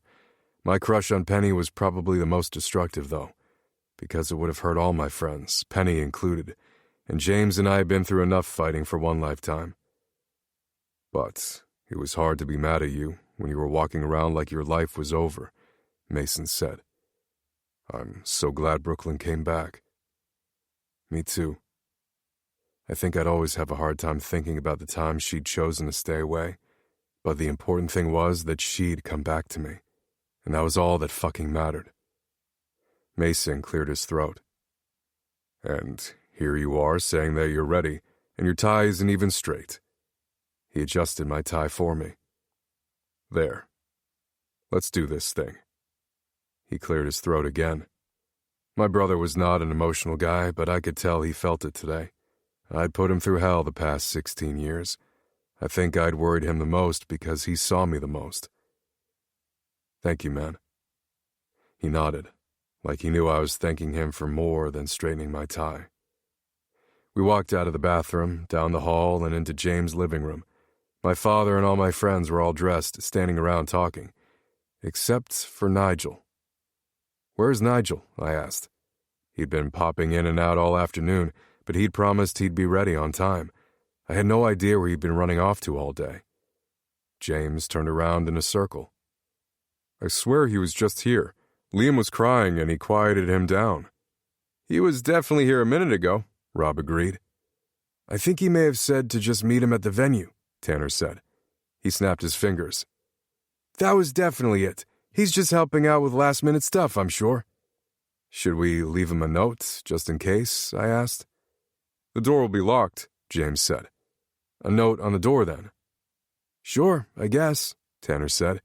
He pulled a pad of sticky notes out of his pants pocket and grabbed a pen from his breast pocket. He quickly scrawled something across the note. There, that'll do. I could only see the note out of the corner of my eye, but I swear it said, "Stop it right now before they pull out the binoculars." Who the hell would bring binoculars to the wedding? Nigel was so strange sometimes. Looking dapper, Matt, Tanner said as he walked toward the door to hang his note. I laughed since we were all dressed exactly the same. Jacob was in a miniature version of the same tux, too. You ready, son? My dad asked and put his hand on my shoulder. I nodded and looked down at Jacob. You ready? I asked him. He nodded. Ready, Coach. Chapter 37. Friday. Brooklyn. Brooklyn, Kennedy's voice cracked. You look so beautiful. I had dreamt so much of today, both recently and 16 years ago, right around this time. And here I was, standing in the same wedding dress I'd picked out all those years ago. I stared at the new deep V of the neckline. Justin had been right. The tulle material made it classy. It also made it very easy to see my old wedding ring and engagement ring. They were dangling from the gold chain Matt had bought me to hold them. I blinked fast, trying my best not to ruin the makeup Justin had expertly put on me. I felt whole. I felt broken. I had no idea how I could feel both at the same time. My fingers dropped to the center of my chest. The gold chain holding my rings clashed with the necklace Matt had given me this morning. I would miss Miller every day for the rest of my life. He would be with me every day. I clasped the rings in my fist. But I couldn't think about Miller today. If I did, I was worried I wouldn't be able to walk down the aisle to Matt. And as much as it killed me, I needed to focus on the present. It's what Miller wanted. I felt my bottom lip trembling. Can you unclasp this chain? I asked. Kennedy put her hand on top of my fist. You don't have to. I took a deep breath. Actually, I did. Matt knew I'd never stop loving Miller. He didn't need that reminder today, though. Today was about us. Please. Kennedy didn't say anything else. Her hand dropped from mine and she slowly unclasped the chain.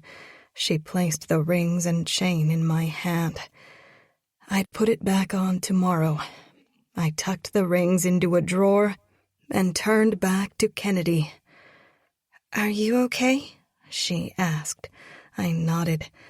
Could I actually have a minute alone? Of course. She hugged me tight and then closed my bedroom door behind me.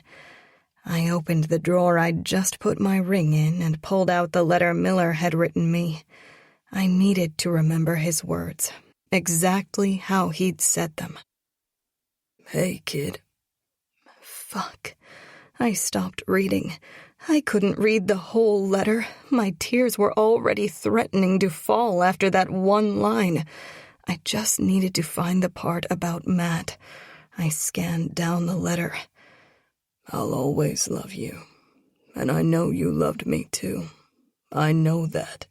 Don't ever doubt that. I knew. But you have to do what your mom told you. You have to keep living. I've given this a lot of thought, and I need you to hear me say this. I know there was someone before me. I know you still think about him sometimes.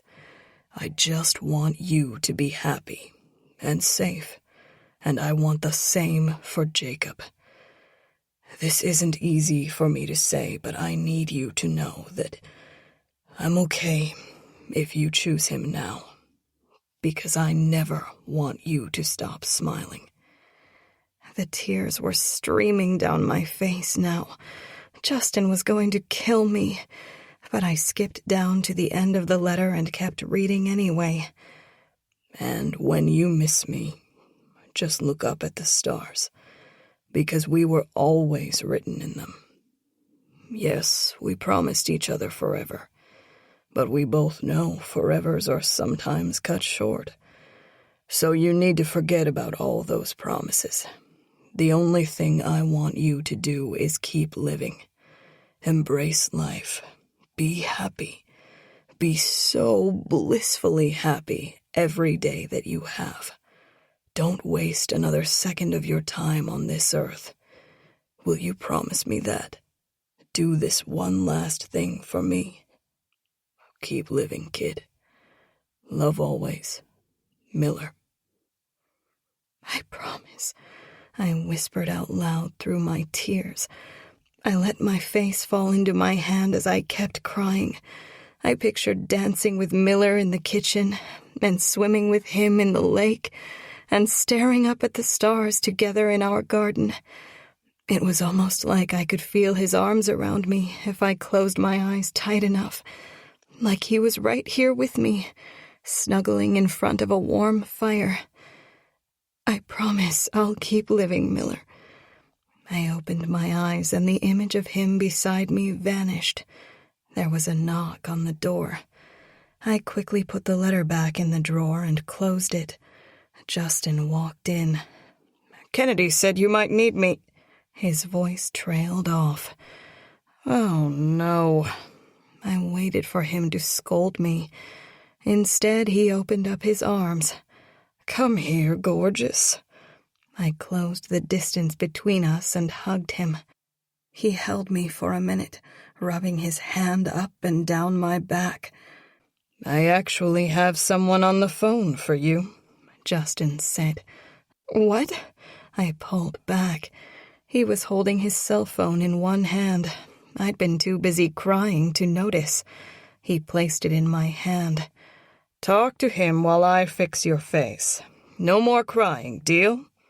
I nodded. God, Matt always knew when I needed him.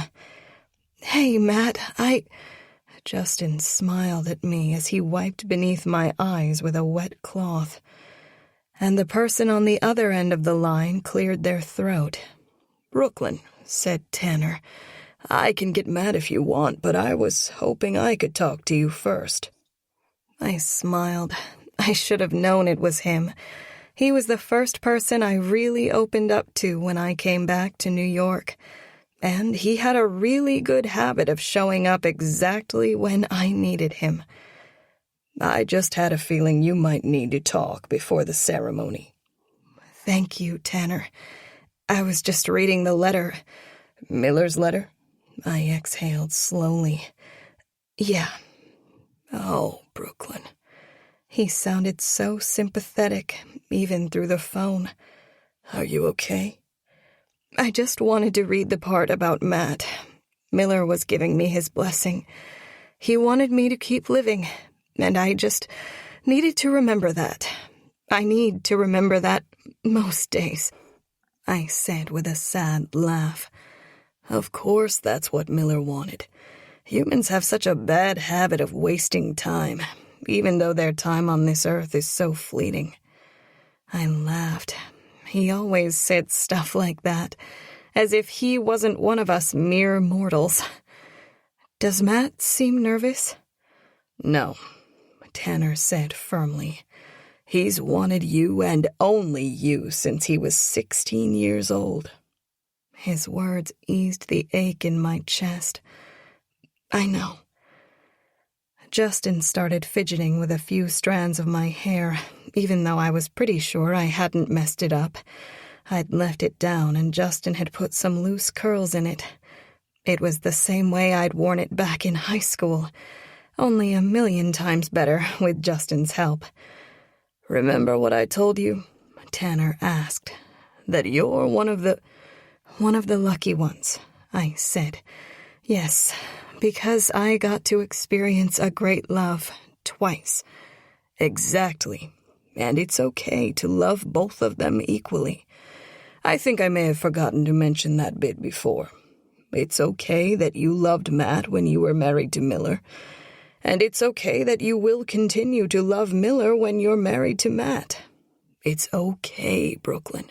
No one is asking you to forget. No one wants you to erase your past with Miller. Matt loves you exactly the way you are right now in this moment. I nodded, and Justin grabbed both sides of my face so I'd stop moving. I smiled at him. He tisked me and grabbed a makeup brush. "Thank you, Tanner," I said. Tanner had told me exactly what I'd needed to hear. "So you're not getting cold feet?" he asked. I laughed. "Definitely not." Good, because I'm not sure I could pick up the pieces a second time. Matt needs you. And I need him. I smiled and put my hand on my stomach. We both needed him. And Jacob, too. The four of us against the world. I smiled, thinking of my mom. "And Brooklyn?" "Yes?" "Is Nigel with you? Matt is getting nervous about where he keeps running off to, and I'm assuming he's with you." I laughed. "He is. I'll tell him to head back to you guys." Nigel had been so wonderful all day, popping in and out to make sure I didn't need anything, even though he was a groomsman and should have been focusing on Matt. "I will let your ladies take it from here. I'll see you soon." "Thanks, Tanner, for everything. Anything for my best friend's friend," he said. I laughed, remembering when he was pretending to be Kennedy's best friend. I had no idea how Tanner had gotten Matt and I back together, but I knew he'd had a lot to do with it. Or in this case, my best friend's wife. In a few hours, anyway. Call me if you need anything, okay? "I will."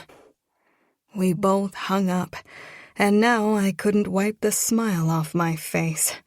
Justin smiled and stepped back. "Perfect." "But you barely did anything." I'd only seen him with one makeup brush. I touched my cheek and he swatted my hand away. "Because I put waterproof everything on you. You're not my first shotgun wedding. Pregnant women always cry the most." I'd hardly call my wedding to Matt a shotgun wedding.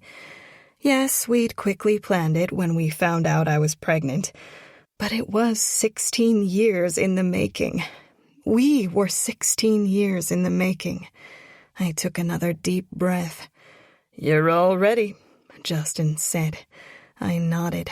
I was. I lifted up the skirt of my dress. "Let's go get married." Justin laughed and put his arm through mine. "Don't tempt me. You know I'd run off with you in a heartbeat." I laughed. "Are you excited to see Donnelly?" "He should be excited to see me. I'm the one in the amazing yellow tux." He gestured to his tux that absolutely was amazing. I had no idea how he'd gotten one to match the bridesmaid dresses perfectly, and his navy blue bow tie brought the whole thing together. Justin escorted me down the stairs. Mrs. Caldwell put her hand to her chest, and tears pooled in the corners of her eyes. God, she was going to make me cry again. Kennedy hurried over to me. "Everything good?" she asked. I nodded. "Everything's perfect." Mrs. Alcaraz hugged me and then grabbed both sides of my face. "Bonita." "You look so beautiful," Mrs. Caldwell agreed and squeezed my arm. "Is there anything else at all that you need?" Penny asked. "No, I'm ready." Bea grabbed my hand. "I can't believe we're going to be sisters." "All of us," Daphne said with a smile. These girls really did want to make me cry again. "I have all the bouquets." Nigel's voice trailed off when he saw me. "Bill." "Who, me?"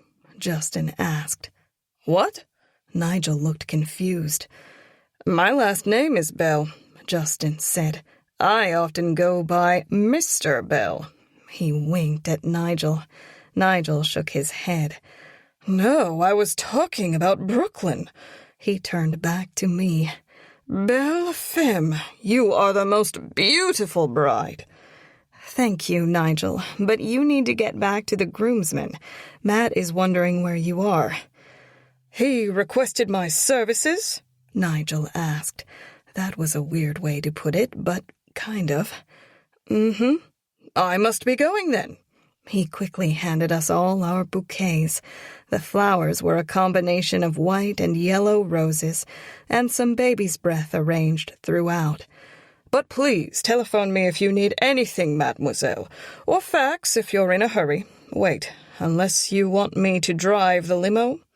I quickly shook my head. I'd driven with him before, and once was definitely enough. He was the sweetest guy, but a complete madman on the road, especially in his Hummer. "See you all soon." He took a turn kissing the back of each of the bridesmaids' hands, only skipping Justin. They all blushed and giggled. Nigel really was such a ladies' man.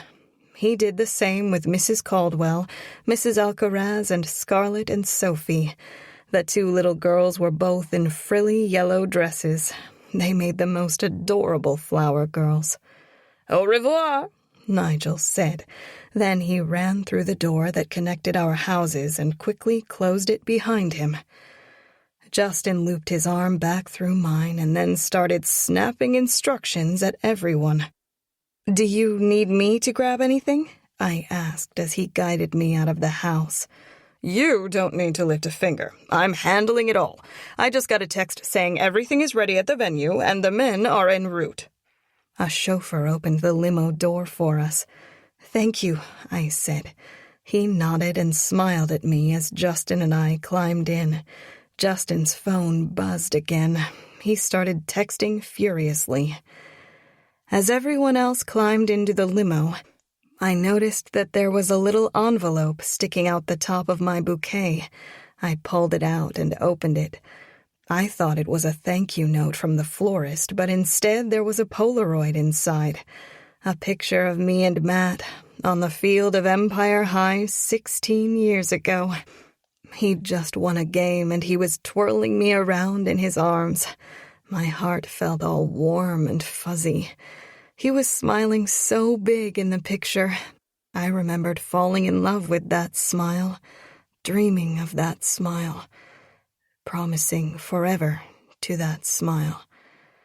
I turned the picture over. Written on the back in Matt's handwriting was, "It's always been you, baby. Always and forever." I smiled and slid the picture back into the bouquet. It didn't hurt to have one more old thing for good luck. Always and forever, Matt. Chapter 38. Friday. Matt. I was standing in front of the bridge in Central Park, where I'd asked Brooklyn to be my girlfriend. Our bridge. She'd thought I was about to pull out a ring, but instead I'd given her a hot dog. God, it felt like a lifetime ago. But just thinking about it made me smile. I'd already known I wanted to spend my whole life with her. I just didn't realize that I'd have to wait 16 years to truly start living. The bridge was sectioned off behind us so that no one could disrupt the ceremony. Christmas garland and twinkle lights with gold leaves were wrapped around the railings of the bridge and around the arch I was standing in front of, and the aisle leading up to me had a row of white pumpkins. It was all decorated similarly to Tanner's apartment last night, and I knew he and Nigel had helped more with the arrangements than I even realized. There were only several rows of seats in front of me. We'd agreed to keep the ceremony small. My parents and Mrs. Alcaraz were in the front row. There were a couple of old friends from Empire High, including Felix and some of my teammates. A dozen friends from Harvard were here as well, and some of the people I worked with. My receptionist Mary smiled at me. Haley and Tyler were there too, with Axel perched on Tyler's knee. But there was one noticeably empty seat in the front row. Mr. Pruitt's. Mason leaned forward. Do you want me to go check on them? I shook my head. What if she's getting cold feet? Rob whispered. She's not, I said. But she would be thinking about the people who weren't here. Her mom, her uncle, her father. I pressed my lips together. I'm getting cold feet, James said. And hands. He rubbed his hands together to warm them. It was cooler today than the original forecast had predicted, and we'd be standing up here for a good 15 minutes. Maybe I should go talk to her, Tanner said. I know she was upset about her dad. I feel like this is my fault. I leaned forward to see him. You did everything you could. Tanner nodded, but he didn't look appeased by my words. He was staring at the restaurant doors where Brooklyn was supposed to walk out. I stared at the door, too. I knew it wasn't just Brooklyn's mom, uncle, and father that might be upsetting her today. If Brooklyn wasn't coming out, it wasn't because of them. It was because of Miller. I swallowed, hard. The photographer snapped a picture of us standing there. That definitely wouldn't be a good one. We all just looked cold and worried. I knew Brooklyn wanted to marry me, but I also knew how hard it was for her to break a promise. She probably felt like she was breaking a promise to Miller today, and I understood that better than anyone. I cleared my throat. I'll be right back. I walked toward the restaurant before any of my friends could stop me. The blast of warm air when I opened the door didn't feel like a relief. I needed to know that Brooklyn was okay. I made my way through the empty restaurant to the back room where I knew she'd be. Brooklyn? I knocked on the door. Kennedy opened it. Thank God you're here. We don't know what to do. She won't come out of the restroom, and she won't tell us why. Kennedy grabbed my arm and pulled me toward the closed door. Can you give us a moment? I asked. She nodded and got all the bridesmaids and the kids to leave the room. Brooklyn? I tried to open the door, but it was locked. Baby? I pressed my palm against the door. Let me in. You can't see me in my dress. It's bad luck. Don't make me knock the door down again. She laughed. That seemed like a good sign. I swear I'll do it. It's bad luck, she said again. Is that what this was about? Luck? Remember what I told you when I proposed? I'm not scared of bad luck. The only thing that scares me is living one more second without you. I know. She didn't sound upset. She sounded sure of herself. I was so confused about what was wrong, because from her voice it didn't seem like anything was. Baby, tell me what's going through that head of yours. Even if it hurts me. Because this had to be about Miller. I rested my forehead against the door. I just wanted her in my arms, but this was as close as I could get.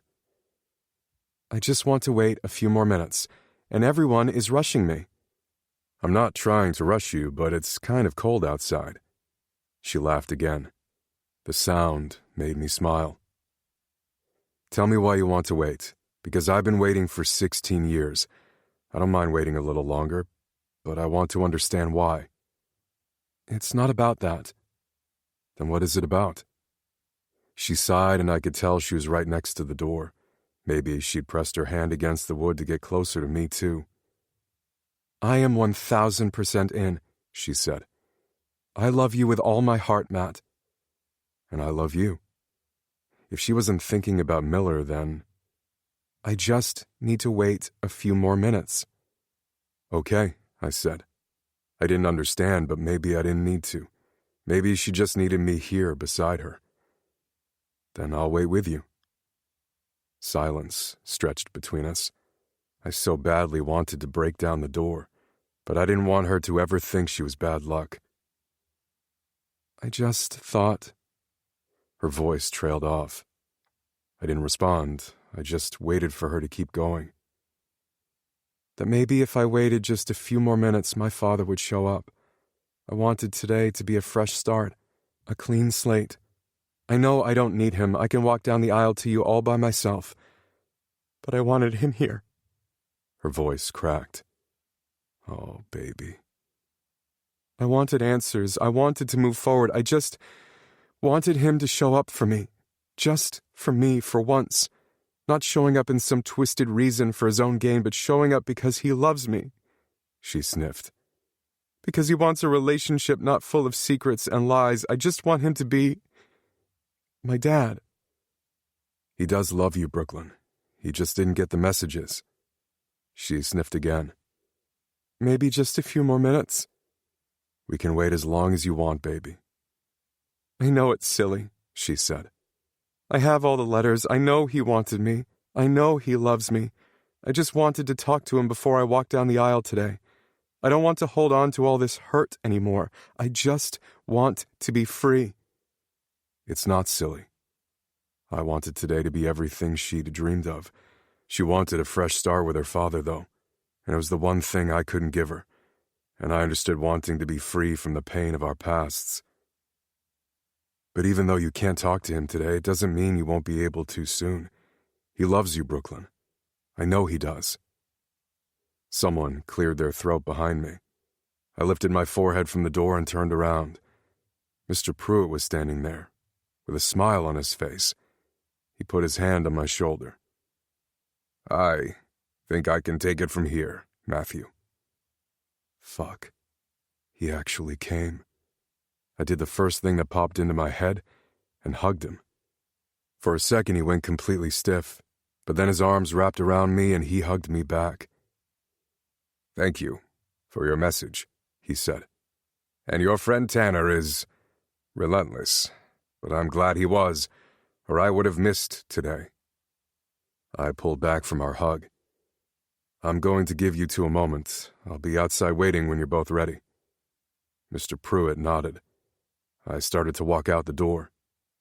And Matthew, Mr. Pruitt said. I turned to look at him. I know, I already apologized for everything. I just shrugged. He had, kind of.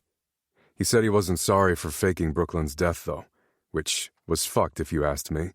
But I knew he was trying to protect her, and he'd apologized for all the shit leading up to it. This wasn't really about him and me, though. This was about Brooklyn. But I do appreciate you saying you forgive me. Your message meant a lot to me. I didn't think Mr. Pruitt was capable of empathy, but he looked sincere when he was talking. I nodded. Thanks for coming. With that, I walked out of the room. Donnelly was standing outside the door guarding it. I can't trust you not to kidnap her, right? Donnelly smiled. I'm not one to advise Mr. Pruitt, but I can tell you that he has no intention of doing that. He just wants her to be happy. And so do I. Thanks, Donnelly. How is Jacob doing with everything? Good. Let me go get him so you can say hi. It didn't take long to find Jacob, even though he was playing hide-and-seek with Scarlett and Sophie. Jacob was not great at hiding. His shoes were poking out from underneath a table. I lifted the tablecloth and ducked down. Hey, kiddo, remember your mom's friend Donnelly? My daddy's friend? I nodded. You want to come say hi? Yesy.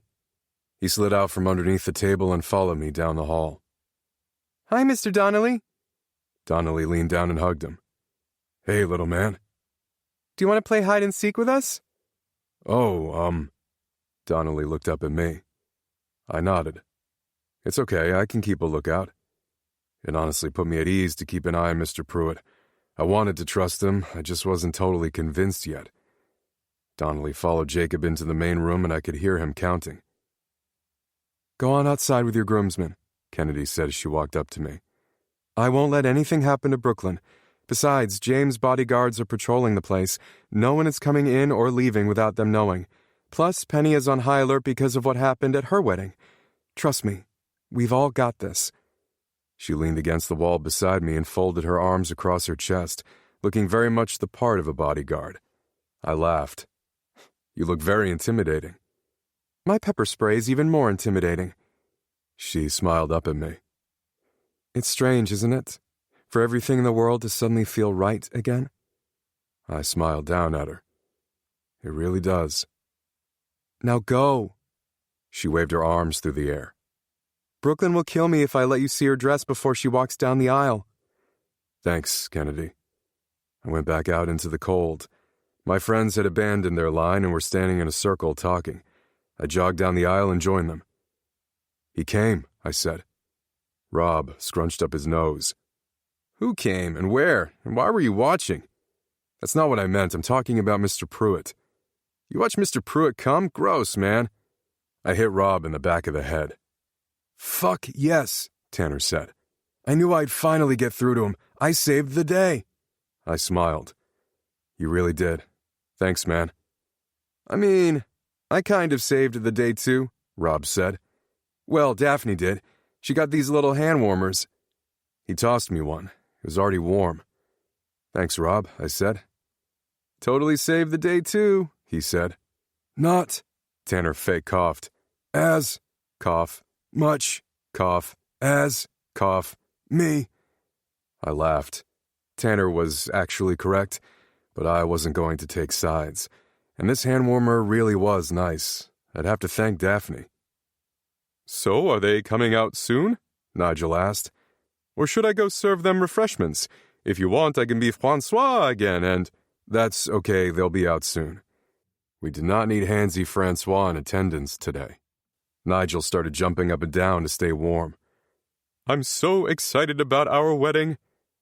Our? I stared at him. Yes, since we basically live in the same house, it's our wedding. He winked at me. You don't live in my house. But I'm the only one with a key. I frowned. That was true. It's okay. I'm a grower. Rob laughed. What the fuck? Where did that come from? The more you get to know me, the more I grow on you, Nigel said. Wow. Rob shook his head. Not what being a grower means, man. James laughed. I'm a grower in that way, too, Nigel said. It's a menace. He wasn't kidding. Boy had a trunk, and he kind of was a menace to society wielding that thing. I shook my head. Why the hell were we talking about Nigel's penis right now?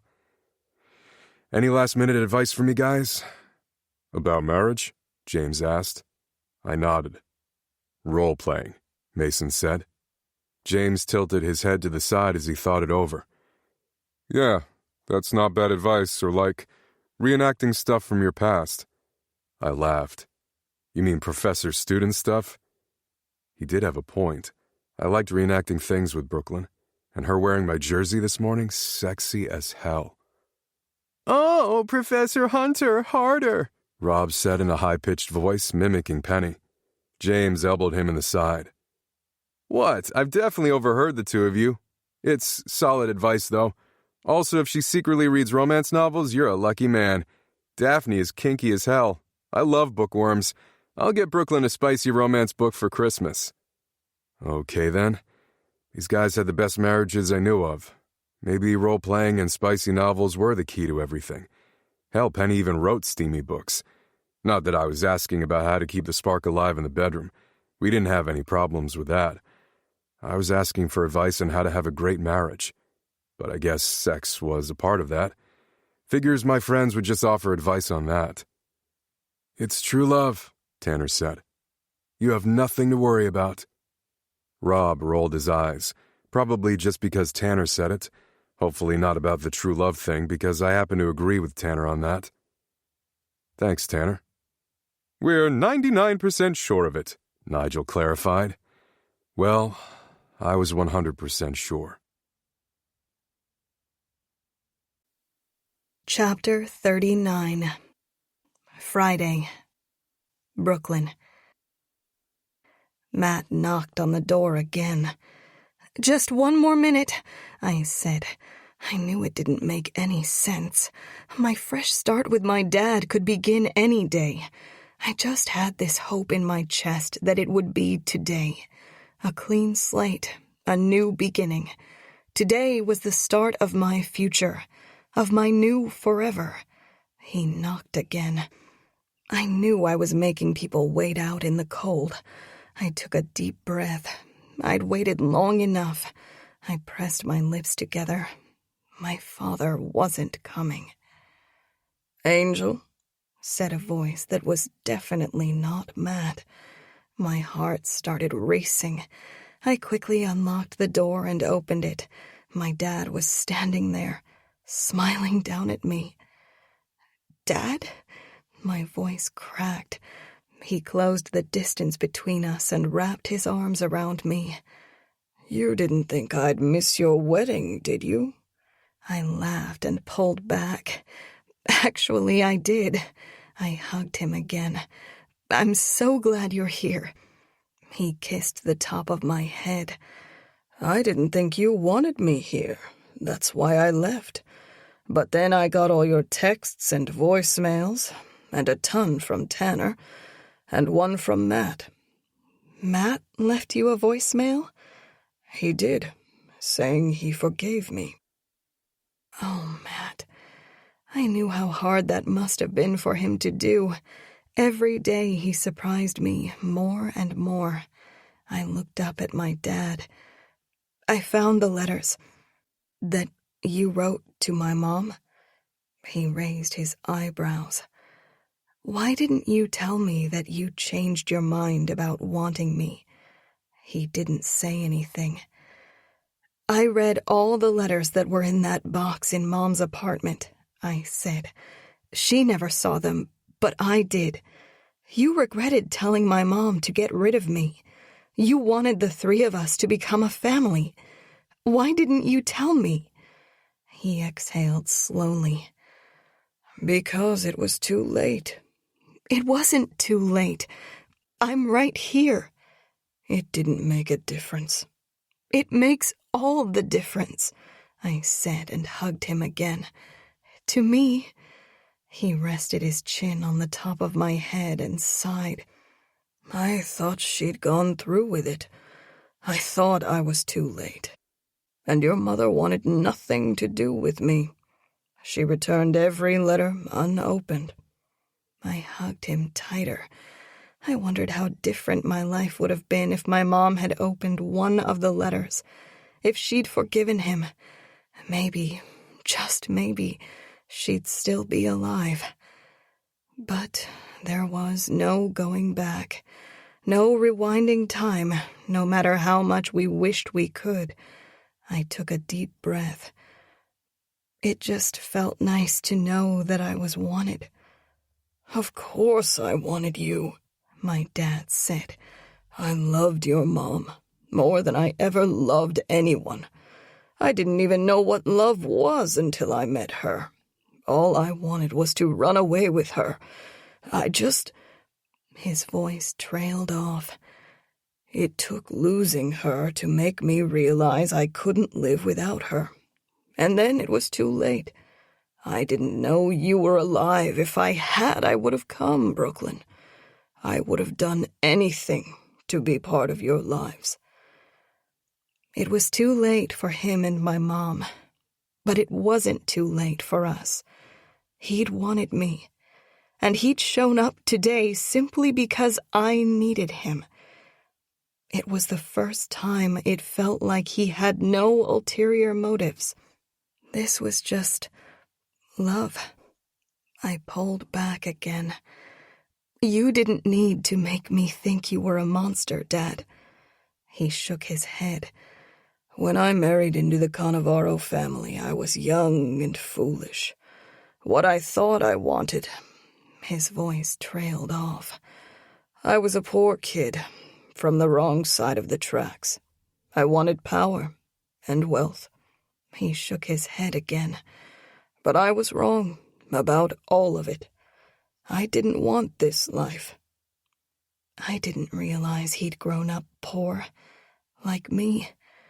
But I'd never wanted power or wealth, because I'd been surrounded by love.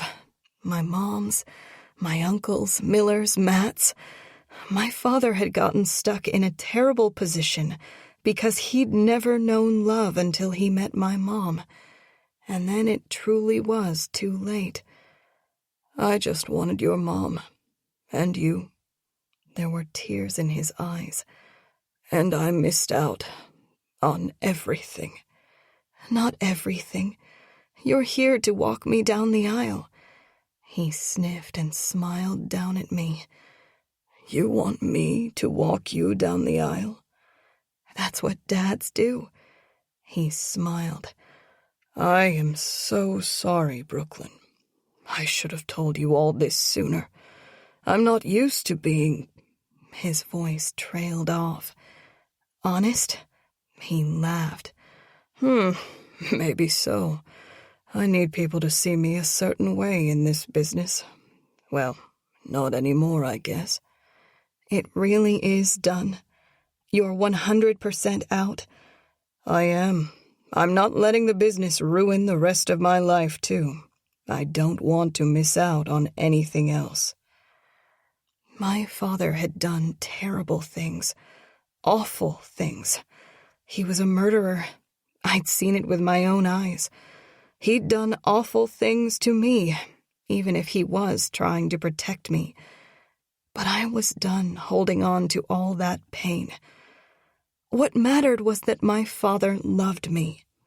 He was the only family I had left, and he'd given up his business, which was essentially his whole life, hoping that I'd let him be a part of mine.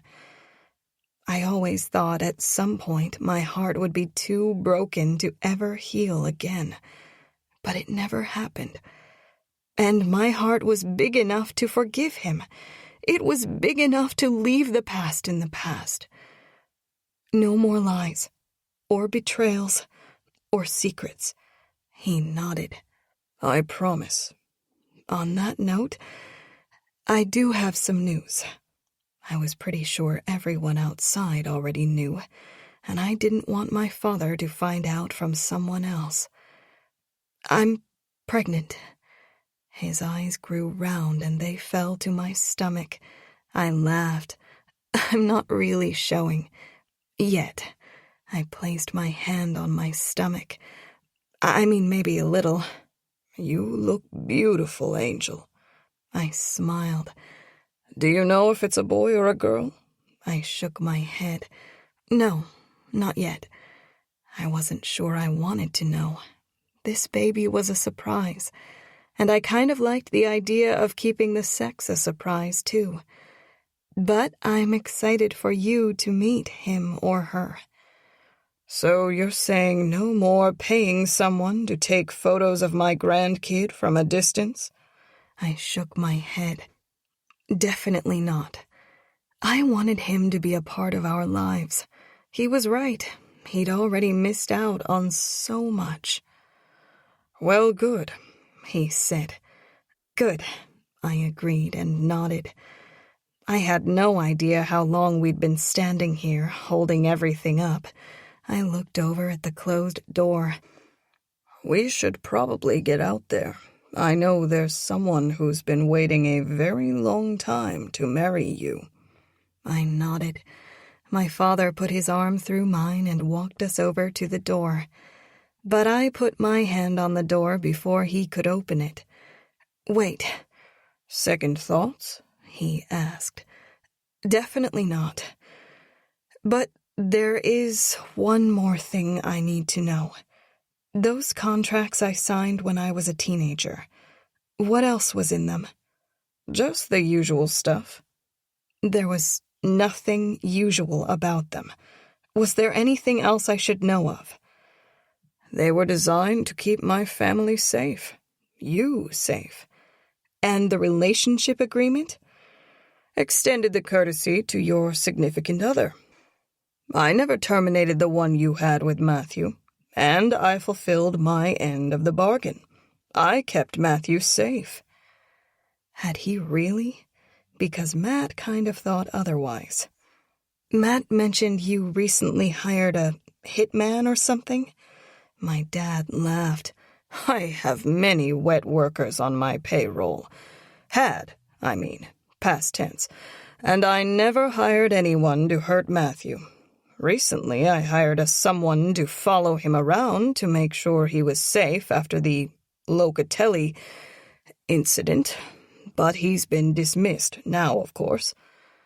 "Oh, my father thought I may have died in that car bomb, but he'd still protected Matt.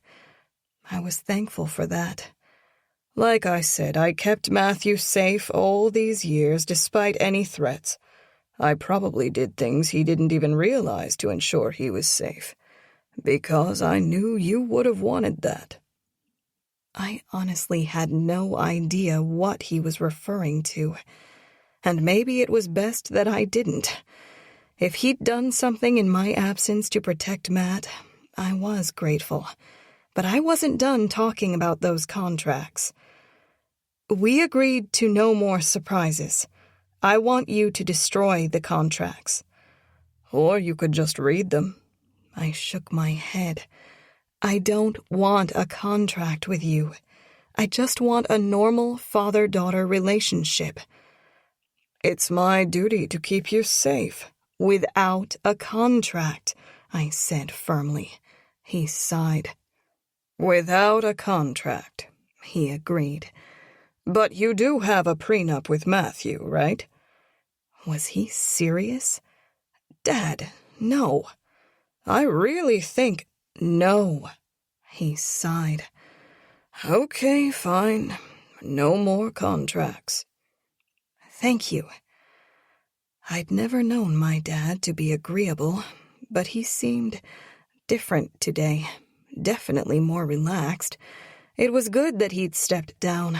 I was pretty sure that job was slowly killing him, and I'd only just gotten him back. I took a deep breath. Okay, let's do this thing. I've made Matt wait long enough. My dad opened the door. The kids were running around the restaurant, but it didn't take long for Justin to corral everyone by the doors. You look beautiful, Mommy, Jacob said. I crouched down in front of him. Thank you. Will you save a dance for me? Who had taught him to ask me that? I couldn't stop smiling. Of course. Are you ready? You have a very important job, sweet boy. I gestured to the rings tied to the little pillow in his hand. Yesy. I kissed his cheek, and then he turned to my dad. I think I'm supposed to hit you again. My dad immediately put his hands over his junk. I stifled a laugh. We're all going to start over and be friends. Jacob stared at my dad skeptically. A new beginning, I said. Everyone deserves a second chance, especially family. Jacob scrunched his mouth to the side. I already have an abuelo.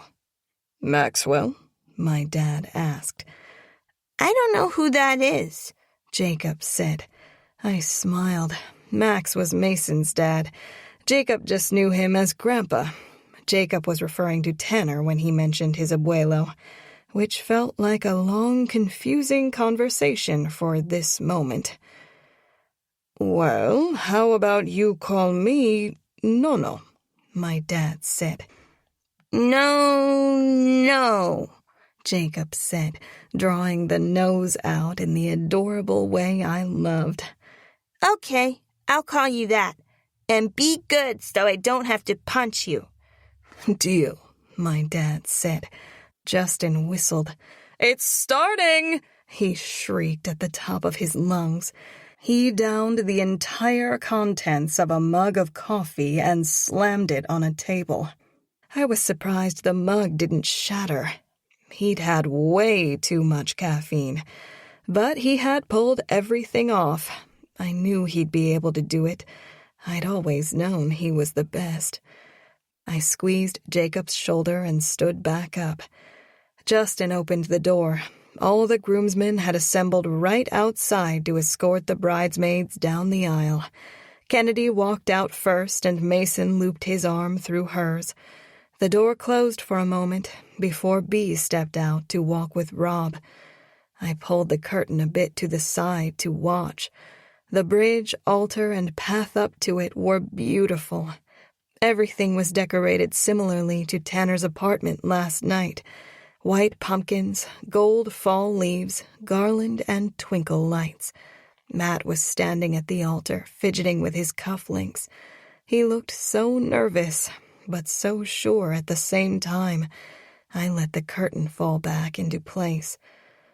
James grabbed Penny's hand as she walked out the door. But before it closed, Tanner stepped in. Just wanted to make sure everything was good. His voice trailed off when he saw me. Wow, Brooklyn. I smiled. Everything is good.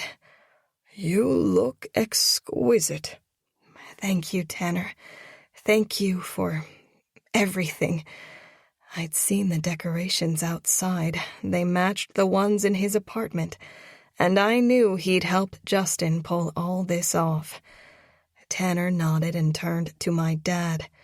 Thank you for coming, Richard. It means the world to me and my friends. I wouldn't have missed it, but thank you for alerting me so obsessively. Tanner laughed. I couldn't let you miss it. He clapped my dad on the back. It's your turn, you big hunk of man meat, Justin said. Tanner grabbed Daphne's hand. Everyone else that wasn't in a couple had done the signature arm loop. I was pretty sure Tanner did it just to piss Rob off. Tanner escorted Daphne outside. Okay, that's our cue, Justin said to Nigel, and put his hand out for Nigel. Nigel sighed. No holding hands, we'll just walk adjacent. And doesn't that big stranger need to get outside? He pointed to Donnelly, who was just standing there with his arms folded across his chest. Justin's eyes grew round. You! Get that gorgeous ass outside immediately. You're ruining everything. He slapped Donnelly's butt. Donnelly laughed, and I couldn't help but smile. I wondered if this was the first time they'd talked. It wasn't a bad reintroduction after 16 years. Donnelly looked at my father. It's okay, Mr. Pruitt said. Go on out. He nodded towards the door. Donnelly winked at Justin and then walked out the doors. As soon as the doors closed, Justin squealed and spun toward me. Did you see that? He winked at me. What does it mean? Does he remember me? He started fanning himself. I think he remembers. We did so much stuff in the closet. Not the figurative closet. I was way out, even though he was way in. The actual, literal closet. We used to hook up in closets, is what I'm trying to say. I think he remembers, I said. Justin shrieked again. He is the hottest man I've ever been with. Should I go talk to him? I think I should go talk to him. Justin. Yes? I think it's your turn to walk down the aisle.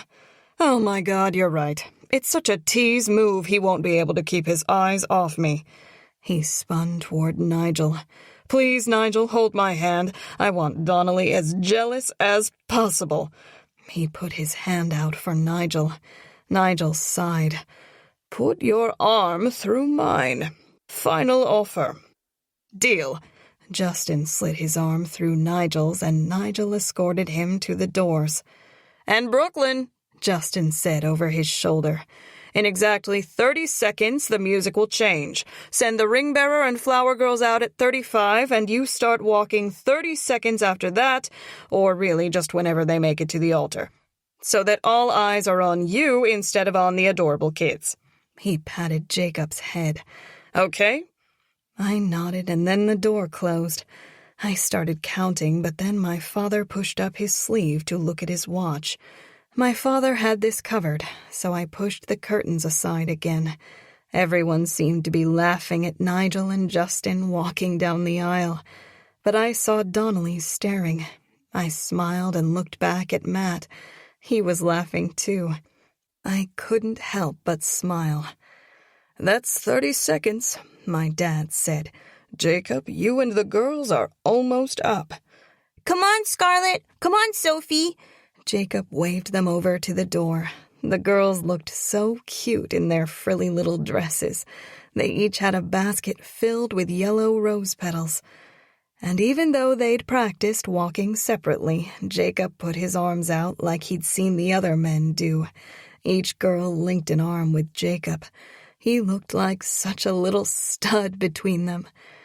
And 35, my dad said and opened the door. You're on. Jacob escorted them both out the door. I could hear all the ahs before the doors closed. In 30 seconds, I'd be walking down the aisle to Matt. It was weird.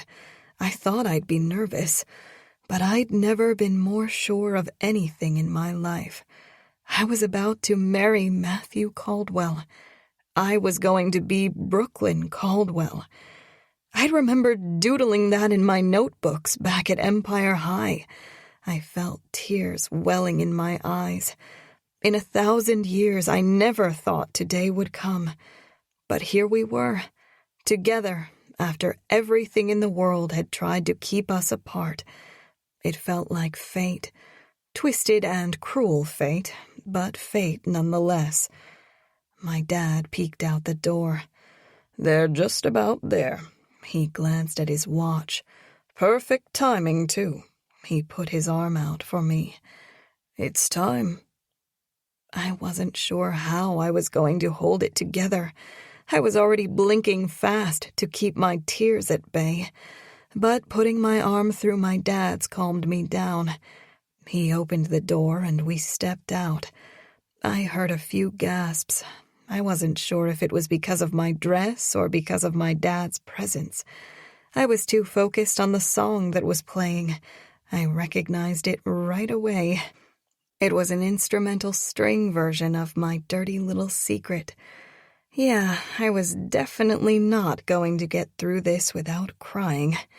Matt and I had been so busy we didn't have much time to think about music. But Tanner had mentioned something about handling it. He'd done this. Honestly, I wasn't even sure a string version had existed before. He really could make anything happen. The chairs were full of people, but I didn't truly see any of them. My eyes were focused on Matt. He rubbed the tip of his nose with his index finger. Our signal. I was smiling so hard it hurt. Walking up to him right now, I couldn't believe I'd stayed away for 16 years. I couldn't believe all the pain I'd caused him.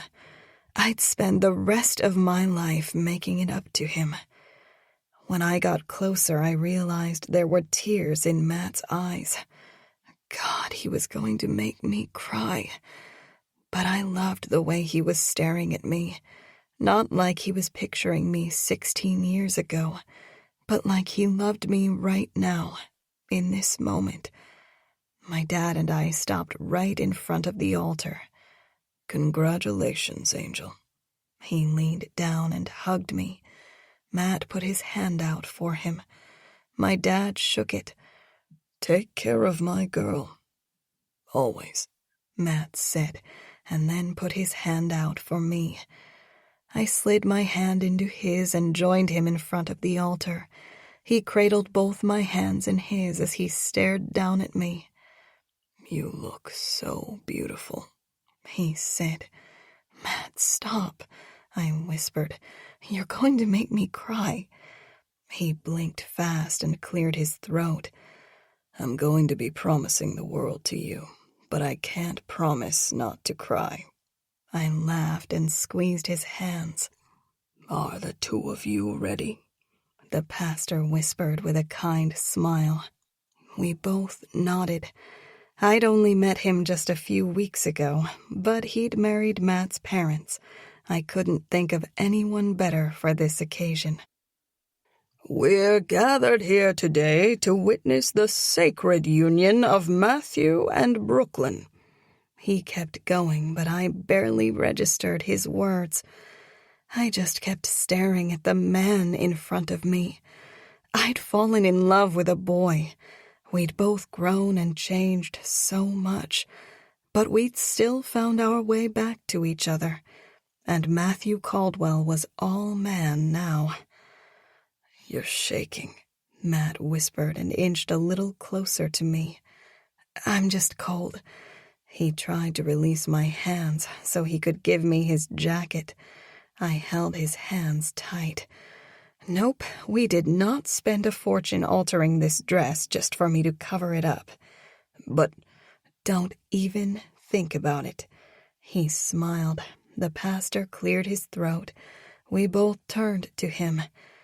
"You have agreed to read your own vows, right?" he asked. The crowd chuckled. I was pretty sure this wasn't the first time he'd asked us. "Yes," Matt said. He let go of my hands and grabbed a piece of paper from his jacket pocket. He slowly unfolded it and looked at me. And I already knew he was going to make me cry. Chapter 40. Friday. Matt. God, Brooklyn was beautiful. For a second I just stood there staring at her. I really couldn't believe this was happening. I didn't bother to look down at the paper in my hand. I knew what I wanted to say. I feel like I'm dreaming, and any moment I'm going to wake up. Brooklyn nodded. Me too, she whispered. For 16 years I've been lying to myself, lying to my friends. I looked behind me. My family. I looked at my parents sitting in the crowd and then back at Brooklyn. I told myself I didn't want to get married, that I didn't want kids, that I didn't want a wife. But I did. I just only ever wanted it with you. It's only ever been you, Brooklyn, and it'll only ever be you. Fuck, I really am going to start crying. I'm a mess without you, baby. Each day after I thought you passed away, I died a little more inside. I felt like a ghost walking around the city, and I could only ever breathe when I thought I saw you on a crowded sidewalk or in the stands of Empire High. I closed my eyes for a moment. Or when I smelled fall leaves. God, the falls were the hardest. I opened my eyes again and stared at the tears in hers. But the falls were also the best because I never wanted the memory of you to disappear, because I don't know how to live without you. I love you, Brooklyn mouthed silently to me. I wrote my vows to you 16 years ago, and I still have them. I held up the paper in my hand. I read part of them once, on one of the worst days of my life, when we buried you. It took all my self-control to not start crying, especially when I saw a tear fall down Brooklyn's cheek. I reached out and wiped the tears from beneath Brooklyn's eyes with my thumbs. And I want to make the world right again. I never should have read these at your funeral, because they were always meant for today. I know I'm not 16 years old anymore, and I love you even more now. But I was a pretty good writer back then.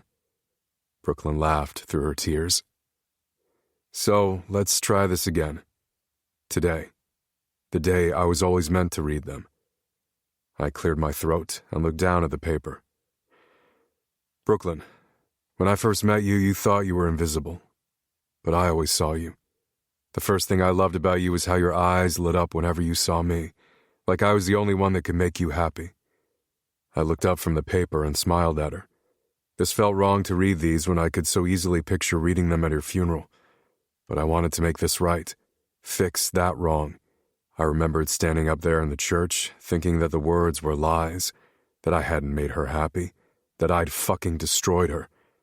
But that wasn't true, because she was standing right here, with me. But you were the one making me happy. You were a breath of fresh air in this city. I was infatuated with you before we ever spoke, and I fell harder for you every single day since you first let me in, and I know that I'll keep falling harder every day from here. I looked up at her again. That ended up being very true. She laughed again. I know you're scared of time, but I'm giving you all of mine every second. I'll cherish you, Brooklyn. I'll keep you safe. My voice cracked. Matt, she whispered and grabbed my wrist. You don't have to keep going. I shook my head. I really did. I know that we're young, but you've taught me that the one thing in this life we can't waste is time. I shook my head. Baby, I can't imagine my life without you. I'd be lost if we weren't together. I'm only happy when I know that you're happy too. And it took me being an idiot, but I know for a fact that I'm only really living when we're together. And I don't want to go another day without you by my side. All of this was still true, Except I'd been an idiot a second time without even knowing it. In that pool with Jen, I was such a fucking fool. I promised to be all your firsts. First kiss, first love, first husband. Well, I felt like an idiot again right now. I'd forgotten it had said that. It was an inside joke back then. If I'd read it 16 years ago, she would have laughed. Instead of looking up at me with a sad, knowing smile. I wasn't trying to make her feel bad. The next lines were about more firsts we'd experienced together, like our first child. We were going to have one soon, but it wasn't Brooklyn's first, and I didn't want her to ever think I didn't think of Jacob as a son. I cleared my throat. Some of this no longer applies. The crowd laughed, but Brooklyn looked like she was going to cry again. Which is fine, I quickly added, because I don't care about firsts anymore. I'm standing here asking if you do me the honors of being all my lasts. The smile was back on her face. I think that can be arranged, she said. But I do want to take a second to let you know I'm not upset about the time we were apart. It feels like this was always meant to be. Right now. Right here. And I'm so thankful to Miller for taking care of you when I couldn't. Matt. Her voice cracked. I know a piece of your heart will always belong to him, and that's okay.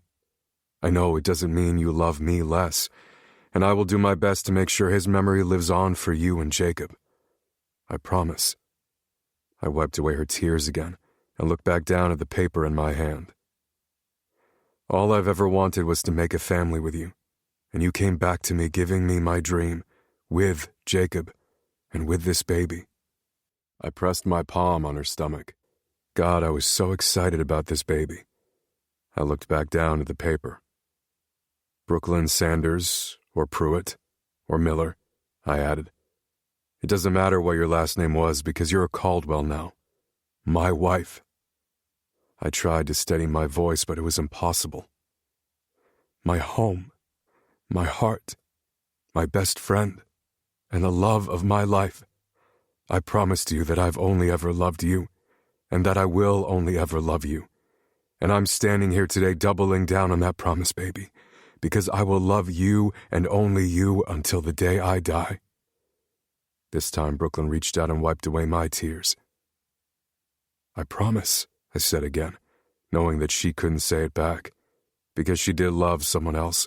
She'd lived a whole life with Miller. She still woke up in the middle of the night crying, missing him.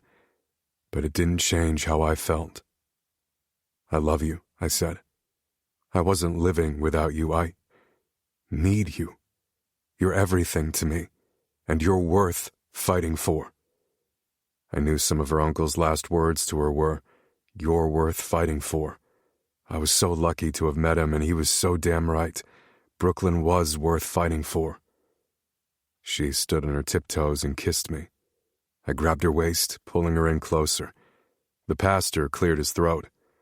Brooklyn pulled back and her cheeks flushed. I loved how she kissed me the same even when we were in front of a crowd of people. And was it just me, or were her breasts bigger than usual? Fuck me. How was I supposed to go through this whole ceremony and reception when all I wanted to do was take her right on the bridge?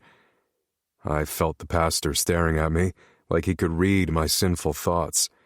Mason stepped forward and handed me the rings. I had honestly completely forgotten what I was supposed to do next. I was too busy staring at my bride.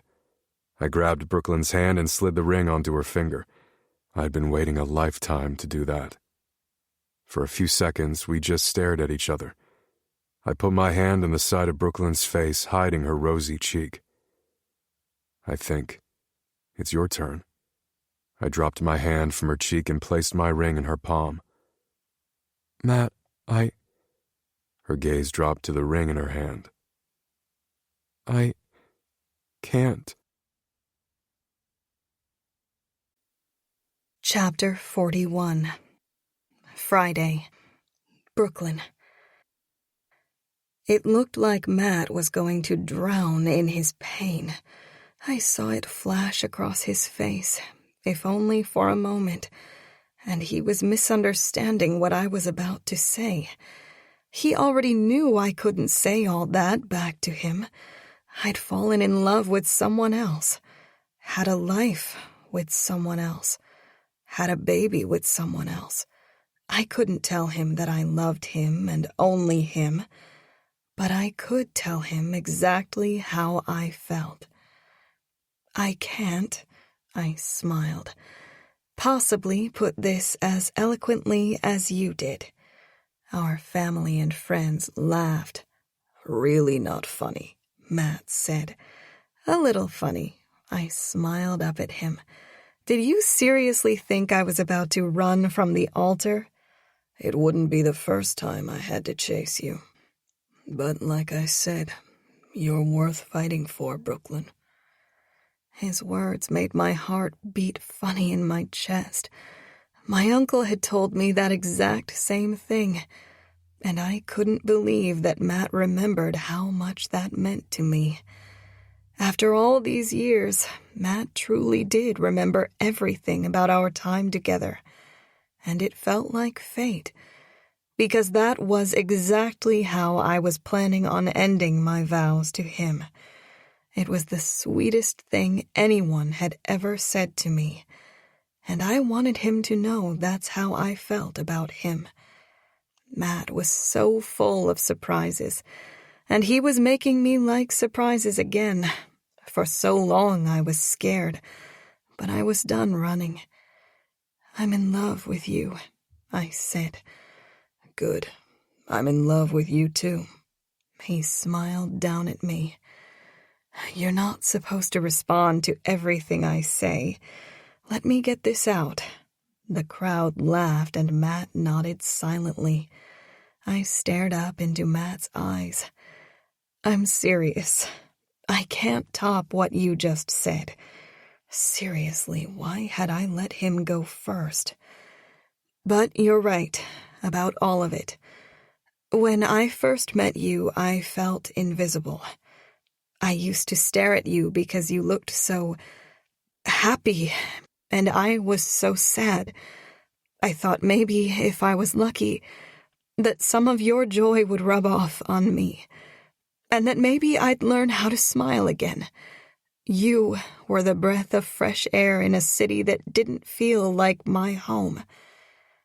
I have this whole thing with home, because I kept losing mine. But I always had you, even when I thought I didn't. Even when I stayed away for 16 years, you were still there, waiting, perpetually waiting, fixing up homes that we were always meant to share together. Because you are home to me, Matt. You've always been home to me. I can't stand here and say I regret anything that's happened. But I can say that I'm sorry. I'm sorry I didn't talk to you 15 years ago when I escaped. I'm sorry I ran away from you when I promised I'd never run away. We promised that we'd always talk things through. Baby, Matt grabbed my hand. It's okay. I shook my head. It wasn't.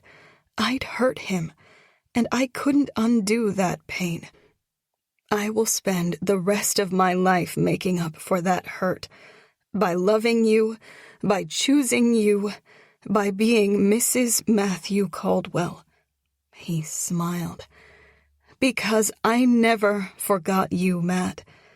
I baked so I could smell cinnamon in the air. Watching football reminded me of you. Crisp fall air reminded me of you. Certain songs reminded me of you. I put all my hopes and dreams on you for so long. And that doesn't just go away. Not even in 16 years. No, you're not the same boy I fell in love with. And I'm not the same girl that you fell in love with. But you still are and always will be the boy I stare at when I think no one's looking. Tears started streaming down my cheeks. I still want your joy to rub off on me, and I still dream of being your wife. Today it feels like all my dreams are coming true. Matt reached out and wiped my tears away with his thumbs. You were my first love, and my last love, and I will love you until the day I die, Matt. Always and forever. I promise to never run away from what we have ever again. Because you're worth fighting for, too. I went to slide the ring on his finger, but he pulled me into a searing kiss instead. God, I'd never grow tired of Matt's kisses. I heard Rob whistle, and the pastor cleared his throat. I put my hand on Matt's chest. He slowly pulled back. The pastor looked down at the ring in my hand. Oh, I'd almost forgotten. I grabbed Matt's hand and slid the ring onto his finger. I smiled up at him. That felt like a long time coming. I was so lucky that he'd waited for me. And I meant what I'd said. I'd spend my whole life making up for all the time we'd spent apart. We were finally allowed to be happy. We were finally free. Matthew Caldwell, the pastor said, do you take Brooklyn to be your lawfully wedded wife? To have and to hold until death do you part? Matt smiled down at me, the kind of smile he used to have back at Empire High, like everything was right in the world. I do. Brooklyn, do you take Matthew Caldwell to be your lawfully wedded husband? To have and to hold until death do you part? 1,000% yes. I do. Then, by the power vested in me by the state of New York, I now pronounce you husband and wife. Go ahead and kiss your bride. Again, he said with a smile. I laughed. Matt leaned down and kissed me as cheers erupted from all our friends and family. Our first kiss as husband and wife, 16 years in the making. And I was going to make it count. I grabbed the lapels of his jacket to deepen our kiss. His hands slid to my ass, and I didn't even care. I didn't care who was watching, or silently judging us. All that mattered in that moment was him and me. The kiss was somehow sweet and sinful, and salty from my tears, and I never wanted this moment to end. But then I felt something land on the tip of my nose. I pulled back and stared up at the light snow that had started to fall. Today had been much colder than the original forecast had predicted, and no one had predicted snow. I smiled. I knew in my heart that this was Miller's doing. I lifted my hand and watched a snowflake land on my palm and melt away. I closed my hand in a fist and looked back up at the falling snow. Each flake that landed on me felt like a kiss from Miller. Miller and I had gotten married in the snow on Christmas Day, just the two of us, the only witness the silent falling snow. Yes, this was definitely him, his blessing. He'd meant what he'd written in that letter. He wanted me to keep living, to keep loving, to never take a single day for granted. Another snowflake landed on the tip of my nose, and I smiled at Matt. It's snowing. That's all you have to say? Matt said. We're married. He lifted me into his arms and spun me around. We're married, I yelled and lifted my hands in the air.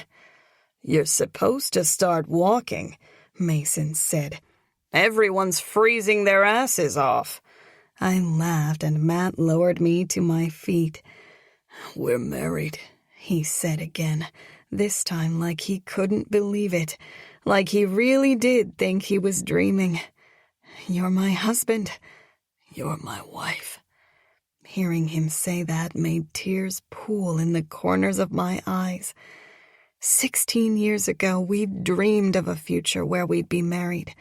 Our future was finally here. Our happily ever after. I grabbed his hand and lifted it in the air. Everyone cheered again, and then we ran through the falling snow toward the restaurant. For some reason, I kept laughing, like I'd been holding on to all this joy in my chest and it finally wanted out. From this day on, I was choosing to be happy. From this day on, I was Brooklyn freaking Caldwell. It was a blur of pictures and congratulations. We took a lot of pictures inside, but ventured outside in the falling snow for a few in front of our bridge. Rob almost pushed Tanner into the freezing cold water, but luckily Tanner had excellent balance. But I was barely paying attention. I kept waiting for someone to pinch me.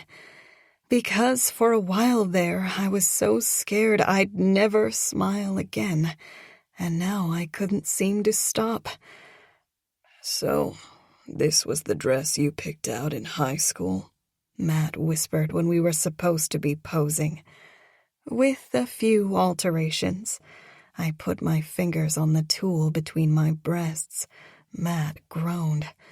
"Who knew that 16 years would make you such a tease?" I laughed and pushed on his arm.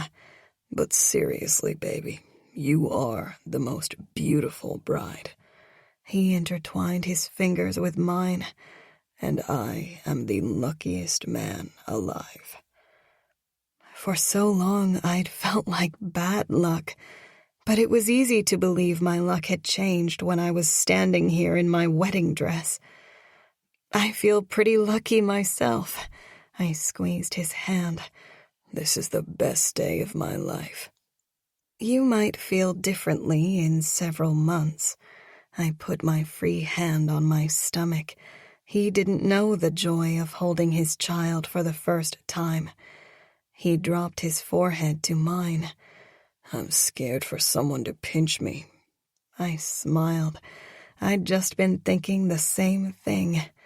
Oh, this is very much real. I reached out and pinched him. He laughed. "Pinch me back." He lightly pinched my elbow. I smiled. Guess we're not dreaming. Mommy! Jacob ran up to us through the snow. Snowball fight! He threw a very tiny snowball right at Nigel.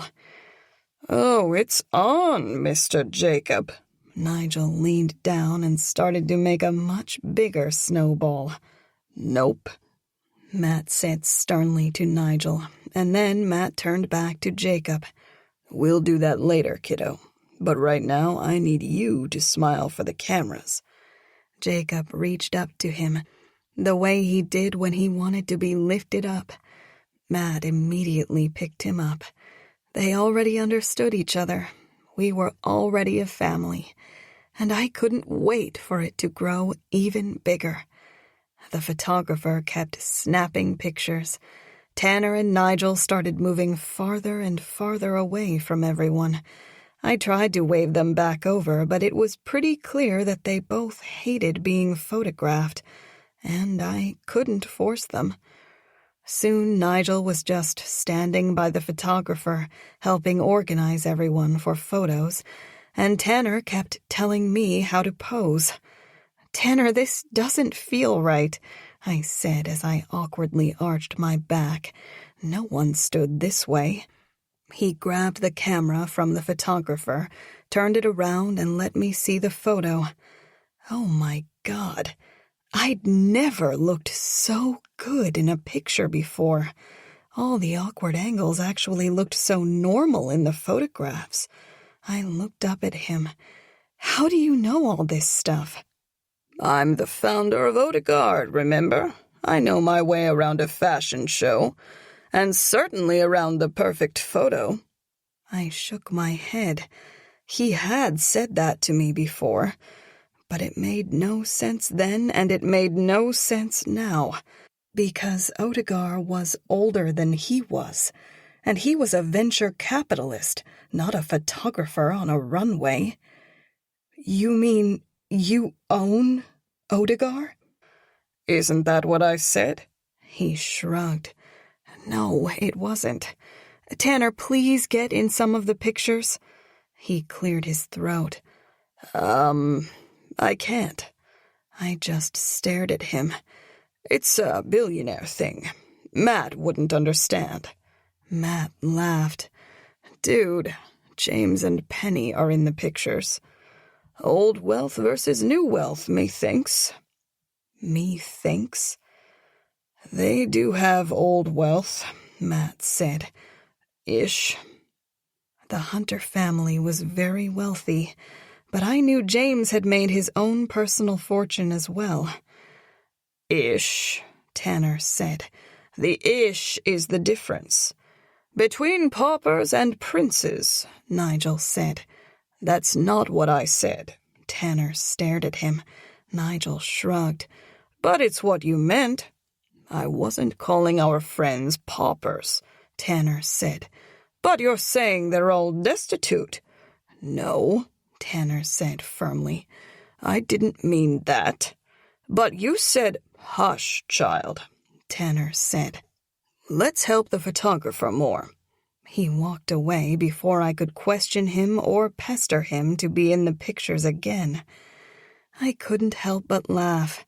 Why had Tanner called Nigel a child? Nigel was a grown man. Well, mostly. He did look awfully young, actually. How old is Nigel? I asked Matt. I have no idea, he said. A little younger than Tanner? Huh. The more I looked at him, the more I thought he could pass for a teenager.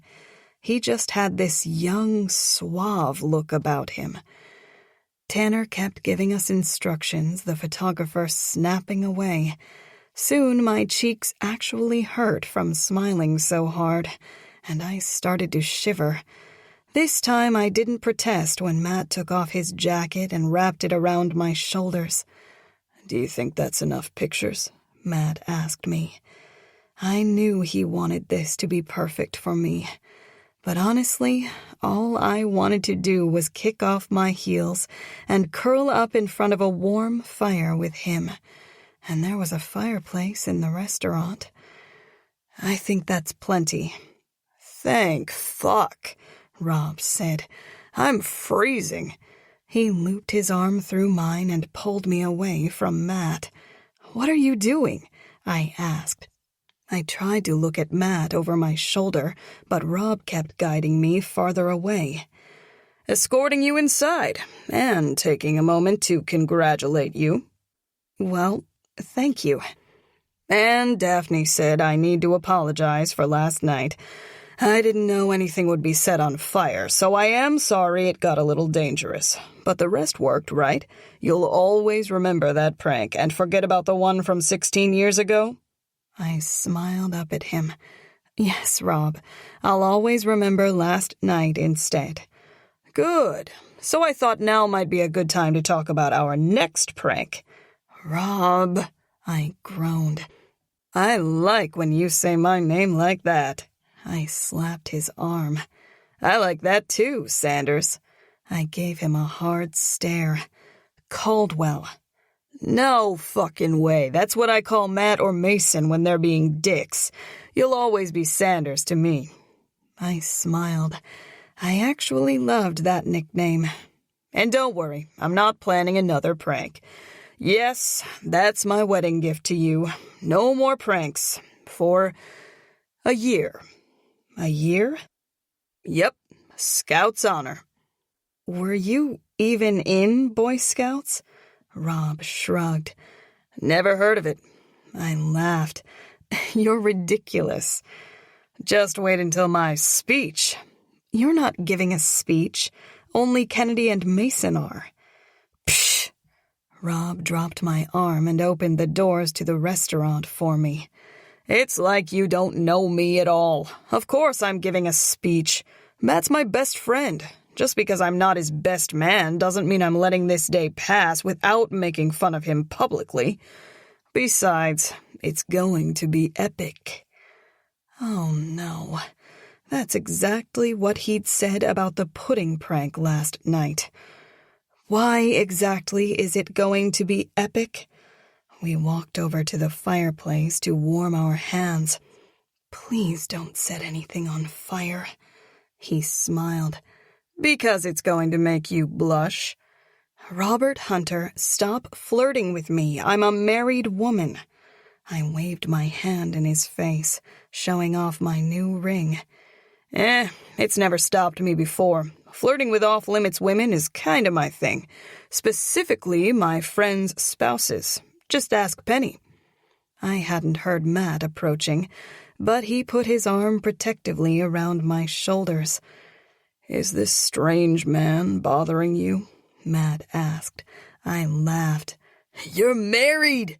Rob yelled and jumped into Matt's arms. I laughed even harder as Matt almost fell over from the impact. A flash made me turn my head. The photographer hadn't captured the moment, but luckily Kennedy had. Congratulations, she said and put her arm around me. She rested her head on my shoulder. I'm so happy for you. Whoever thought that when we were having sleepovers in your old apartment that one day we'd be here? I never could have predicted any of this. Maybe we could have predicted it a bit, Felix said as he walked up to us. Congratulations, noob. He leaned down and hugged me. Thank you. And he was right. I could have predicted it a little. I'd wanted Matt back then, and I'd always thought Felix was a good fit for Kennedy. Is everything good with your dad? Kennedy asked as I pulled back from the hug. I looked over at my father. He was talking to Mrs. Alcaraz.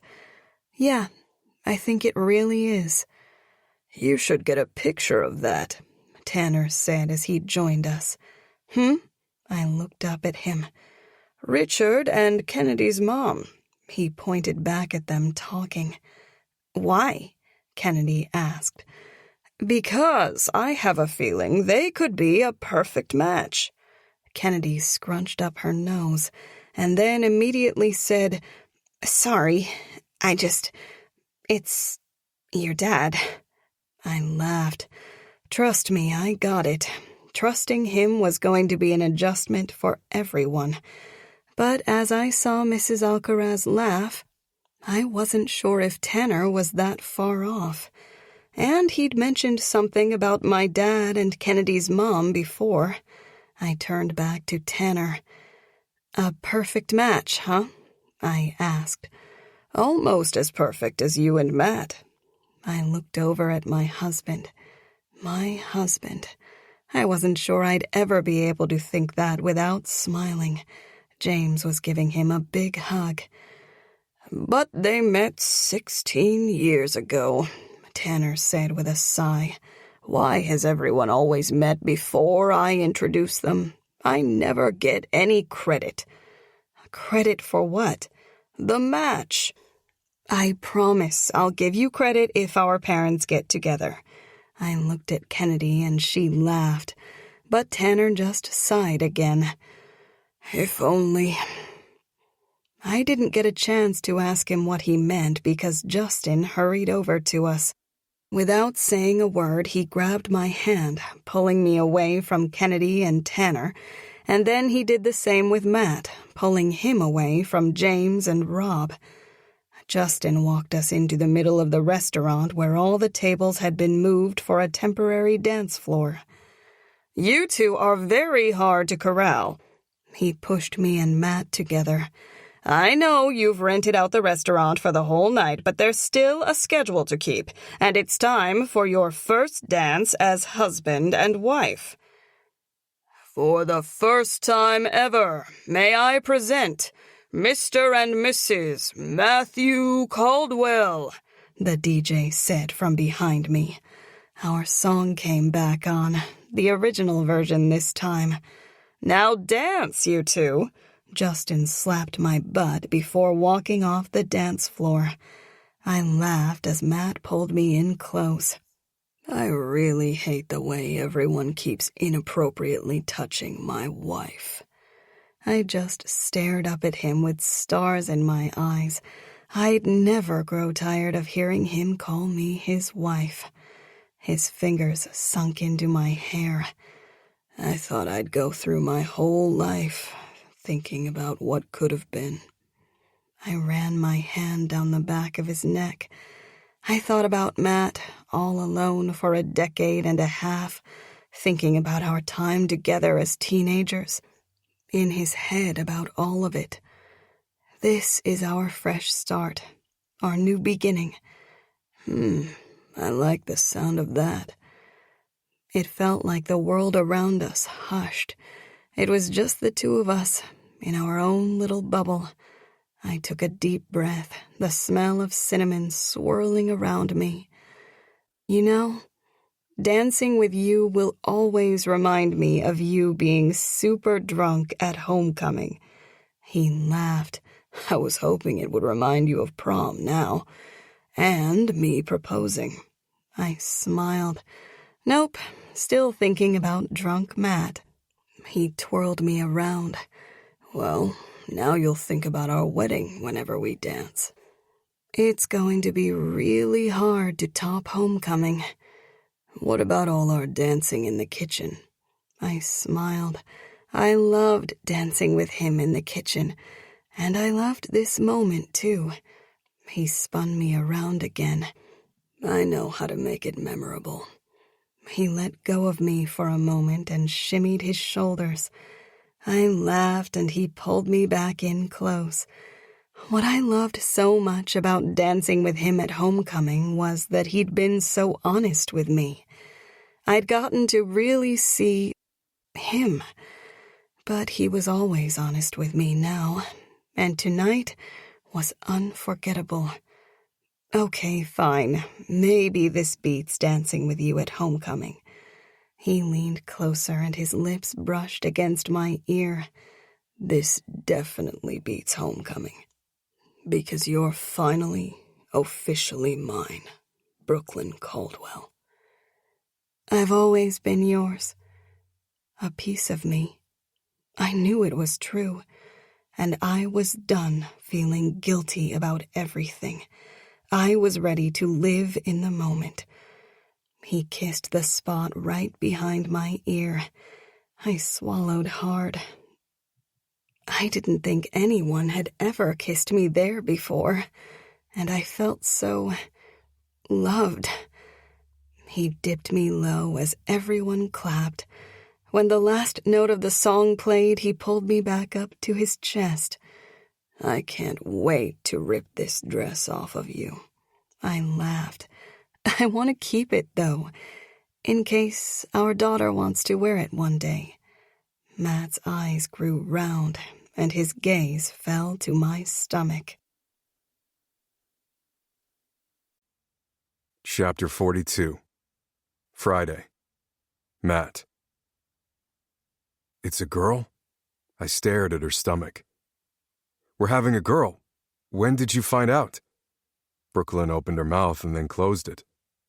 No? Yes? Maybe? I'm so sorry, I don't know, Her voice trailed off. I feel like it might be. I smiled. She was so adorable. And if it is, I'd like her to have the option of wearing this dress, so please don't rip it into pieces. I'm not a wild animal, I was probably just going to pop a few buttons, although the tool between her breasts was just begging for me to rip it with my teeth. She raised her eyebrows at me. But I promise I won't. My eyes trailed down between her breasts to her stomach. A girl. I smiled. I was thinking it was probably a boy, but I could picture us having a little girl. A little you. I want to fill our house with little Brooklyns. I feel like if I smile anymore, my cheeks are going to freeze like this. I leaned down and kissed one of her cheeks. I hope they do. I love it when you smile. Her smile just grew even more. This is so much better than Black Friday 16 years ago, and now we can always remember this instead. I thought I wanted to completely erase that memory, set the world right, but I was grateful for every moment we'd had rekindling our relationship. I was happy right here in this moment, and so was Brooklyn. That's all that really mattered. Someone tapped their silverware against the side of their champagne flute. I turned to see Mr. Pruitt stand up. "A toast," he said. "To the happy couple." The DJ handed him the microphone. "I didn't know the father of the bride was going to make a toast," Justin said from behind us. "Brooklyn, why didn't you tell me?" Brooklyn laughed. "Justin, I didn't even know he was coming. How could I have possibly told you who's making a toast?" "You two need to go sit down. The toasts have been commandeered. This is an emergency." "Justin," Brooklyn said and put her hands on his shoulders. "Kennedy and Mason's toasts were planned for right now anyway. It's fine. But because this seems like a big deal to you, I should probably warn you that Rob is planning a toast too." I laughed. Of course he was. Rob would never miss an opportunity to upstage my best man. "Damn that hilarious hunk of man meat. Sit, sit." He shooed us toward our table. I put my hand on Brooklyn's lower back and guided her to our table. The curtains on the windows had been opened, and the snow was falling harder now. I always loved it when it snowed in New York. It was the only time the city ever felt quiet. I pulled Brooklyn's chair out for her, and we both sat down. It felt so surreal to be seated here with Brooklyn, staring out at all our family and friends. I knew Brooklyn had already pinched me, but I kept thinking I was about to wake up. "Angel," Mr. Pruitt said and lifted his glass. "I know we've had our ups and downs." I stared at Brooklyn and then back at him. That was the understatement of the century. "Even the name, Angel." He shook his head. "But you are my angel. You saved my life." I clenched my hand into a fist under the table. Brooklyn reached over and put her hand on top of my fist. I turned to look at her. "A new beginning, remember?" she whispered. I unclenched my fist. My wife was the most understanding person in history. I took a deep, steadying breath. "I wouldn't be standing here today if it wasn't for you," Mr. Pruitt said. "And for more than just the obvious reason. You gave me a new purpose, Brooklyn. You are so much like your mother. You reminded me of who I wanted to be, who I still could be. For you." I stared at the tears welling in Brooklyn's eyes. "And Matthew." I turned to look at him. "You weren't my first choice, as you know. It's no secret that I tried to push Brooklyn toward your brother back in high school." Asshole. We'd had a nice moment before the wedding. Why was he bringing that shit up? Mason chuckled. Mr. Pruitt shook his head. "Matthew, you were basically a gnat that wouldn't go away." Someone's fork clanged onto the floor and another person coughed. "Dad," Brooklyn said. "I'll get to the point," Mr. Pruitt said. "It turns out you were the good kind of gnat." What the hell was a good gnat?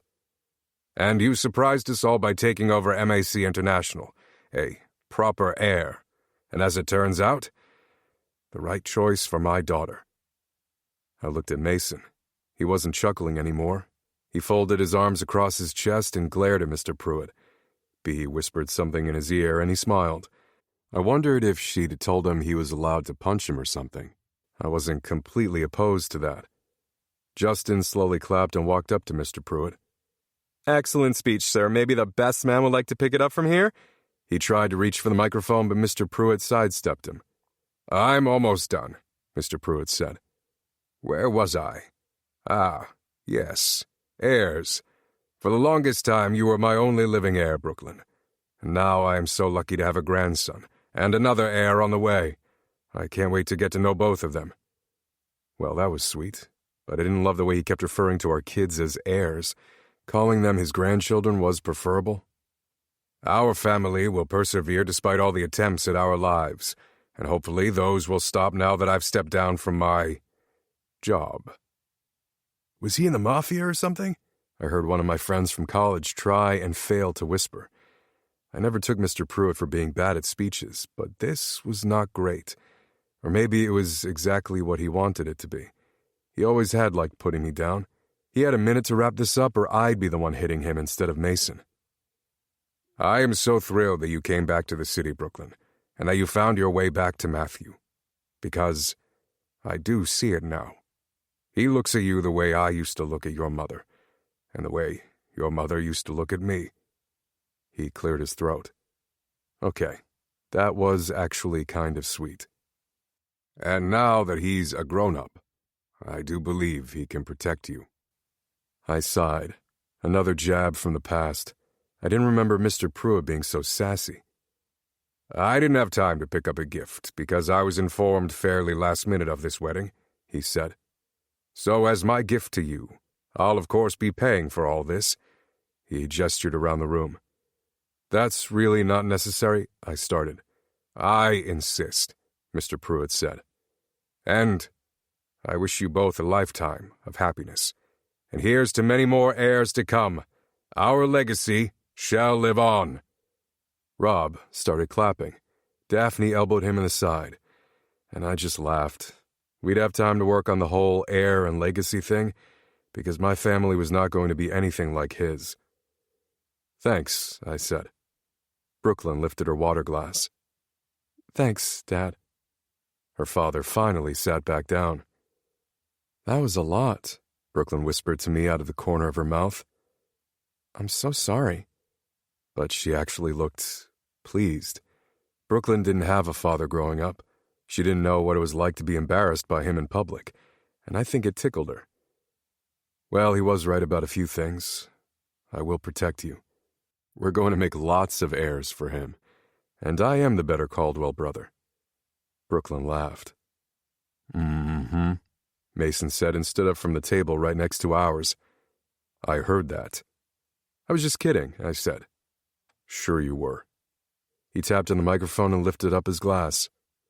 "To my annoying little brother." Everyone laughed. He smiled and turned toward me. "I don't really mean that. Weirdly enough, we've always gotten along, all four of us." He nodded at Rob and James. "But that doesn't mean I'm not about to embarrass the shit out of you."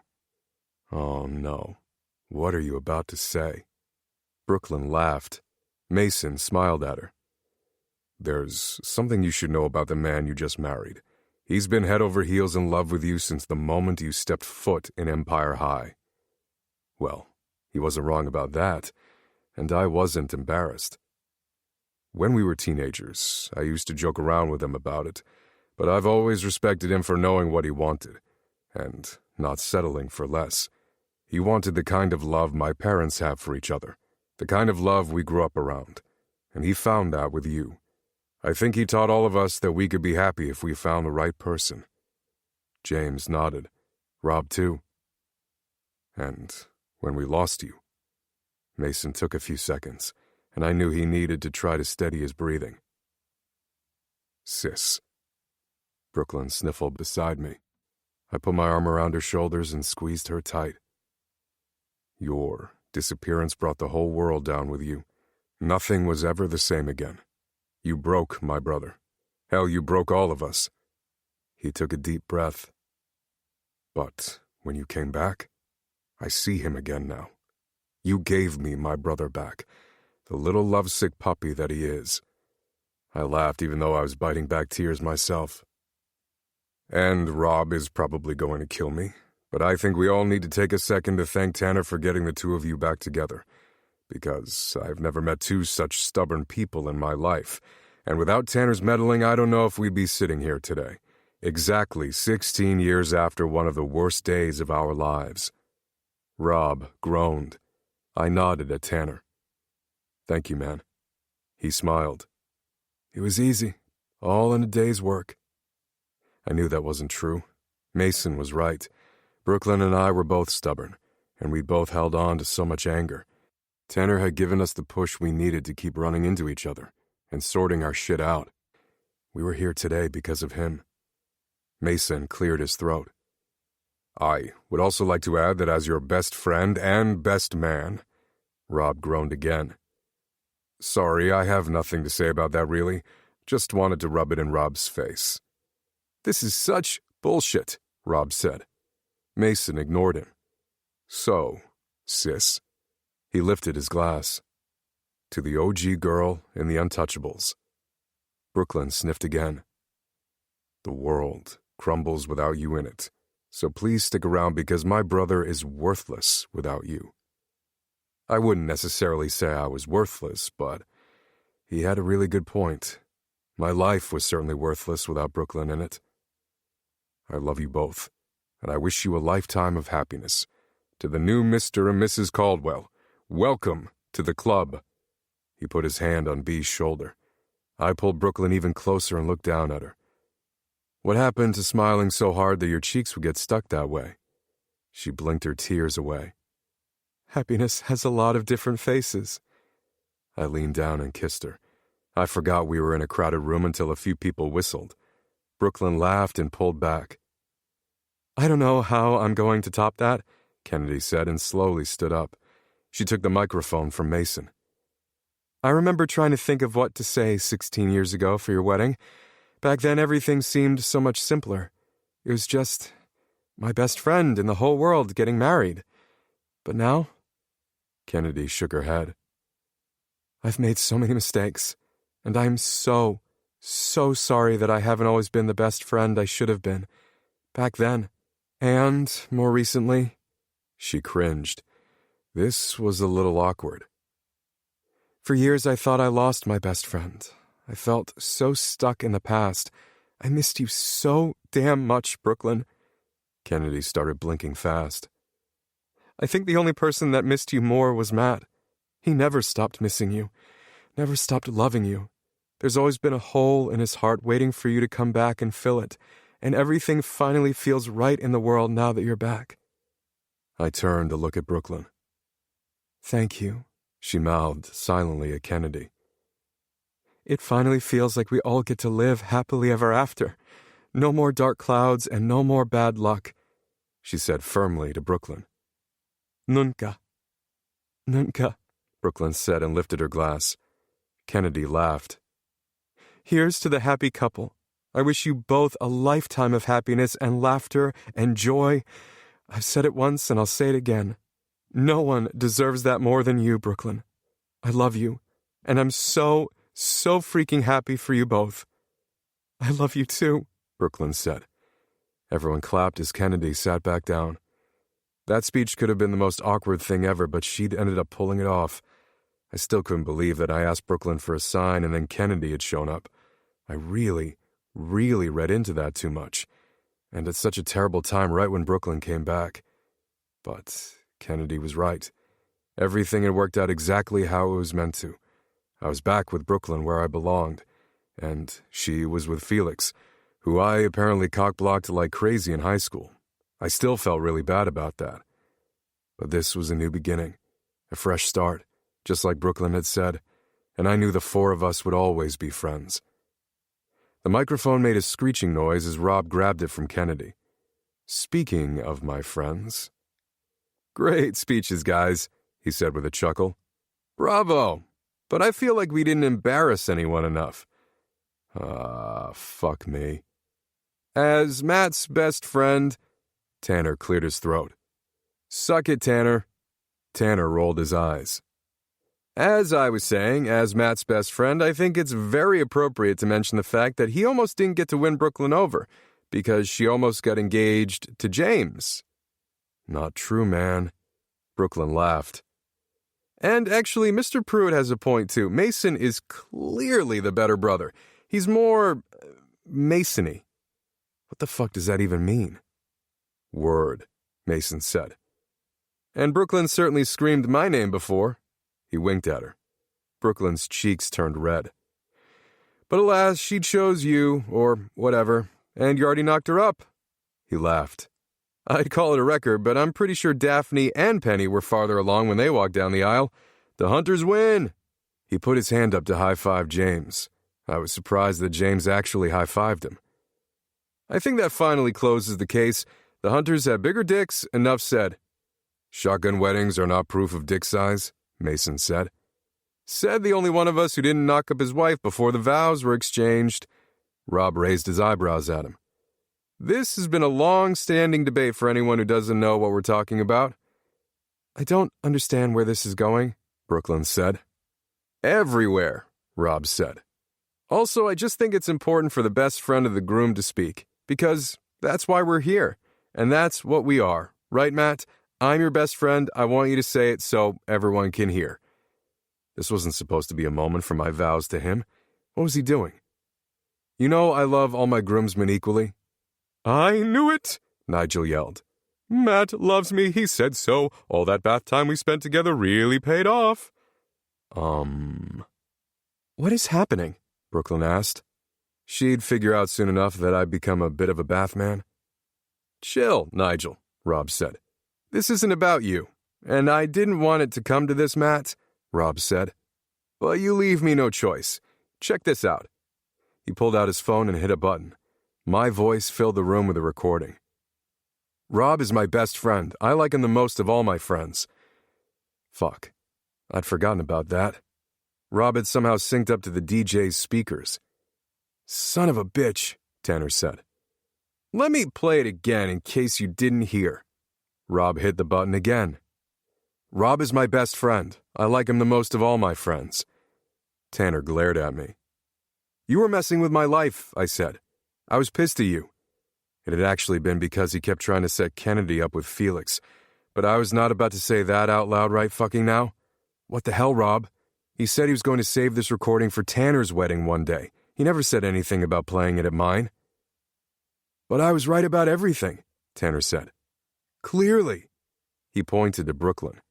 She's always been your perfect match. It's true love. Well, yeah. What else was I supposed to say? In the moment, I'd hated Tanner for interfering. But yes, I was obviously very fucking grateful. And I was not going to talk about that little hiccup with Kennedy on my fucking wedding day. So, take it back, Tanner said. Of course I take it back. You can't take it back, Rob said. Listen. Rob is my best friend. I like him the most of all my friends. Stop playing that, I said. No takesy-backsies, Rob yelled. Young Robert, we're supposed to be celebrating the happy couple, not whatever it is you're doing. Sit down, son. Tanner tried to reach for the microphone, but Rob pulled it away with a deafening screech. Did you just call me son? Rob looked deeply offended. Why, I oughta... Enough, James said and tried to pull Rob down into his chair. But Rob shook him off. Face having, Rob said and put his hand in front of Tanner's face. What does that even mean? Of course I have a face. Tanner pushed his hand away. Based on the delivery and context, it seems as though Rob just directed a horrible insult at you, Nigel said. You should be devastated right now, Master Tanner. You should be so devastated, Rob said. The most devastated. Ha! He pointed at Tanner's face. But Tanner didn't look devastated. He just looked confused and slightly entertained. James successfully wrangled Rob into his chair. Congrats to the happy couple, Rob yelled. And my best friend. Rob dropped the microphone and it screeched again. Thanks, Brooklyn said. You're welcome. Rob winked at her. I just shook my head. Although that had been wildly entertaining, I expected nothing less from Rob commandeering a speech. I was pretty sure he was also already drunk. Brooklyn looked up at me. Interesting friends you got there. I laughed. They're your friends too. Touché. But are you seriously never going to tell them who your best friend is? No. I think they'd be too jealous when they found out it was you. She smiled up at me. I ran my thumb along the tulle of her dress, tracing her clavicle bone. Her throat made an adorable squeaking noise as she stared up at me. Seriously, how much longer was she going to make me wait to get her out of her wedding dress? Chapter 43. Friday. Brooklyn. Matt had loosened his tie and abandoned his jacket somewhere. The combination of his shirt sleeves rolled up and his vest did something to me. And that smile. God, I loved when he smiled at me like that. He had this way of making time stand still. And for someone who was always worried about running out of it, his smile calmed me. He pulled me back in close. Today has been perfect, he said. So perfect. I reached up and wiped a little icing off the side of his jawline. I wasn't even sure how I'd gotten it there. I'd done my best to smash the cake right against his mouth. We started dancing slowly, even though the song was fast. I looked around at everyone else dancing. Pretty much all our friends were very drunk. It actually reminded me a lot of homecoming. I smiled, the old memories swirling with the new ones, as my hips swayed to the song. Matt had wanted to right some wrongs from our past today by reading me his original vows. And there was something I'd always wanted to make right, too. I should have run to him when I'd gotten in trouble after homecoming 16 years ago, instead of running to James. I'd spend the rest of my life running into Matt's arms, or maybe just not leaving them at all. Starting tonight. Truly magical, I said. Matt said with a smile. Enchanting. Fantastical. He laughed. I'll come up with synonyms for how perfect tonight is all you want. But I feel like maybe something else is on your mind. I bit my lip and looked up at him. I just wanted you to know how much I loved today. But do you maybe want to get out of here? His smile grew even bigger. I thought you'd never ask. I tried to pull him off the dance floor, but he didn't budge. I looked up at him. There's just one small problem, he said. I looked down at the front of his pants. What? He laughed. No, as fun as grinding all night with you has been. I hit his arm. I wouldn't refer to that as a small problem. Fair, I said with a laugh.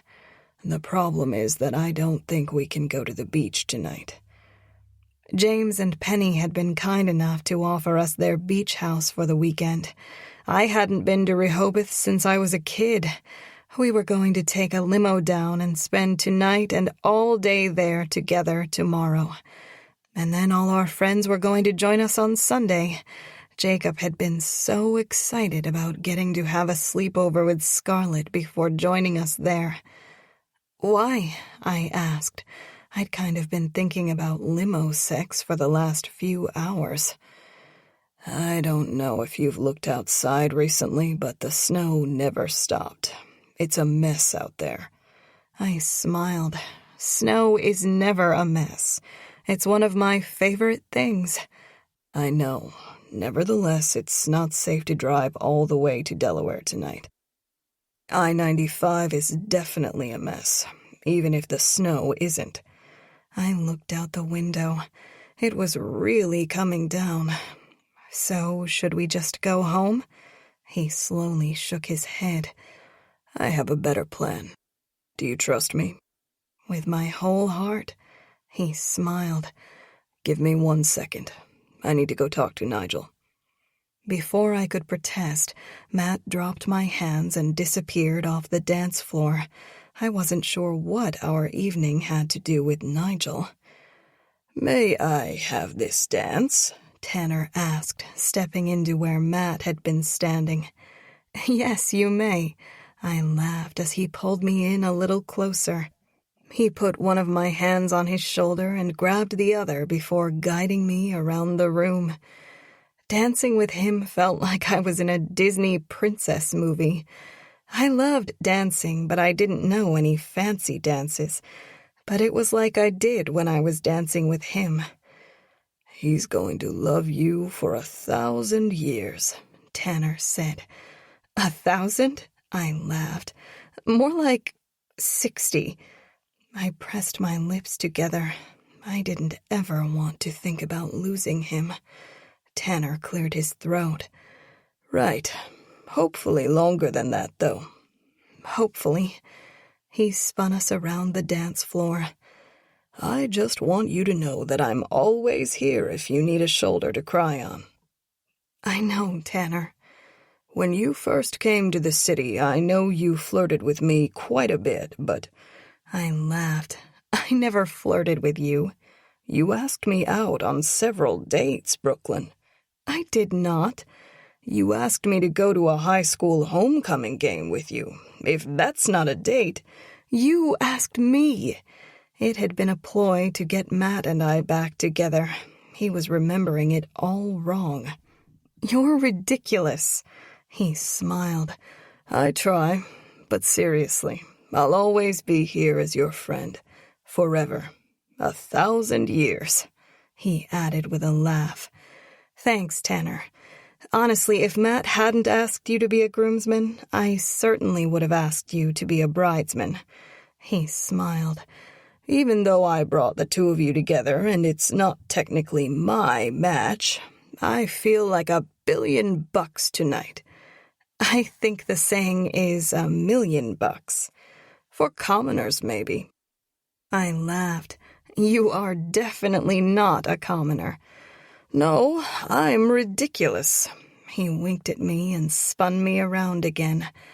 I know the two of you are heading to the beach, but my offer still stands. I can have a private jet ready for you to go to my private island in just a few minutes if you want. It was very sweet of him to offer, but I'd been looking forward to a simple trip to Rehoboth. Although I doubted that James's beach house was simple, it didn't matter now anyway, though. It's snowing too much for us to leave the city.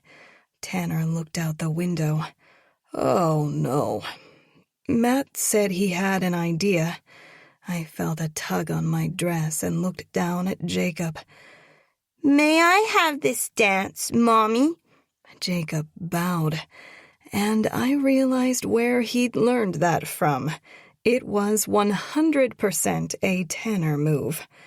Yes, you can, sweet boy. I'll leave you in my grandson's care, Tanner said. I should go help Matt with the arrangements. Congratulations, Brooklyn. Thank you for coming back. Thank you for making my friend smile again. He kissed my cheek and then placed my hands in Jacob's. I blinked away the tears in my eyes and smiled down at Jacob. You've been dancing quite a bit tonight.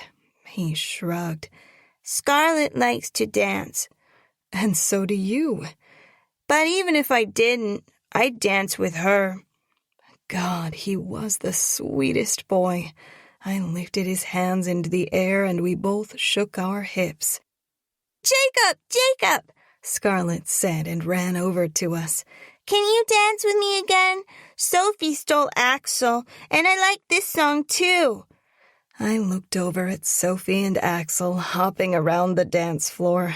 It actually looked like Axel did not want to be dancing, but Sophie kept pulling him back onto the dance floor. They were so cute. Duty calls, Mommy. Jacob dropped my hands and practically sprinted off. I laughed. He was so smitten with her. So, I took into account that you love snow, Matt said. I spun around and looked up at him. Close your eyes, baby. I shook my head but closed my eyes anyway. He guided me off the dance floor and helped me into a chair. His hand fell from mine, and then I felt his fingers slide down my ankle. Matt, I opened my eyes to see him kneeling in front of me right off the dance floor. You said you trusted me. I do. Then keep your eyes closed. I smiled and closed my eyes again. My breath caught as he undid one of my high heels and then the other. And then I felt the most comfortable slippers replace my heels. I sighed. So much better. Okay, open your eyes. I opened them. Matt was still kneeling in front of me, but he hadn't put slippers on my feet. I was wearing snow boots. My eyes met his. We are going to go for a snowy walk to a very nice hotel that overlooks Central Park, if that's okay with you. How on earth did you get snow boots here that fit me so well? I stared at the pile of jackets on the table next to me. And where did all those jackets come from? He shrugged. Nigel sorted out the logistics. "We help, too," Mason said as he joined us. He and Bee were already in winter coats and snow boots, too. "You're staying with us tonight." "Oh, I loved Mason and Bee, but I didn't exactly want to spend my wedding night with them. I was thrilled that all of our friends were going to join us at the beach on Sunday, but I wanted some alone time with Matt right now." Bee laughed. Not with us. He meant at the hotel we live in. A separate hotel room. The honeymoon suite, actually. The owner owed us a favor after he took a week to fix. Never mind. Not important. Are you guys ready? "Absolutely," Matt said and kicked off his dress shoes. He pulled on a pair of snow boots, too. "This is going to be fun," Rob said and walked over in a big, puffy jacket. "You're coming too?" I asked. "Not yet." He winked at me. "But I'm sure Daphne will have me coming soon enough." He slapped her butt. She looked truly horrified for a second and then laughed. "I have had too much to drink, and I get very handsy when I'm drunk. Wait, where did Sophie go? She was right here a second ago." "Don't worry," Penny said as she grabbed one of the jackets off the table. "We're still on kid-watching duty, but we figured it was safer to stay at the hotel than drive—" "Crap, you're right. Where did Sophie go?" "Got her," James said and pulled out her chair. Sophie had been sitting there pushing icing off her cake. She grabbed the cake in her hand as James picked her up. It was like a big sleepover, but in separate rooms, and I could definitely get down with that. "Is this okay?" Matt asked as he pulled me into his arms. "It's perfect." "Magical," he said. "Enchanting." He laughed. "Fantastical. Let's find you and Jacob jackets that fit." It didn't take long for us to all get bundled up. Nigel had even gotten us handmade mittens somehow. They were so warm and cozy. "Wait," Matt said. "We almost forgot something very important." He dropped to his knees again in front of me and started to lift up my skirt. "What are you doing?" I tried to put my hands on his shoulders, but his head disappeared beneath my dress. And then I felt his kiss on the inside of my thigh. Jesus. He grabbed my garter with his teeth and slowly pulled it down my leg. Rob whistled as Matt's head reemerged. Matt winked at me and then turned around. He shot the garter into the air, and even though Tanner tried to sidestep it, there was no room for him to move. It landed against his chest. He grabbed it, shook his head, and then handed it off to Rob. "Dude, I'm married," Rob said with a laugh and tried to hand it back. "I am most certainly not the next man here to be married. Here." Tanner grabbed the garter and handed it to my dad. My dad looked equally bewildered. I couldn't help but laugh. "Your turn," Matt said and picked my bouquet off the table. I looked around for Kennedy. I really wanted to aim it at her, but I didn't see her or Felix anywhere. I smiled. They must have snuck off somewhere. I didn't see Justin anywhere either. Or he definitely would have reminded us to do this before we left.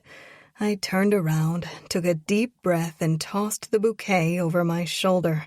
I spun back around just in time to see it land in Scarlett's outstretched hands. "I'm getting married!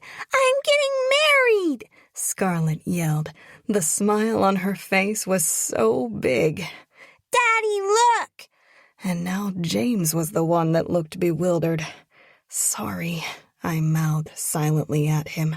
He shook his head. The scowl he used to wear so frequently back in high school was etched across his face. I smiled when Scarlett took turns holding the bouquet with Jacob and Axel for pictures. She was going to be so much trouble when she was older. We said our goodbyes to our parents and other friends and headed outside into the snow. The whole city was hushed in a white blanket. I had a feeling I was really going to love winters here. I smiled and looked up at the sky, remembering dancing in the snow with Miller. Matt wrapped his arm around my shoulders and guided us toward the hotel. I smiled when I saw Justin and Donnelly chatting by the bridge. As we walked closer, Justin gave me 2 thumbs up. Even though it was cold, I felt warm with all the laughter around us. We made it across the bridge before the first snowball flew through the air. It hit Nigel in the back of the head. I spun around to see Jacob laughing. "Snowball fight!" Nigel yelled, and then immediately got hit in the face with another snowball from someone else. He dove behind a big rock as the kids started pelting him. I laughed and then screamed when a snowball hit my back. I spun around to see James laughing. "Oh, it's so on." I leaned down and started to make a snowball, but I got pelted with 2 more before I stood back up. I tossed one at Rob, and he used Daphne as a human shield. "Hey!" Daphne tackled him into the snow in a fit of laughter. Matt started throwing snowballs at Tanner. Tanner looked completely shocked. "Don't tell me they didn't do this overseas either," Matt asked. "No, they did." He brushed the snow off his jacket. "I just didn't think anyone was silly enough to start a war with me." He made a snowball at record speed and started chucking them at Matt. It took 5 seconds before the silent night descended into chaos. "What the fuck?" Matt said and tried to block them from hitting his face. I threw one at Tanner to help out Matt, but Tanner didn't seem at all fazed by the cold snow. He was like a snowball machine. And then the most shocking thing happened. Rob joined him and started pelting us. They were working as a team, finally, but in the worst way possibly for me and Matt. Matt tried his best to shelter me from the flying snowballs, but they were coming from every direction now. I tossed one at James. He tossed 3 back at me at record speed. Justin and Donnelly ran across the bridge and joined in too. All you could hear was our laughter in the swirling snow. Penny laughed as James took a snowball right in the face, and Bee kept screaming and trying to hide behind Mason. "Help me," Mason said, but then he realized that Bee didn't have any gloves. Penny didn't have any either, but that wasn't slowing her down. She was throwing them even faster than James. The kids had started making snow angels, already bored of the snowball fight, but the adults were very much enjoying attacking each other. I tried to dodge a snowball from Mason and started to slip. Matt caught me around the waist, and somehow we both toppled into the snow. He moved on top of me to cover me from the onslaught of snowballs. I couldn't stop laughing, but Matt silenced me with a kiss. God, I'd been dying to be alone with him all night. And even though it felt like just the 2 of us in that moment, I knew we were surrounded by people. And snow, so much snow. It fell around us, and I couldn't really describe the feeling in my chest. I felt at home whenever I was with Matt, but I felt it so much in that moment. It was like a piece of the lake house was back here in the city with me. The tip of Matt's nose was red, and his cheeks were rosy, and even with all the planning and craziness leading up to this day, I was pretty sure this was what I'd remember most, the snowball fight with our friends. His lips fell from mine and moved to my ear. "So much for not ruining your dress." I groaned. I could already feel the chill seeping through the thin material. "At least it's just snow. But you do have a good point. Are you thinking what I'm thinking?" "That we should get you and the baby out of the snow?" I laughed. "Not exactly. That was another good point, though. I bit my lip, hoping he'd get the message that my thoughts were much more sinful. He smiled.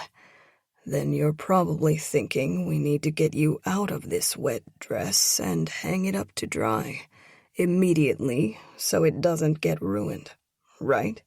He smiled. I doubted he really cared about the state of my dress. He was staring at me like he was just excited to get me out of it.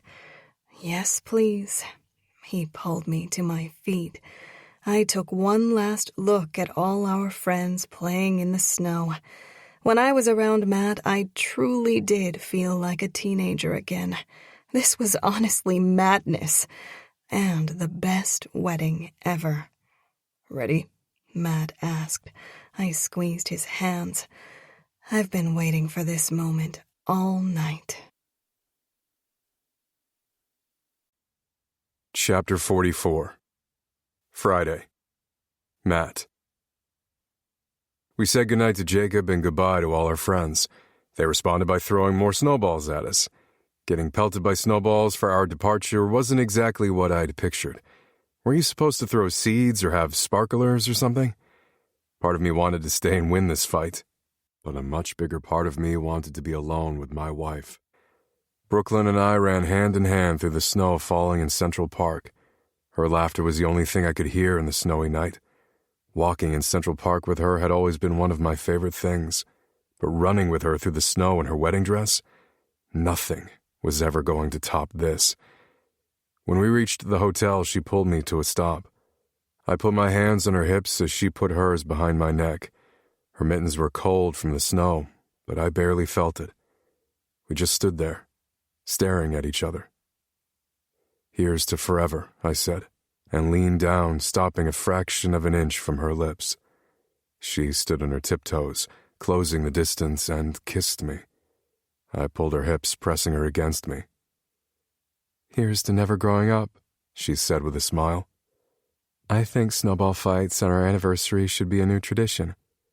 "Then I promise to take you somewhere it's snowing every year on our anniversary. But there's something else that needs to be a tradition too." "And what is that?" "Ravishing your body."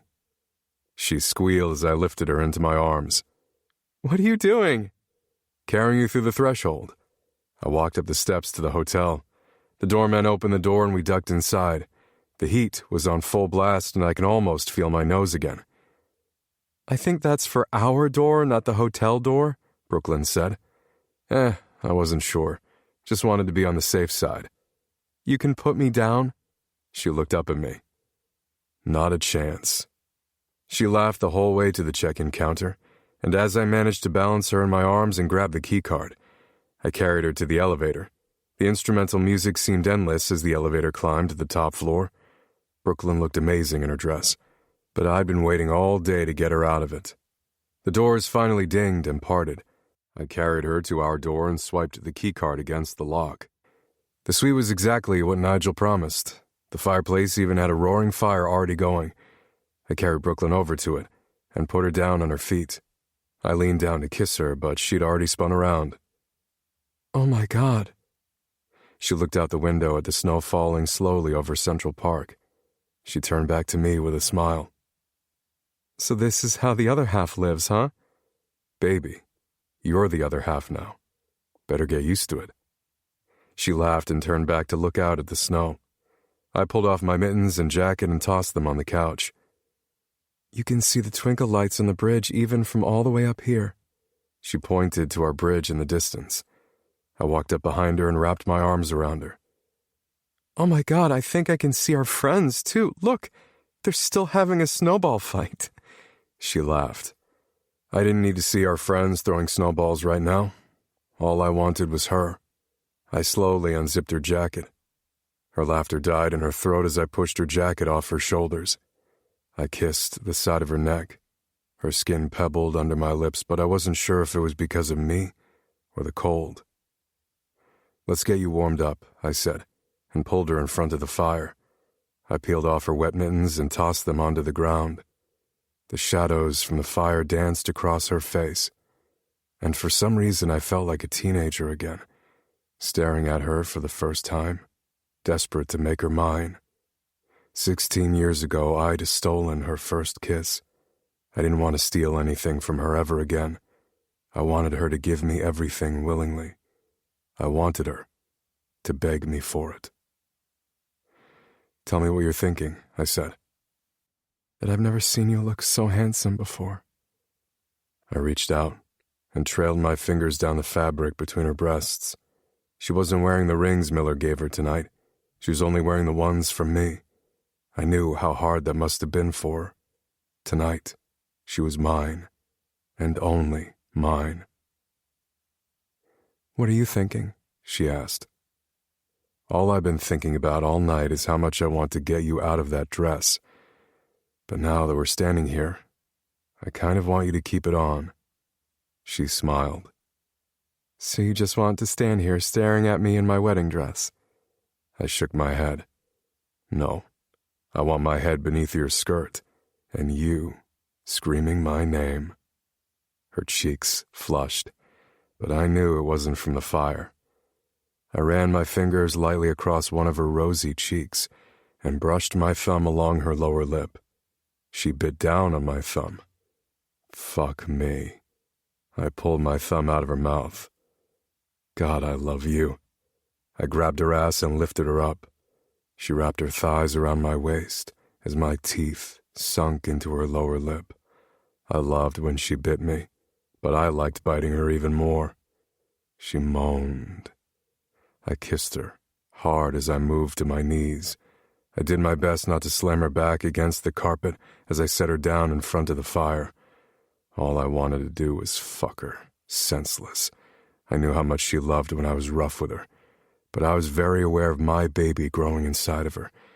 And tonight wasn't about any of that. It was about savoring every inch of her.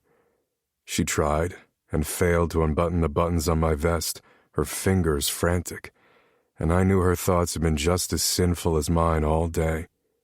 I bunched up her skirt in my fist, pushing it up her thighs. This was way too much material, especially when I preferred her and nothing at all.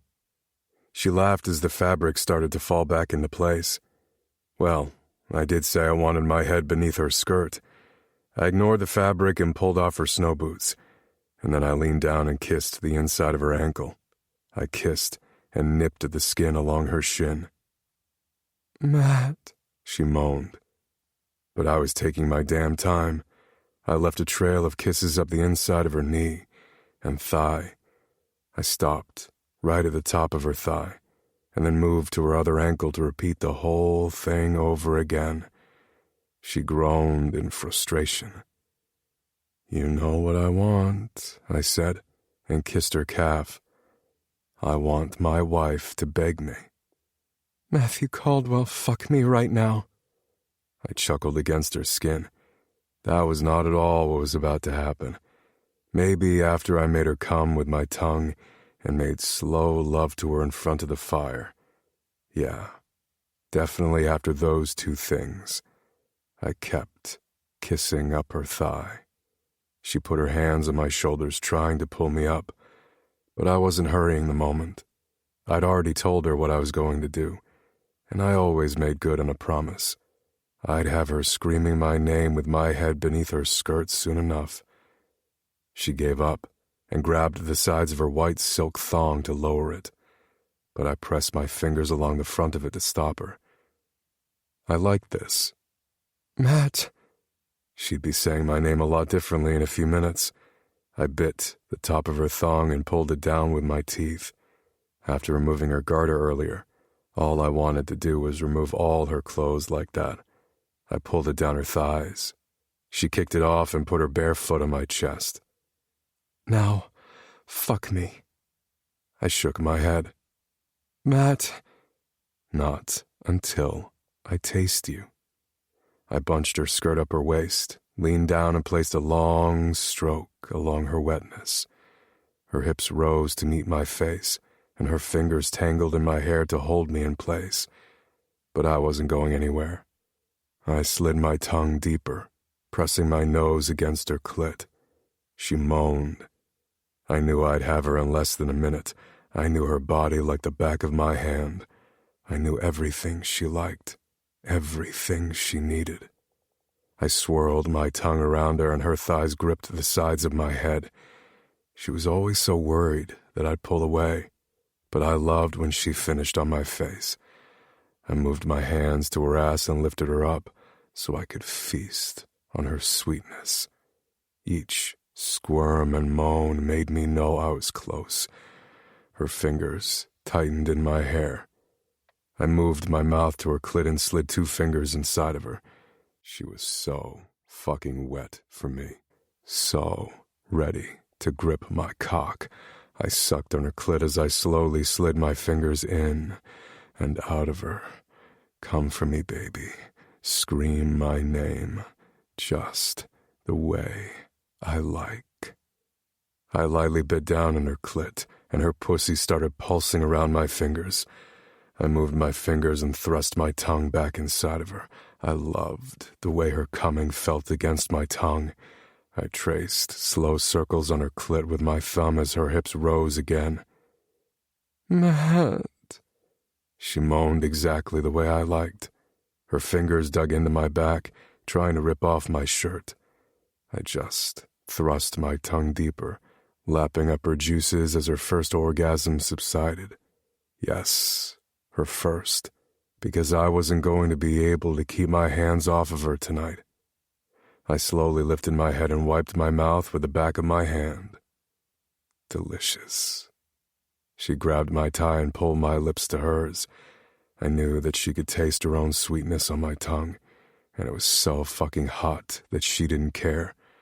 She reached down and palmed my erection through my tuxedo pants. I groaned as my tongue swirled around hers. Unlike her attempt on my vest, she managed to undo the buttons and zipper on my pants. She pushed them and my boxers down my hips and grabbed my cock. Fuck. She guided my tip to her wetness. She was trying so hard to be fucked right now, but I wasn't doing that. I pressed just my tip into her wetness. Brooklyn groaned in frustration. Baby, it's our wedding night. I slowly slid in another inch. Let me cherish you. She wrapped her legs around my waist and used the leverage to make me thrust my length into her, hard, all the way to the hilt. I groaned. What was she trying to do to me? I love you. I buried my face in the side of her neck, biting down on her flesh, trying my best to keep my pace slow. Harder. She tried to match my slow thrusts with her hips. She was driving me crazy with her requests. Suddenly all I could think about was tying her up, teasing her, fucking her senseless. I was trying so hard to remain in control, but even the heat from the fire seemed to be spurring me on.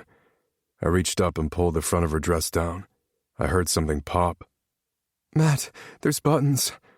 I knew she'd specifically asked me not to ruin her dress, but she was driving me fucking crazy. We can get it fixed. Screw it. She grabbed the sides of my face and pulled my lips back to hers. I undid a few of the buttons on the back of her dress as she pushed off her sleeves. I pulled down the front of her dress without any resistance this time. I kissed between her breasts. Harder, she said again. I bit down on one of her nipples and she moaned, but I didn't increase my pace. I slid in and out of her slowly. She gripped me, tight, like she was trying to make me lose control. Harder, she repeated. I chuckled against her skin. Baby, do you seriously want to remember our wedding night with you on your knees and me fucking you from behind? Yes, that. Good idea. She pushed on my chest and slid away from me, and then she got on all fours. She hiked her skirt up out of the way. I was really loving what being pregnant was doing to her. I leaned forward and kissed one of her exposed ass cheeks. Matt, she said, fuck me so hard that I can't walk for days. If that's what she wanted, I'd give her what she liked. I'd wanted this to be the perfect romantic night, but it didn't matter. We'd always remember tonight as being romantic. And I had an idea. Be a good girl, and go put your hands against the glass. She looked over her shoulder at me. I nodded toward the windows and then spanked her ass. She moaned. I stared down at the wedding band on my finger. The red mark left on her ass was the same, but the ring made it feel different, and I could definitely get used to the sight of that. I massaged where I spanked. You know I hate repeating myself. Hands on the glass. Now. Brooklyn stood up, lifted her skirt, and walked over to the window.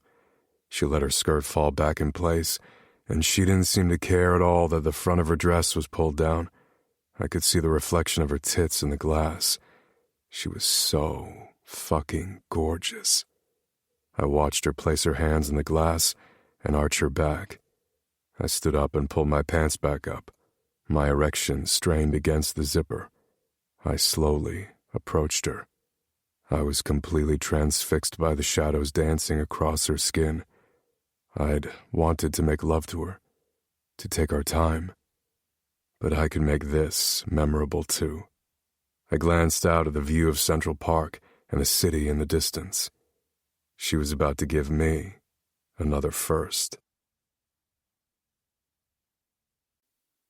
Chapter 45. Friday. Brooklyn. I could feel his eyes on me. His gaze sent goosebumps chasing across my skin. All I could think about was more. I wanted him in every way possible. But this, I stared at his reflection stalking closer in the glass. I don't think I'd ever wanted him so desperately. He stopped right behind me. The top of my dress was pushed down and my hair was everywhere, but Matt was still completely dressed and composed. The sleeves of his dress shirt were rolled up, just like they had been when he'd restrained me at Club Onyx. This was the kind of thing he liked. He was in his element, and I really liked it too. He put his hand on my lower back, making me arch more. Spread your legs. His voice was low and gruff, the way it was when he tied me up. Like something had shifted inside of him. I swallowed hard and spread my legs wider. I will spend the rest of my life cherishing you, but right now I'm going to make you scream. Because you asked. And I like giving my wife what she wants. Jesus. Every time he said my wife, I swear it made me even more desperate for his cock. I was Matthew Caldwell's wife. I was his and he was mine, and by the tone of his voice, he was definitely about to make this a night to remember. Remember our first kiss in the auditorium? His fingers gently traced down my spine. I shivered from his touch. You mean the one you stole? I tried to hide my smile. His fingers ran over the fabric of my dress. Baby, you gave it to me willingly. I swallowed hard. We both knew he was right. I missed out on a lot of firsts. He pushed my skirt up. But I have a feeling you've never had sex when the whole city could be watching. I stared out at Central Park. Oh my God. I hadn't even thought about someone seeing us. We were really high up, but it was dark outside. The snowstorm probably helped obscure us from view too. But my eyes refocused on the reflection of us.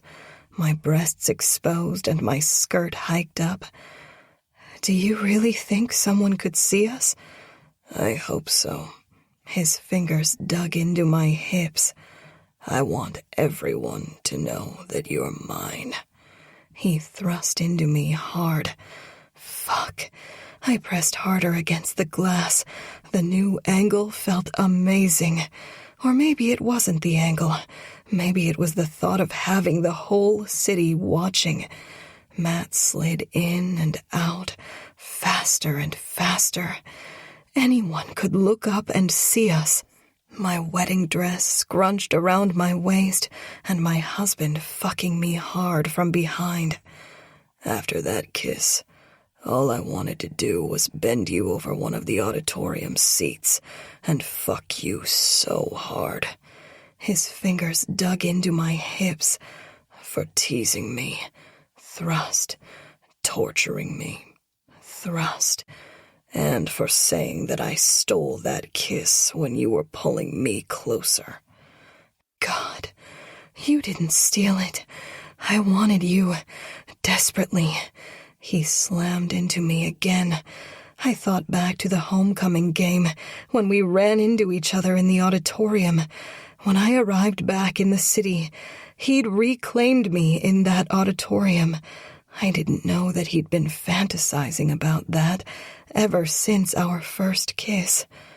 I always knew it, Matt said. Of course I wanted you to kiss me. I could barely keep my eyes off him at Empire High. There wasn't a chance in hell that I'd be able to keep my lips off him either. Not just that. I stared at his reflection in the window. It made it look like the snow was falling around us, even though we were safely inside with a fire warming us. I knew one day I'd make you my wife. He groaned as I matched his thrust by pushing back on the glass. He had known. He'd always known. And Matt always got what he wanted. I knew it back then, and nothing had changed. He'd wanted me. He'd wanted a family.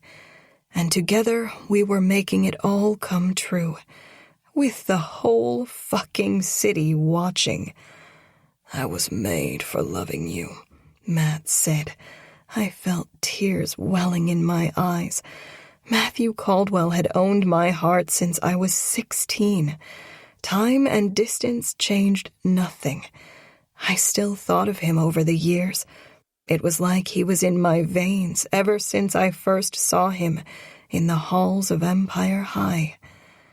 I was made for loving you too, Matt. Normally saying something like that would make guilt grip my heart, but I knew how big my heart was, how much love it was capable of giving. And I loved Matt, fiercely. I always had, and I always would. You are so gorgeous, Matt said. My eyes met his in our reflection.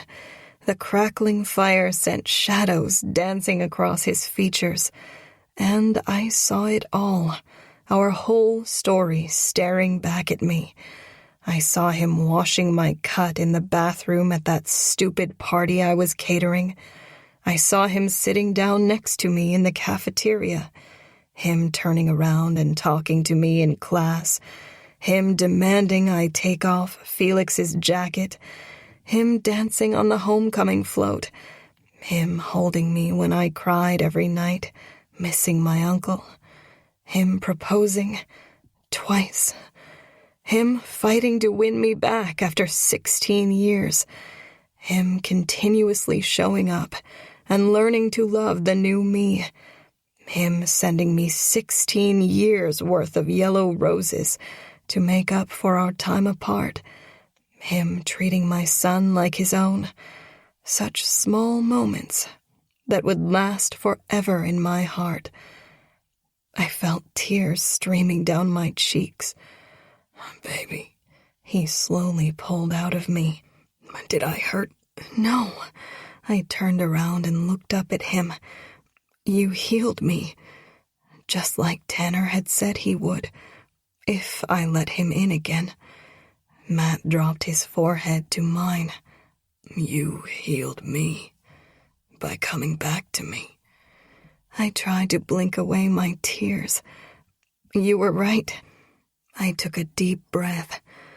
I want to cherish this moment. I slowly unbuttoned his vest as he tilted my chin up so he could kiss me. Not a rushed kiss, like 16 years ago in the auditorium. A slow one, like we had all the time in the world. And God, I hoped we did. I hoped my curse didn't extend to him, because I knew I couldn't live without him. He'd always been there, even when I tried to ignore his existence.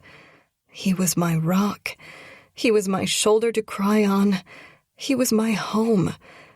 He was everything to me. I pushed his vest off his broad shoulders and undid his tie as his tongue swirled around mine. I unbuttoned his shirt next and pushed it off too. My fingers ran down his six-pack as he somehow managed to undo the rest of the buttons on my dress. I felt it pool around my ankles at the same time I pushed down his tuxedo pants and boxers. I pulled back from our kiss and looked up at him. I was still getting used to this version of him. For so long he'd been frozen at 16 in my mind. I can't believe we found our way back to each other. It's fate, he whispered against my lips. But you never deserved to be in pain for 16 years, Matt. I hated that he thought that he'd lived that.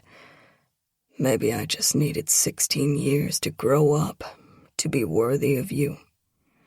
I reached up and ran my fingers through his hair. I was always the one reaching. You were way out of my league.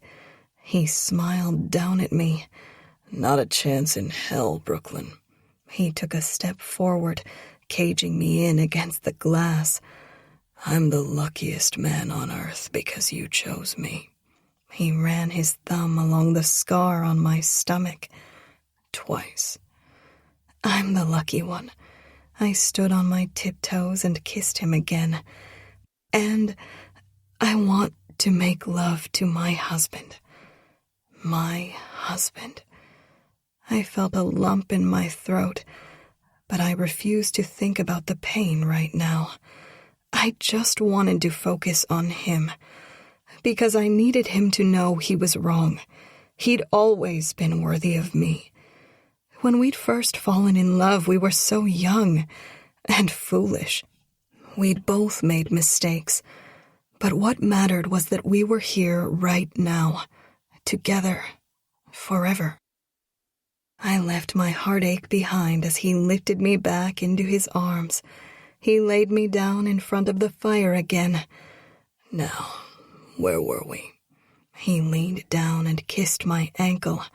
I groaned. Not again. He laughed against my skin and sat back. Then how about you show me exactly what you want? He grabbed my wrist and pulled me on top of him as he lay down. I straddled his waist and slowly lowered my hips, letting him sink inside of me. God, yes. I put my hands on his shoulders to steady myself as I moved my hips up and down. At first, he let me set the pace.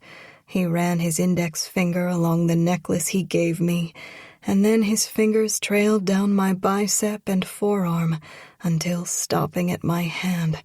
He lifted my hand and kissed where my rings sat, the rings he'd given me. I shifted my hips and he groaned and dropped my hand. I leaned forward, pressing my breasts in his face. He mumbled something unintelligible against my chest. It sounded a whole lot like perfection, and I couldn't stop smiling. His tongue swirled around one of my nipples as his free hand squeezed my other breast. I started grinding against him, his cock stretching me, claiming me. The heat from the fire made sweat drip down my back. Matt groaned again. His fingers tightened on my waist and he started guiding me. Fuck. I tilted my head back. He knew my body so much better than I did. He moved one of his hands off my hip and his thumb brushed against my clit. He sat back up, capturing my lips in a searing kiss, and somehow managed to roll us over so that I was on my back now. He thrust into me deeper, Harder, exactly how I wanted. My fingers dug into his back as I started to clench around him. "Matt," I moaned. "Yes, yes, God." He groaned and thrust forward again and again, emptying himself in me as I gripped him. Our chests rose and fell as we stared at each other. I reached up and ran my hand along the scruff on his jawline. Matthew Caldwell was all mine. Chapter 46. Saturday. 1 week later. Matt. I kept waiting for someone to pinch me. It felt like I was in a dream, a perfect dream where I had everything in the world I'd ever wanted. I was used to living in hell for the past 16 years. The wind blew and I closed my eyes. The snow had melted pretty quickly, and the weather was unseasonably warm. It felt like fall, and it smelled like fall. It smelled like her. A chill ran down my spine. I opened my eyes and looked up into the stands of Empire High, expecting to be searching for a ghost. But Brooklyn wasn't a ghost. She was standing there very much alive, cheering for me in my old jersey. I blinked, and she was still there. All my friends were there too. I was still getting used to seeing them here. They'd avoided Empire High like the plague since graduation. I was the only one that refused to try to move on, and I was so glad I hadn't. Jacob was standing on the bleachers, cheering like crazy. Even Mr. Prue was up there. His crisp suit looked very out of place, but he was cheering along with everyone else. I waved up to them. Jacob waved back, and Brooklyn blew me a kiss. I smiled and turned back to the field. I needed to get my head in the game, because the score was tied and our defense was looking sluggish. If this went into overtime, we'd be screwed, and we hadn't been winning all season just to lose the championship game. It was 4th down, and we were only 2 yards away from a touchdown. "What do you think?" Kennedy asked. "I don't think we'll win if it goes to overtime. Our D is depleted." Exactly what I was thinking. "Same," Nigel said and handed me a champagne flute full of water. I shook my head. Always with the glassware on the field. It was probably a hazard, but the coach across the field looked very perplexed by it. I had a feeling that Nigel was secretly just very good at psychological warfare. "We need to blitz," Nigel said. "And huddle. Probably a safety or two. Oh, what about a squib kick?" I laughed. Yes, Nigel was good at psyching out the opposing team's coach, but he still did not understand American football. "Good thinking, Nigel." I looked at the clock and let it tick down to 3 seconds, and then I blew my whistle for a timeout. "We're doing the squib kick? Yes!" No, we weren't going to kick the ball away in a weird way when we were about to score, but we were going to kick it. "Sure." I slapped his back. "I knew it!" he yelled. Kennedy laughed. Everyone ran off the field toward us. "We could run it," Kennedy said. "They'll be expecting a throw." "We could do that." My voice trailed off as the quarterback Smith reached us. "I can do it," Smith said. "And if no one's open, I'll just run it in." I shook my head. "But Coach..." "We're kicking it." I looked over at Jefferson, who was still sitting on the bench. He hadn't even joined the huddle. It looked like he was about to shit himself. "Jefferson's got this, right?" I asked him. "Oh, His cheeks puffed up like he was going to vomit.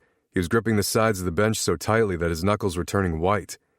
I expected Smith to argue, or throw his helmet. What I didn't expect was for him to nod his head. This was his last game at Empire High. It could be the last game he ever played anywhere. I knew he wanted the glory. "You're right, Coach," Smith said. "Jefferson's got this." "I do?" Jefferson asked. "Of course you do," Kennedy said.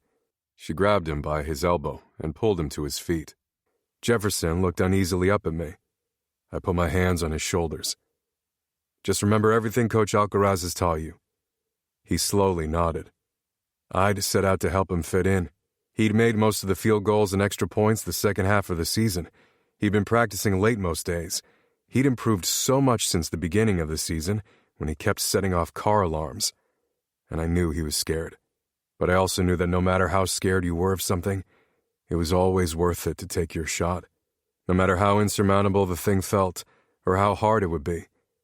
I looked over my shoulder at Brooklyn in the stands. Yeah, it was always worth it. The ref blew his whistle, signaling the end of our timeout. "Go Eagles on 3, I said, and put my hand out. The team threw their hands in too. 1, 2, 3, go Eagles! We all yelled at the top of our lungs. The team sprinted out onto the field minus Jefferson.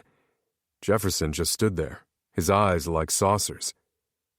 "Go get him," I said. He gulped. "You've got this." He slowly nodded, took a deep breath, and jogged out onto the field. I heard a few gasps from the stands. But Jefferson had this. I knew it. I pictured Brooklyn singing to her tomato plants, all those little Henrys.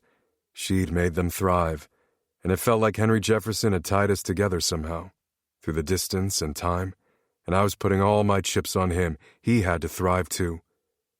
"Go, Henry!" Kennedy yelled from the sidelines, and then she whispered to me. "It looks like he's going to faint." "He's got this," I said firmly.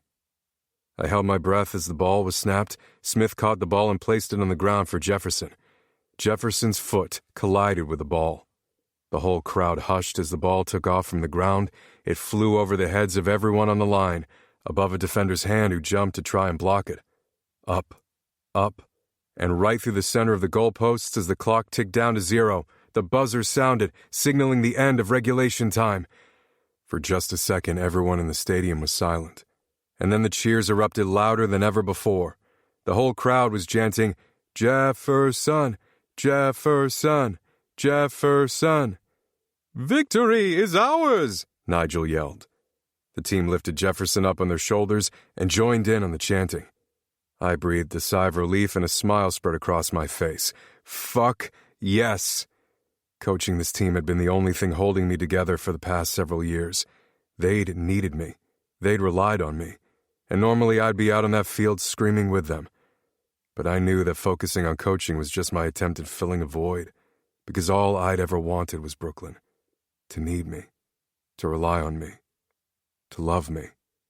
She was all I'd ever needed. All I'd ever wanted. I turned to look at the stands. Brooklyn was pushing her way through the crowd that was flooding the field, but the stadium was packed. She was barely halfway down the stands, so I started running toward her. Game days had always been the days I missed her most, seeing flashes of her in the stands. I used to visit her grave a lot on those days to talk to the old her. When I first realized she was alive, I'd wanted to keep talking to the old her, but I was so glad we weren't the old us, because I loved this version of her even more. She was finally wearing a wedding band I'd given her. She was finally Brooklyn Caldwell. She had my baby in her stomach. Yeah, I loved the new her. I pushed through the crowd. I could just make her out in the sea of people. All I wanted was her in my arms to celebrate with a kiss, just the way we used to when I was the one playing. Even though we'd gone through so much pain to get here, I knew I was lucky. Lucky to get to fall in love with her all over again. Maybe the first time wasn't meant to last, but this time, this was forever. Chapter 47. Saturday. Brooklyn. I tried to run down the bleachers, but there were too many people in my path. It felt like I was in high school again, watching Matt play, everyone cheering his name, but knowing he only cared that I was cheering for him. I no longer saw him out on the field. He disappeared in the sea of people rushing the field to celebrate with the team. I ducked under someone's arm and sidestepped someone else. I was barely halfway down the bleachers. I turned around to make sure Jacob had stayed where he'd promised. I laughed when I saw him perched on Tanner's shoulders so he could see better. They were both cheering like crazy. And so were the rest of our friends, the Hunters and Caldwells, all back together again, new friends and old. I felt tears welling in my eyes. For so long, I thought everyone was better off with me gone. But I was wrong about all of it. I'd needed them in my life again, and they'd needed me too. And for just a second, I saw a flash of brown hair behind them. Matt had told me that if he looked into the crowd and squinted, he could almost see me, that it almost felt like I was there when he thought I was dead. I squinted at the crowd, picturing Miller. I smiled. Matt was right. It was easy to picture ghosts when you wanted to, especially here where everything all began. I touched the ring that was once again hanging from my neck. Miller would always be here. He'd always be in my heart. I turned back around to search for Matt, and suddenly he appeared in front of me, one step below me. I leaned down and kissed him as he pulled me into his arms and spun me around. I laughed against his lips. It felt like we were in high school again, me cheering for him and then jumping into his arms. I felt carefree and young and safe in his arms. I kept thinking to myself that I couldn't possibly be any happier. And then another moment would come where I couldn't stop smiling. Matt had always been good at making me smile. Even though he said he remembered making me cry more than laugh, that wasn't true. He'd been the reason my heart kept beating after my mom died, and my uncle. There had always been so many reasons why Matt and I wouldn't work.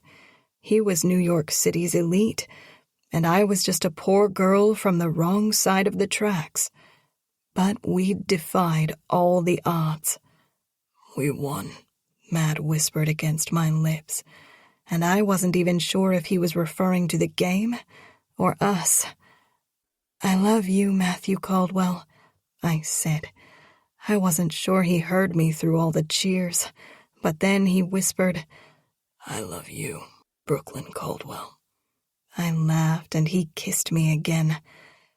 I was pretty sure I fell in love with him the first time I saw him laughing in the halls of Empire High. I'd loved him, then hated him, then loved him even more, and then hated him a ton, and now I loved him even more than I thought possible. It reminded me of a silly game I used to play with my mom. We'd pick flowers in our backyard and then sit in the grass. We'd pick off a petal and say, he loves me, and then pick off the next petal and say, he loves me not. We'd say he loves me not until all the petals were gone, and whichever saying was accompanied by the last petal was what was true. I wondered if she'd been thinking of my father as she picked petals, wondering what could have been. I hadn't really been thinking of anyone at all when I'd played. I'd just been happy sitting with my mom, because I hadn't met Matt yet. My first love and my last love. I no longer needed to pick a petal and leave it to chance. Matthew Caldwell loved me, and I loved him. Forever this time. I was meant to be right here in his arms, at Empire High, where it all began, and I'd never stop loving him. Never. I smiled. No. Never. Nunca. The end.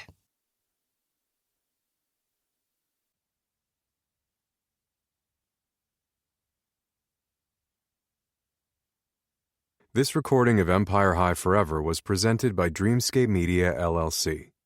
Narrated by Connor Crace and Lori West. Produced by Eric Black. Text copyright 2024 by Ivy Smoak. Sound recording copyright 2024 by Dreamscape Media, LLC. Thank you for listening. Please check dreamscapepublishing.com for Dreamscape's latest releases.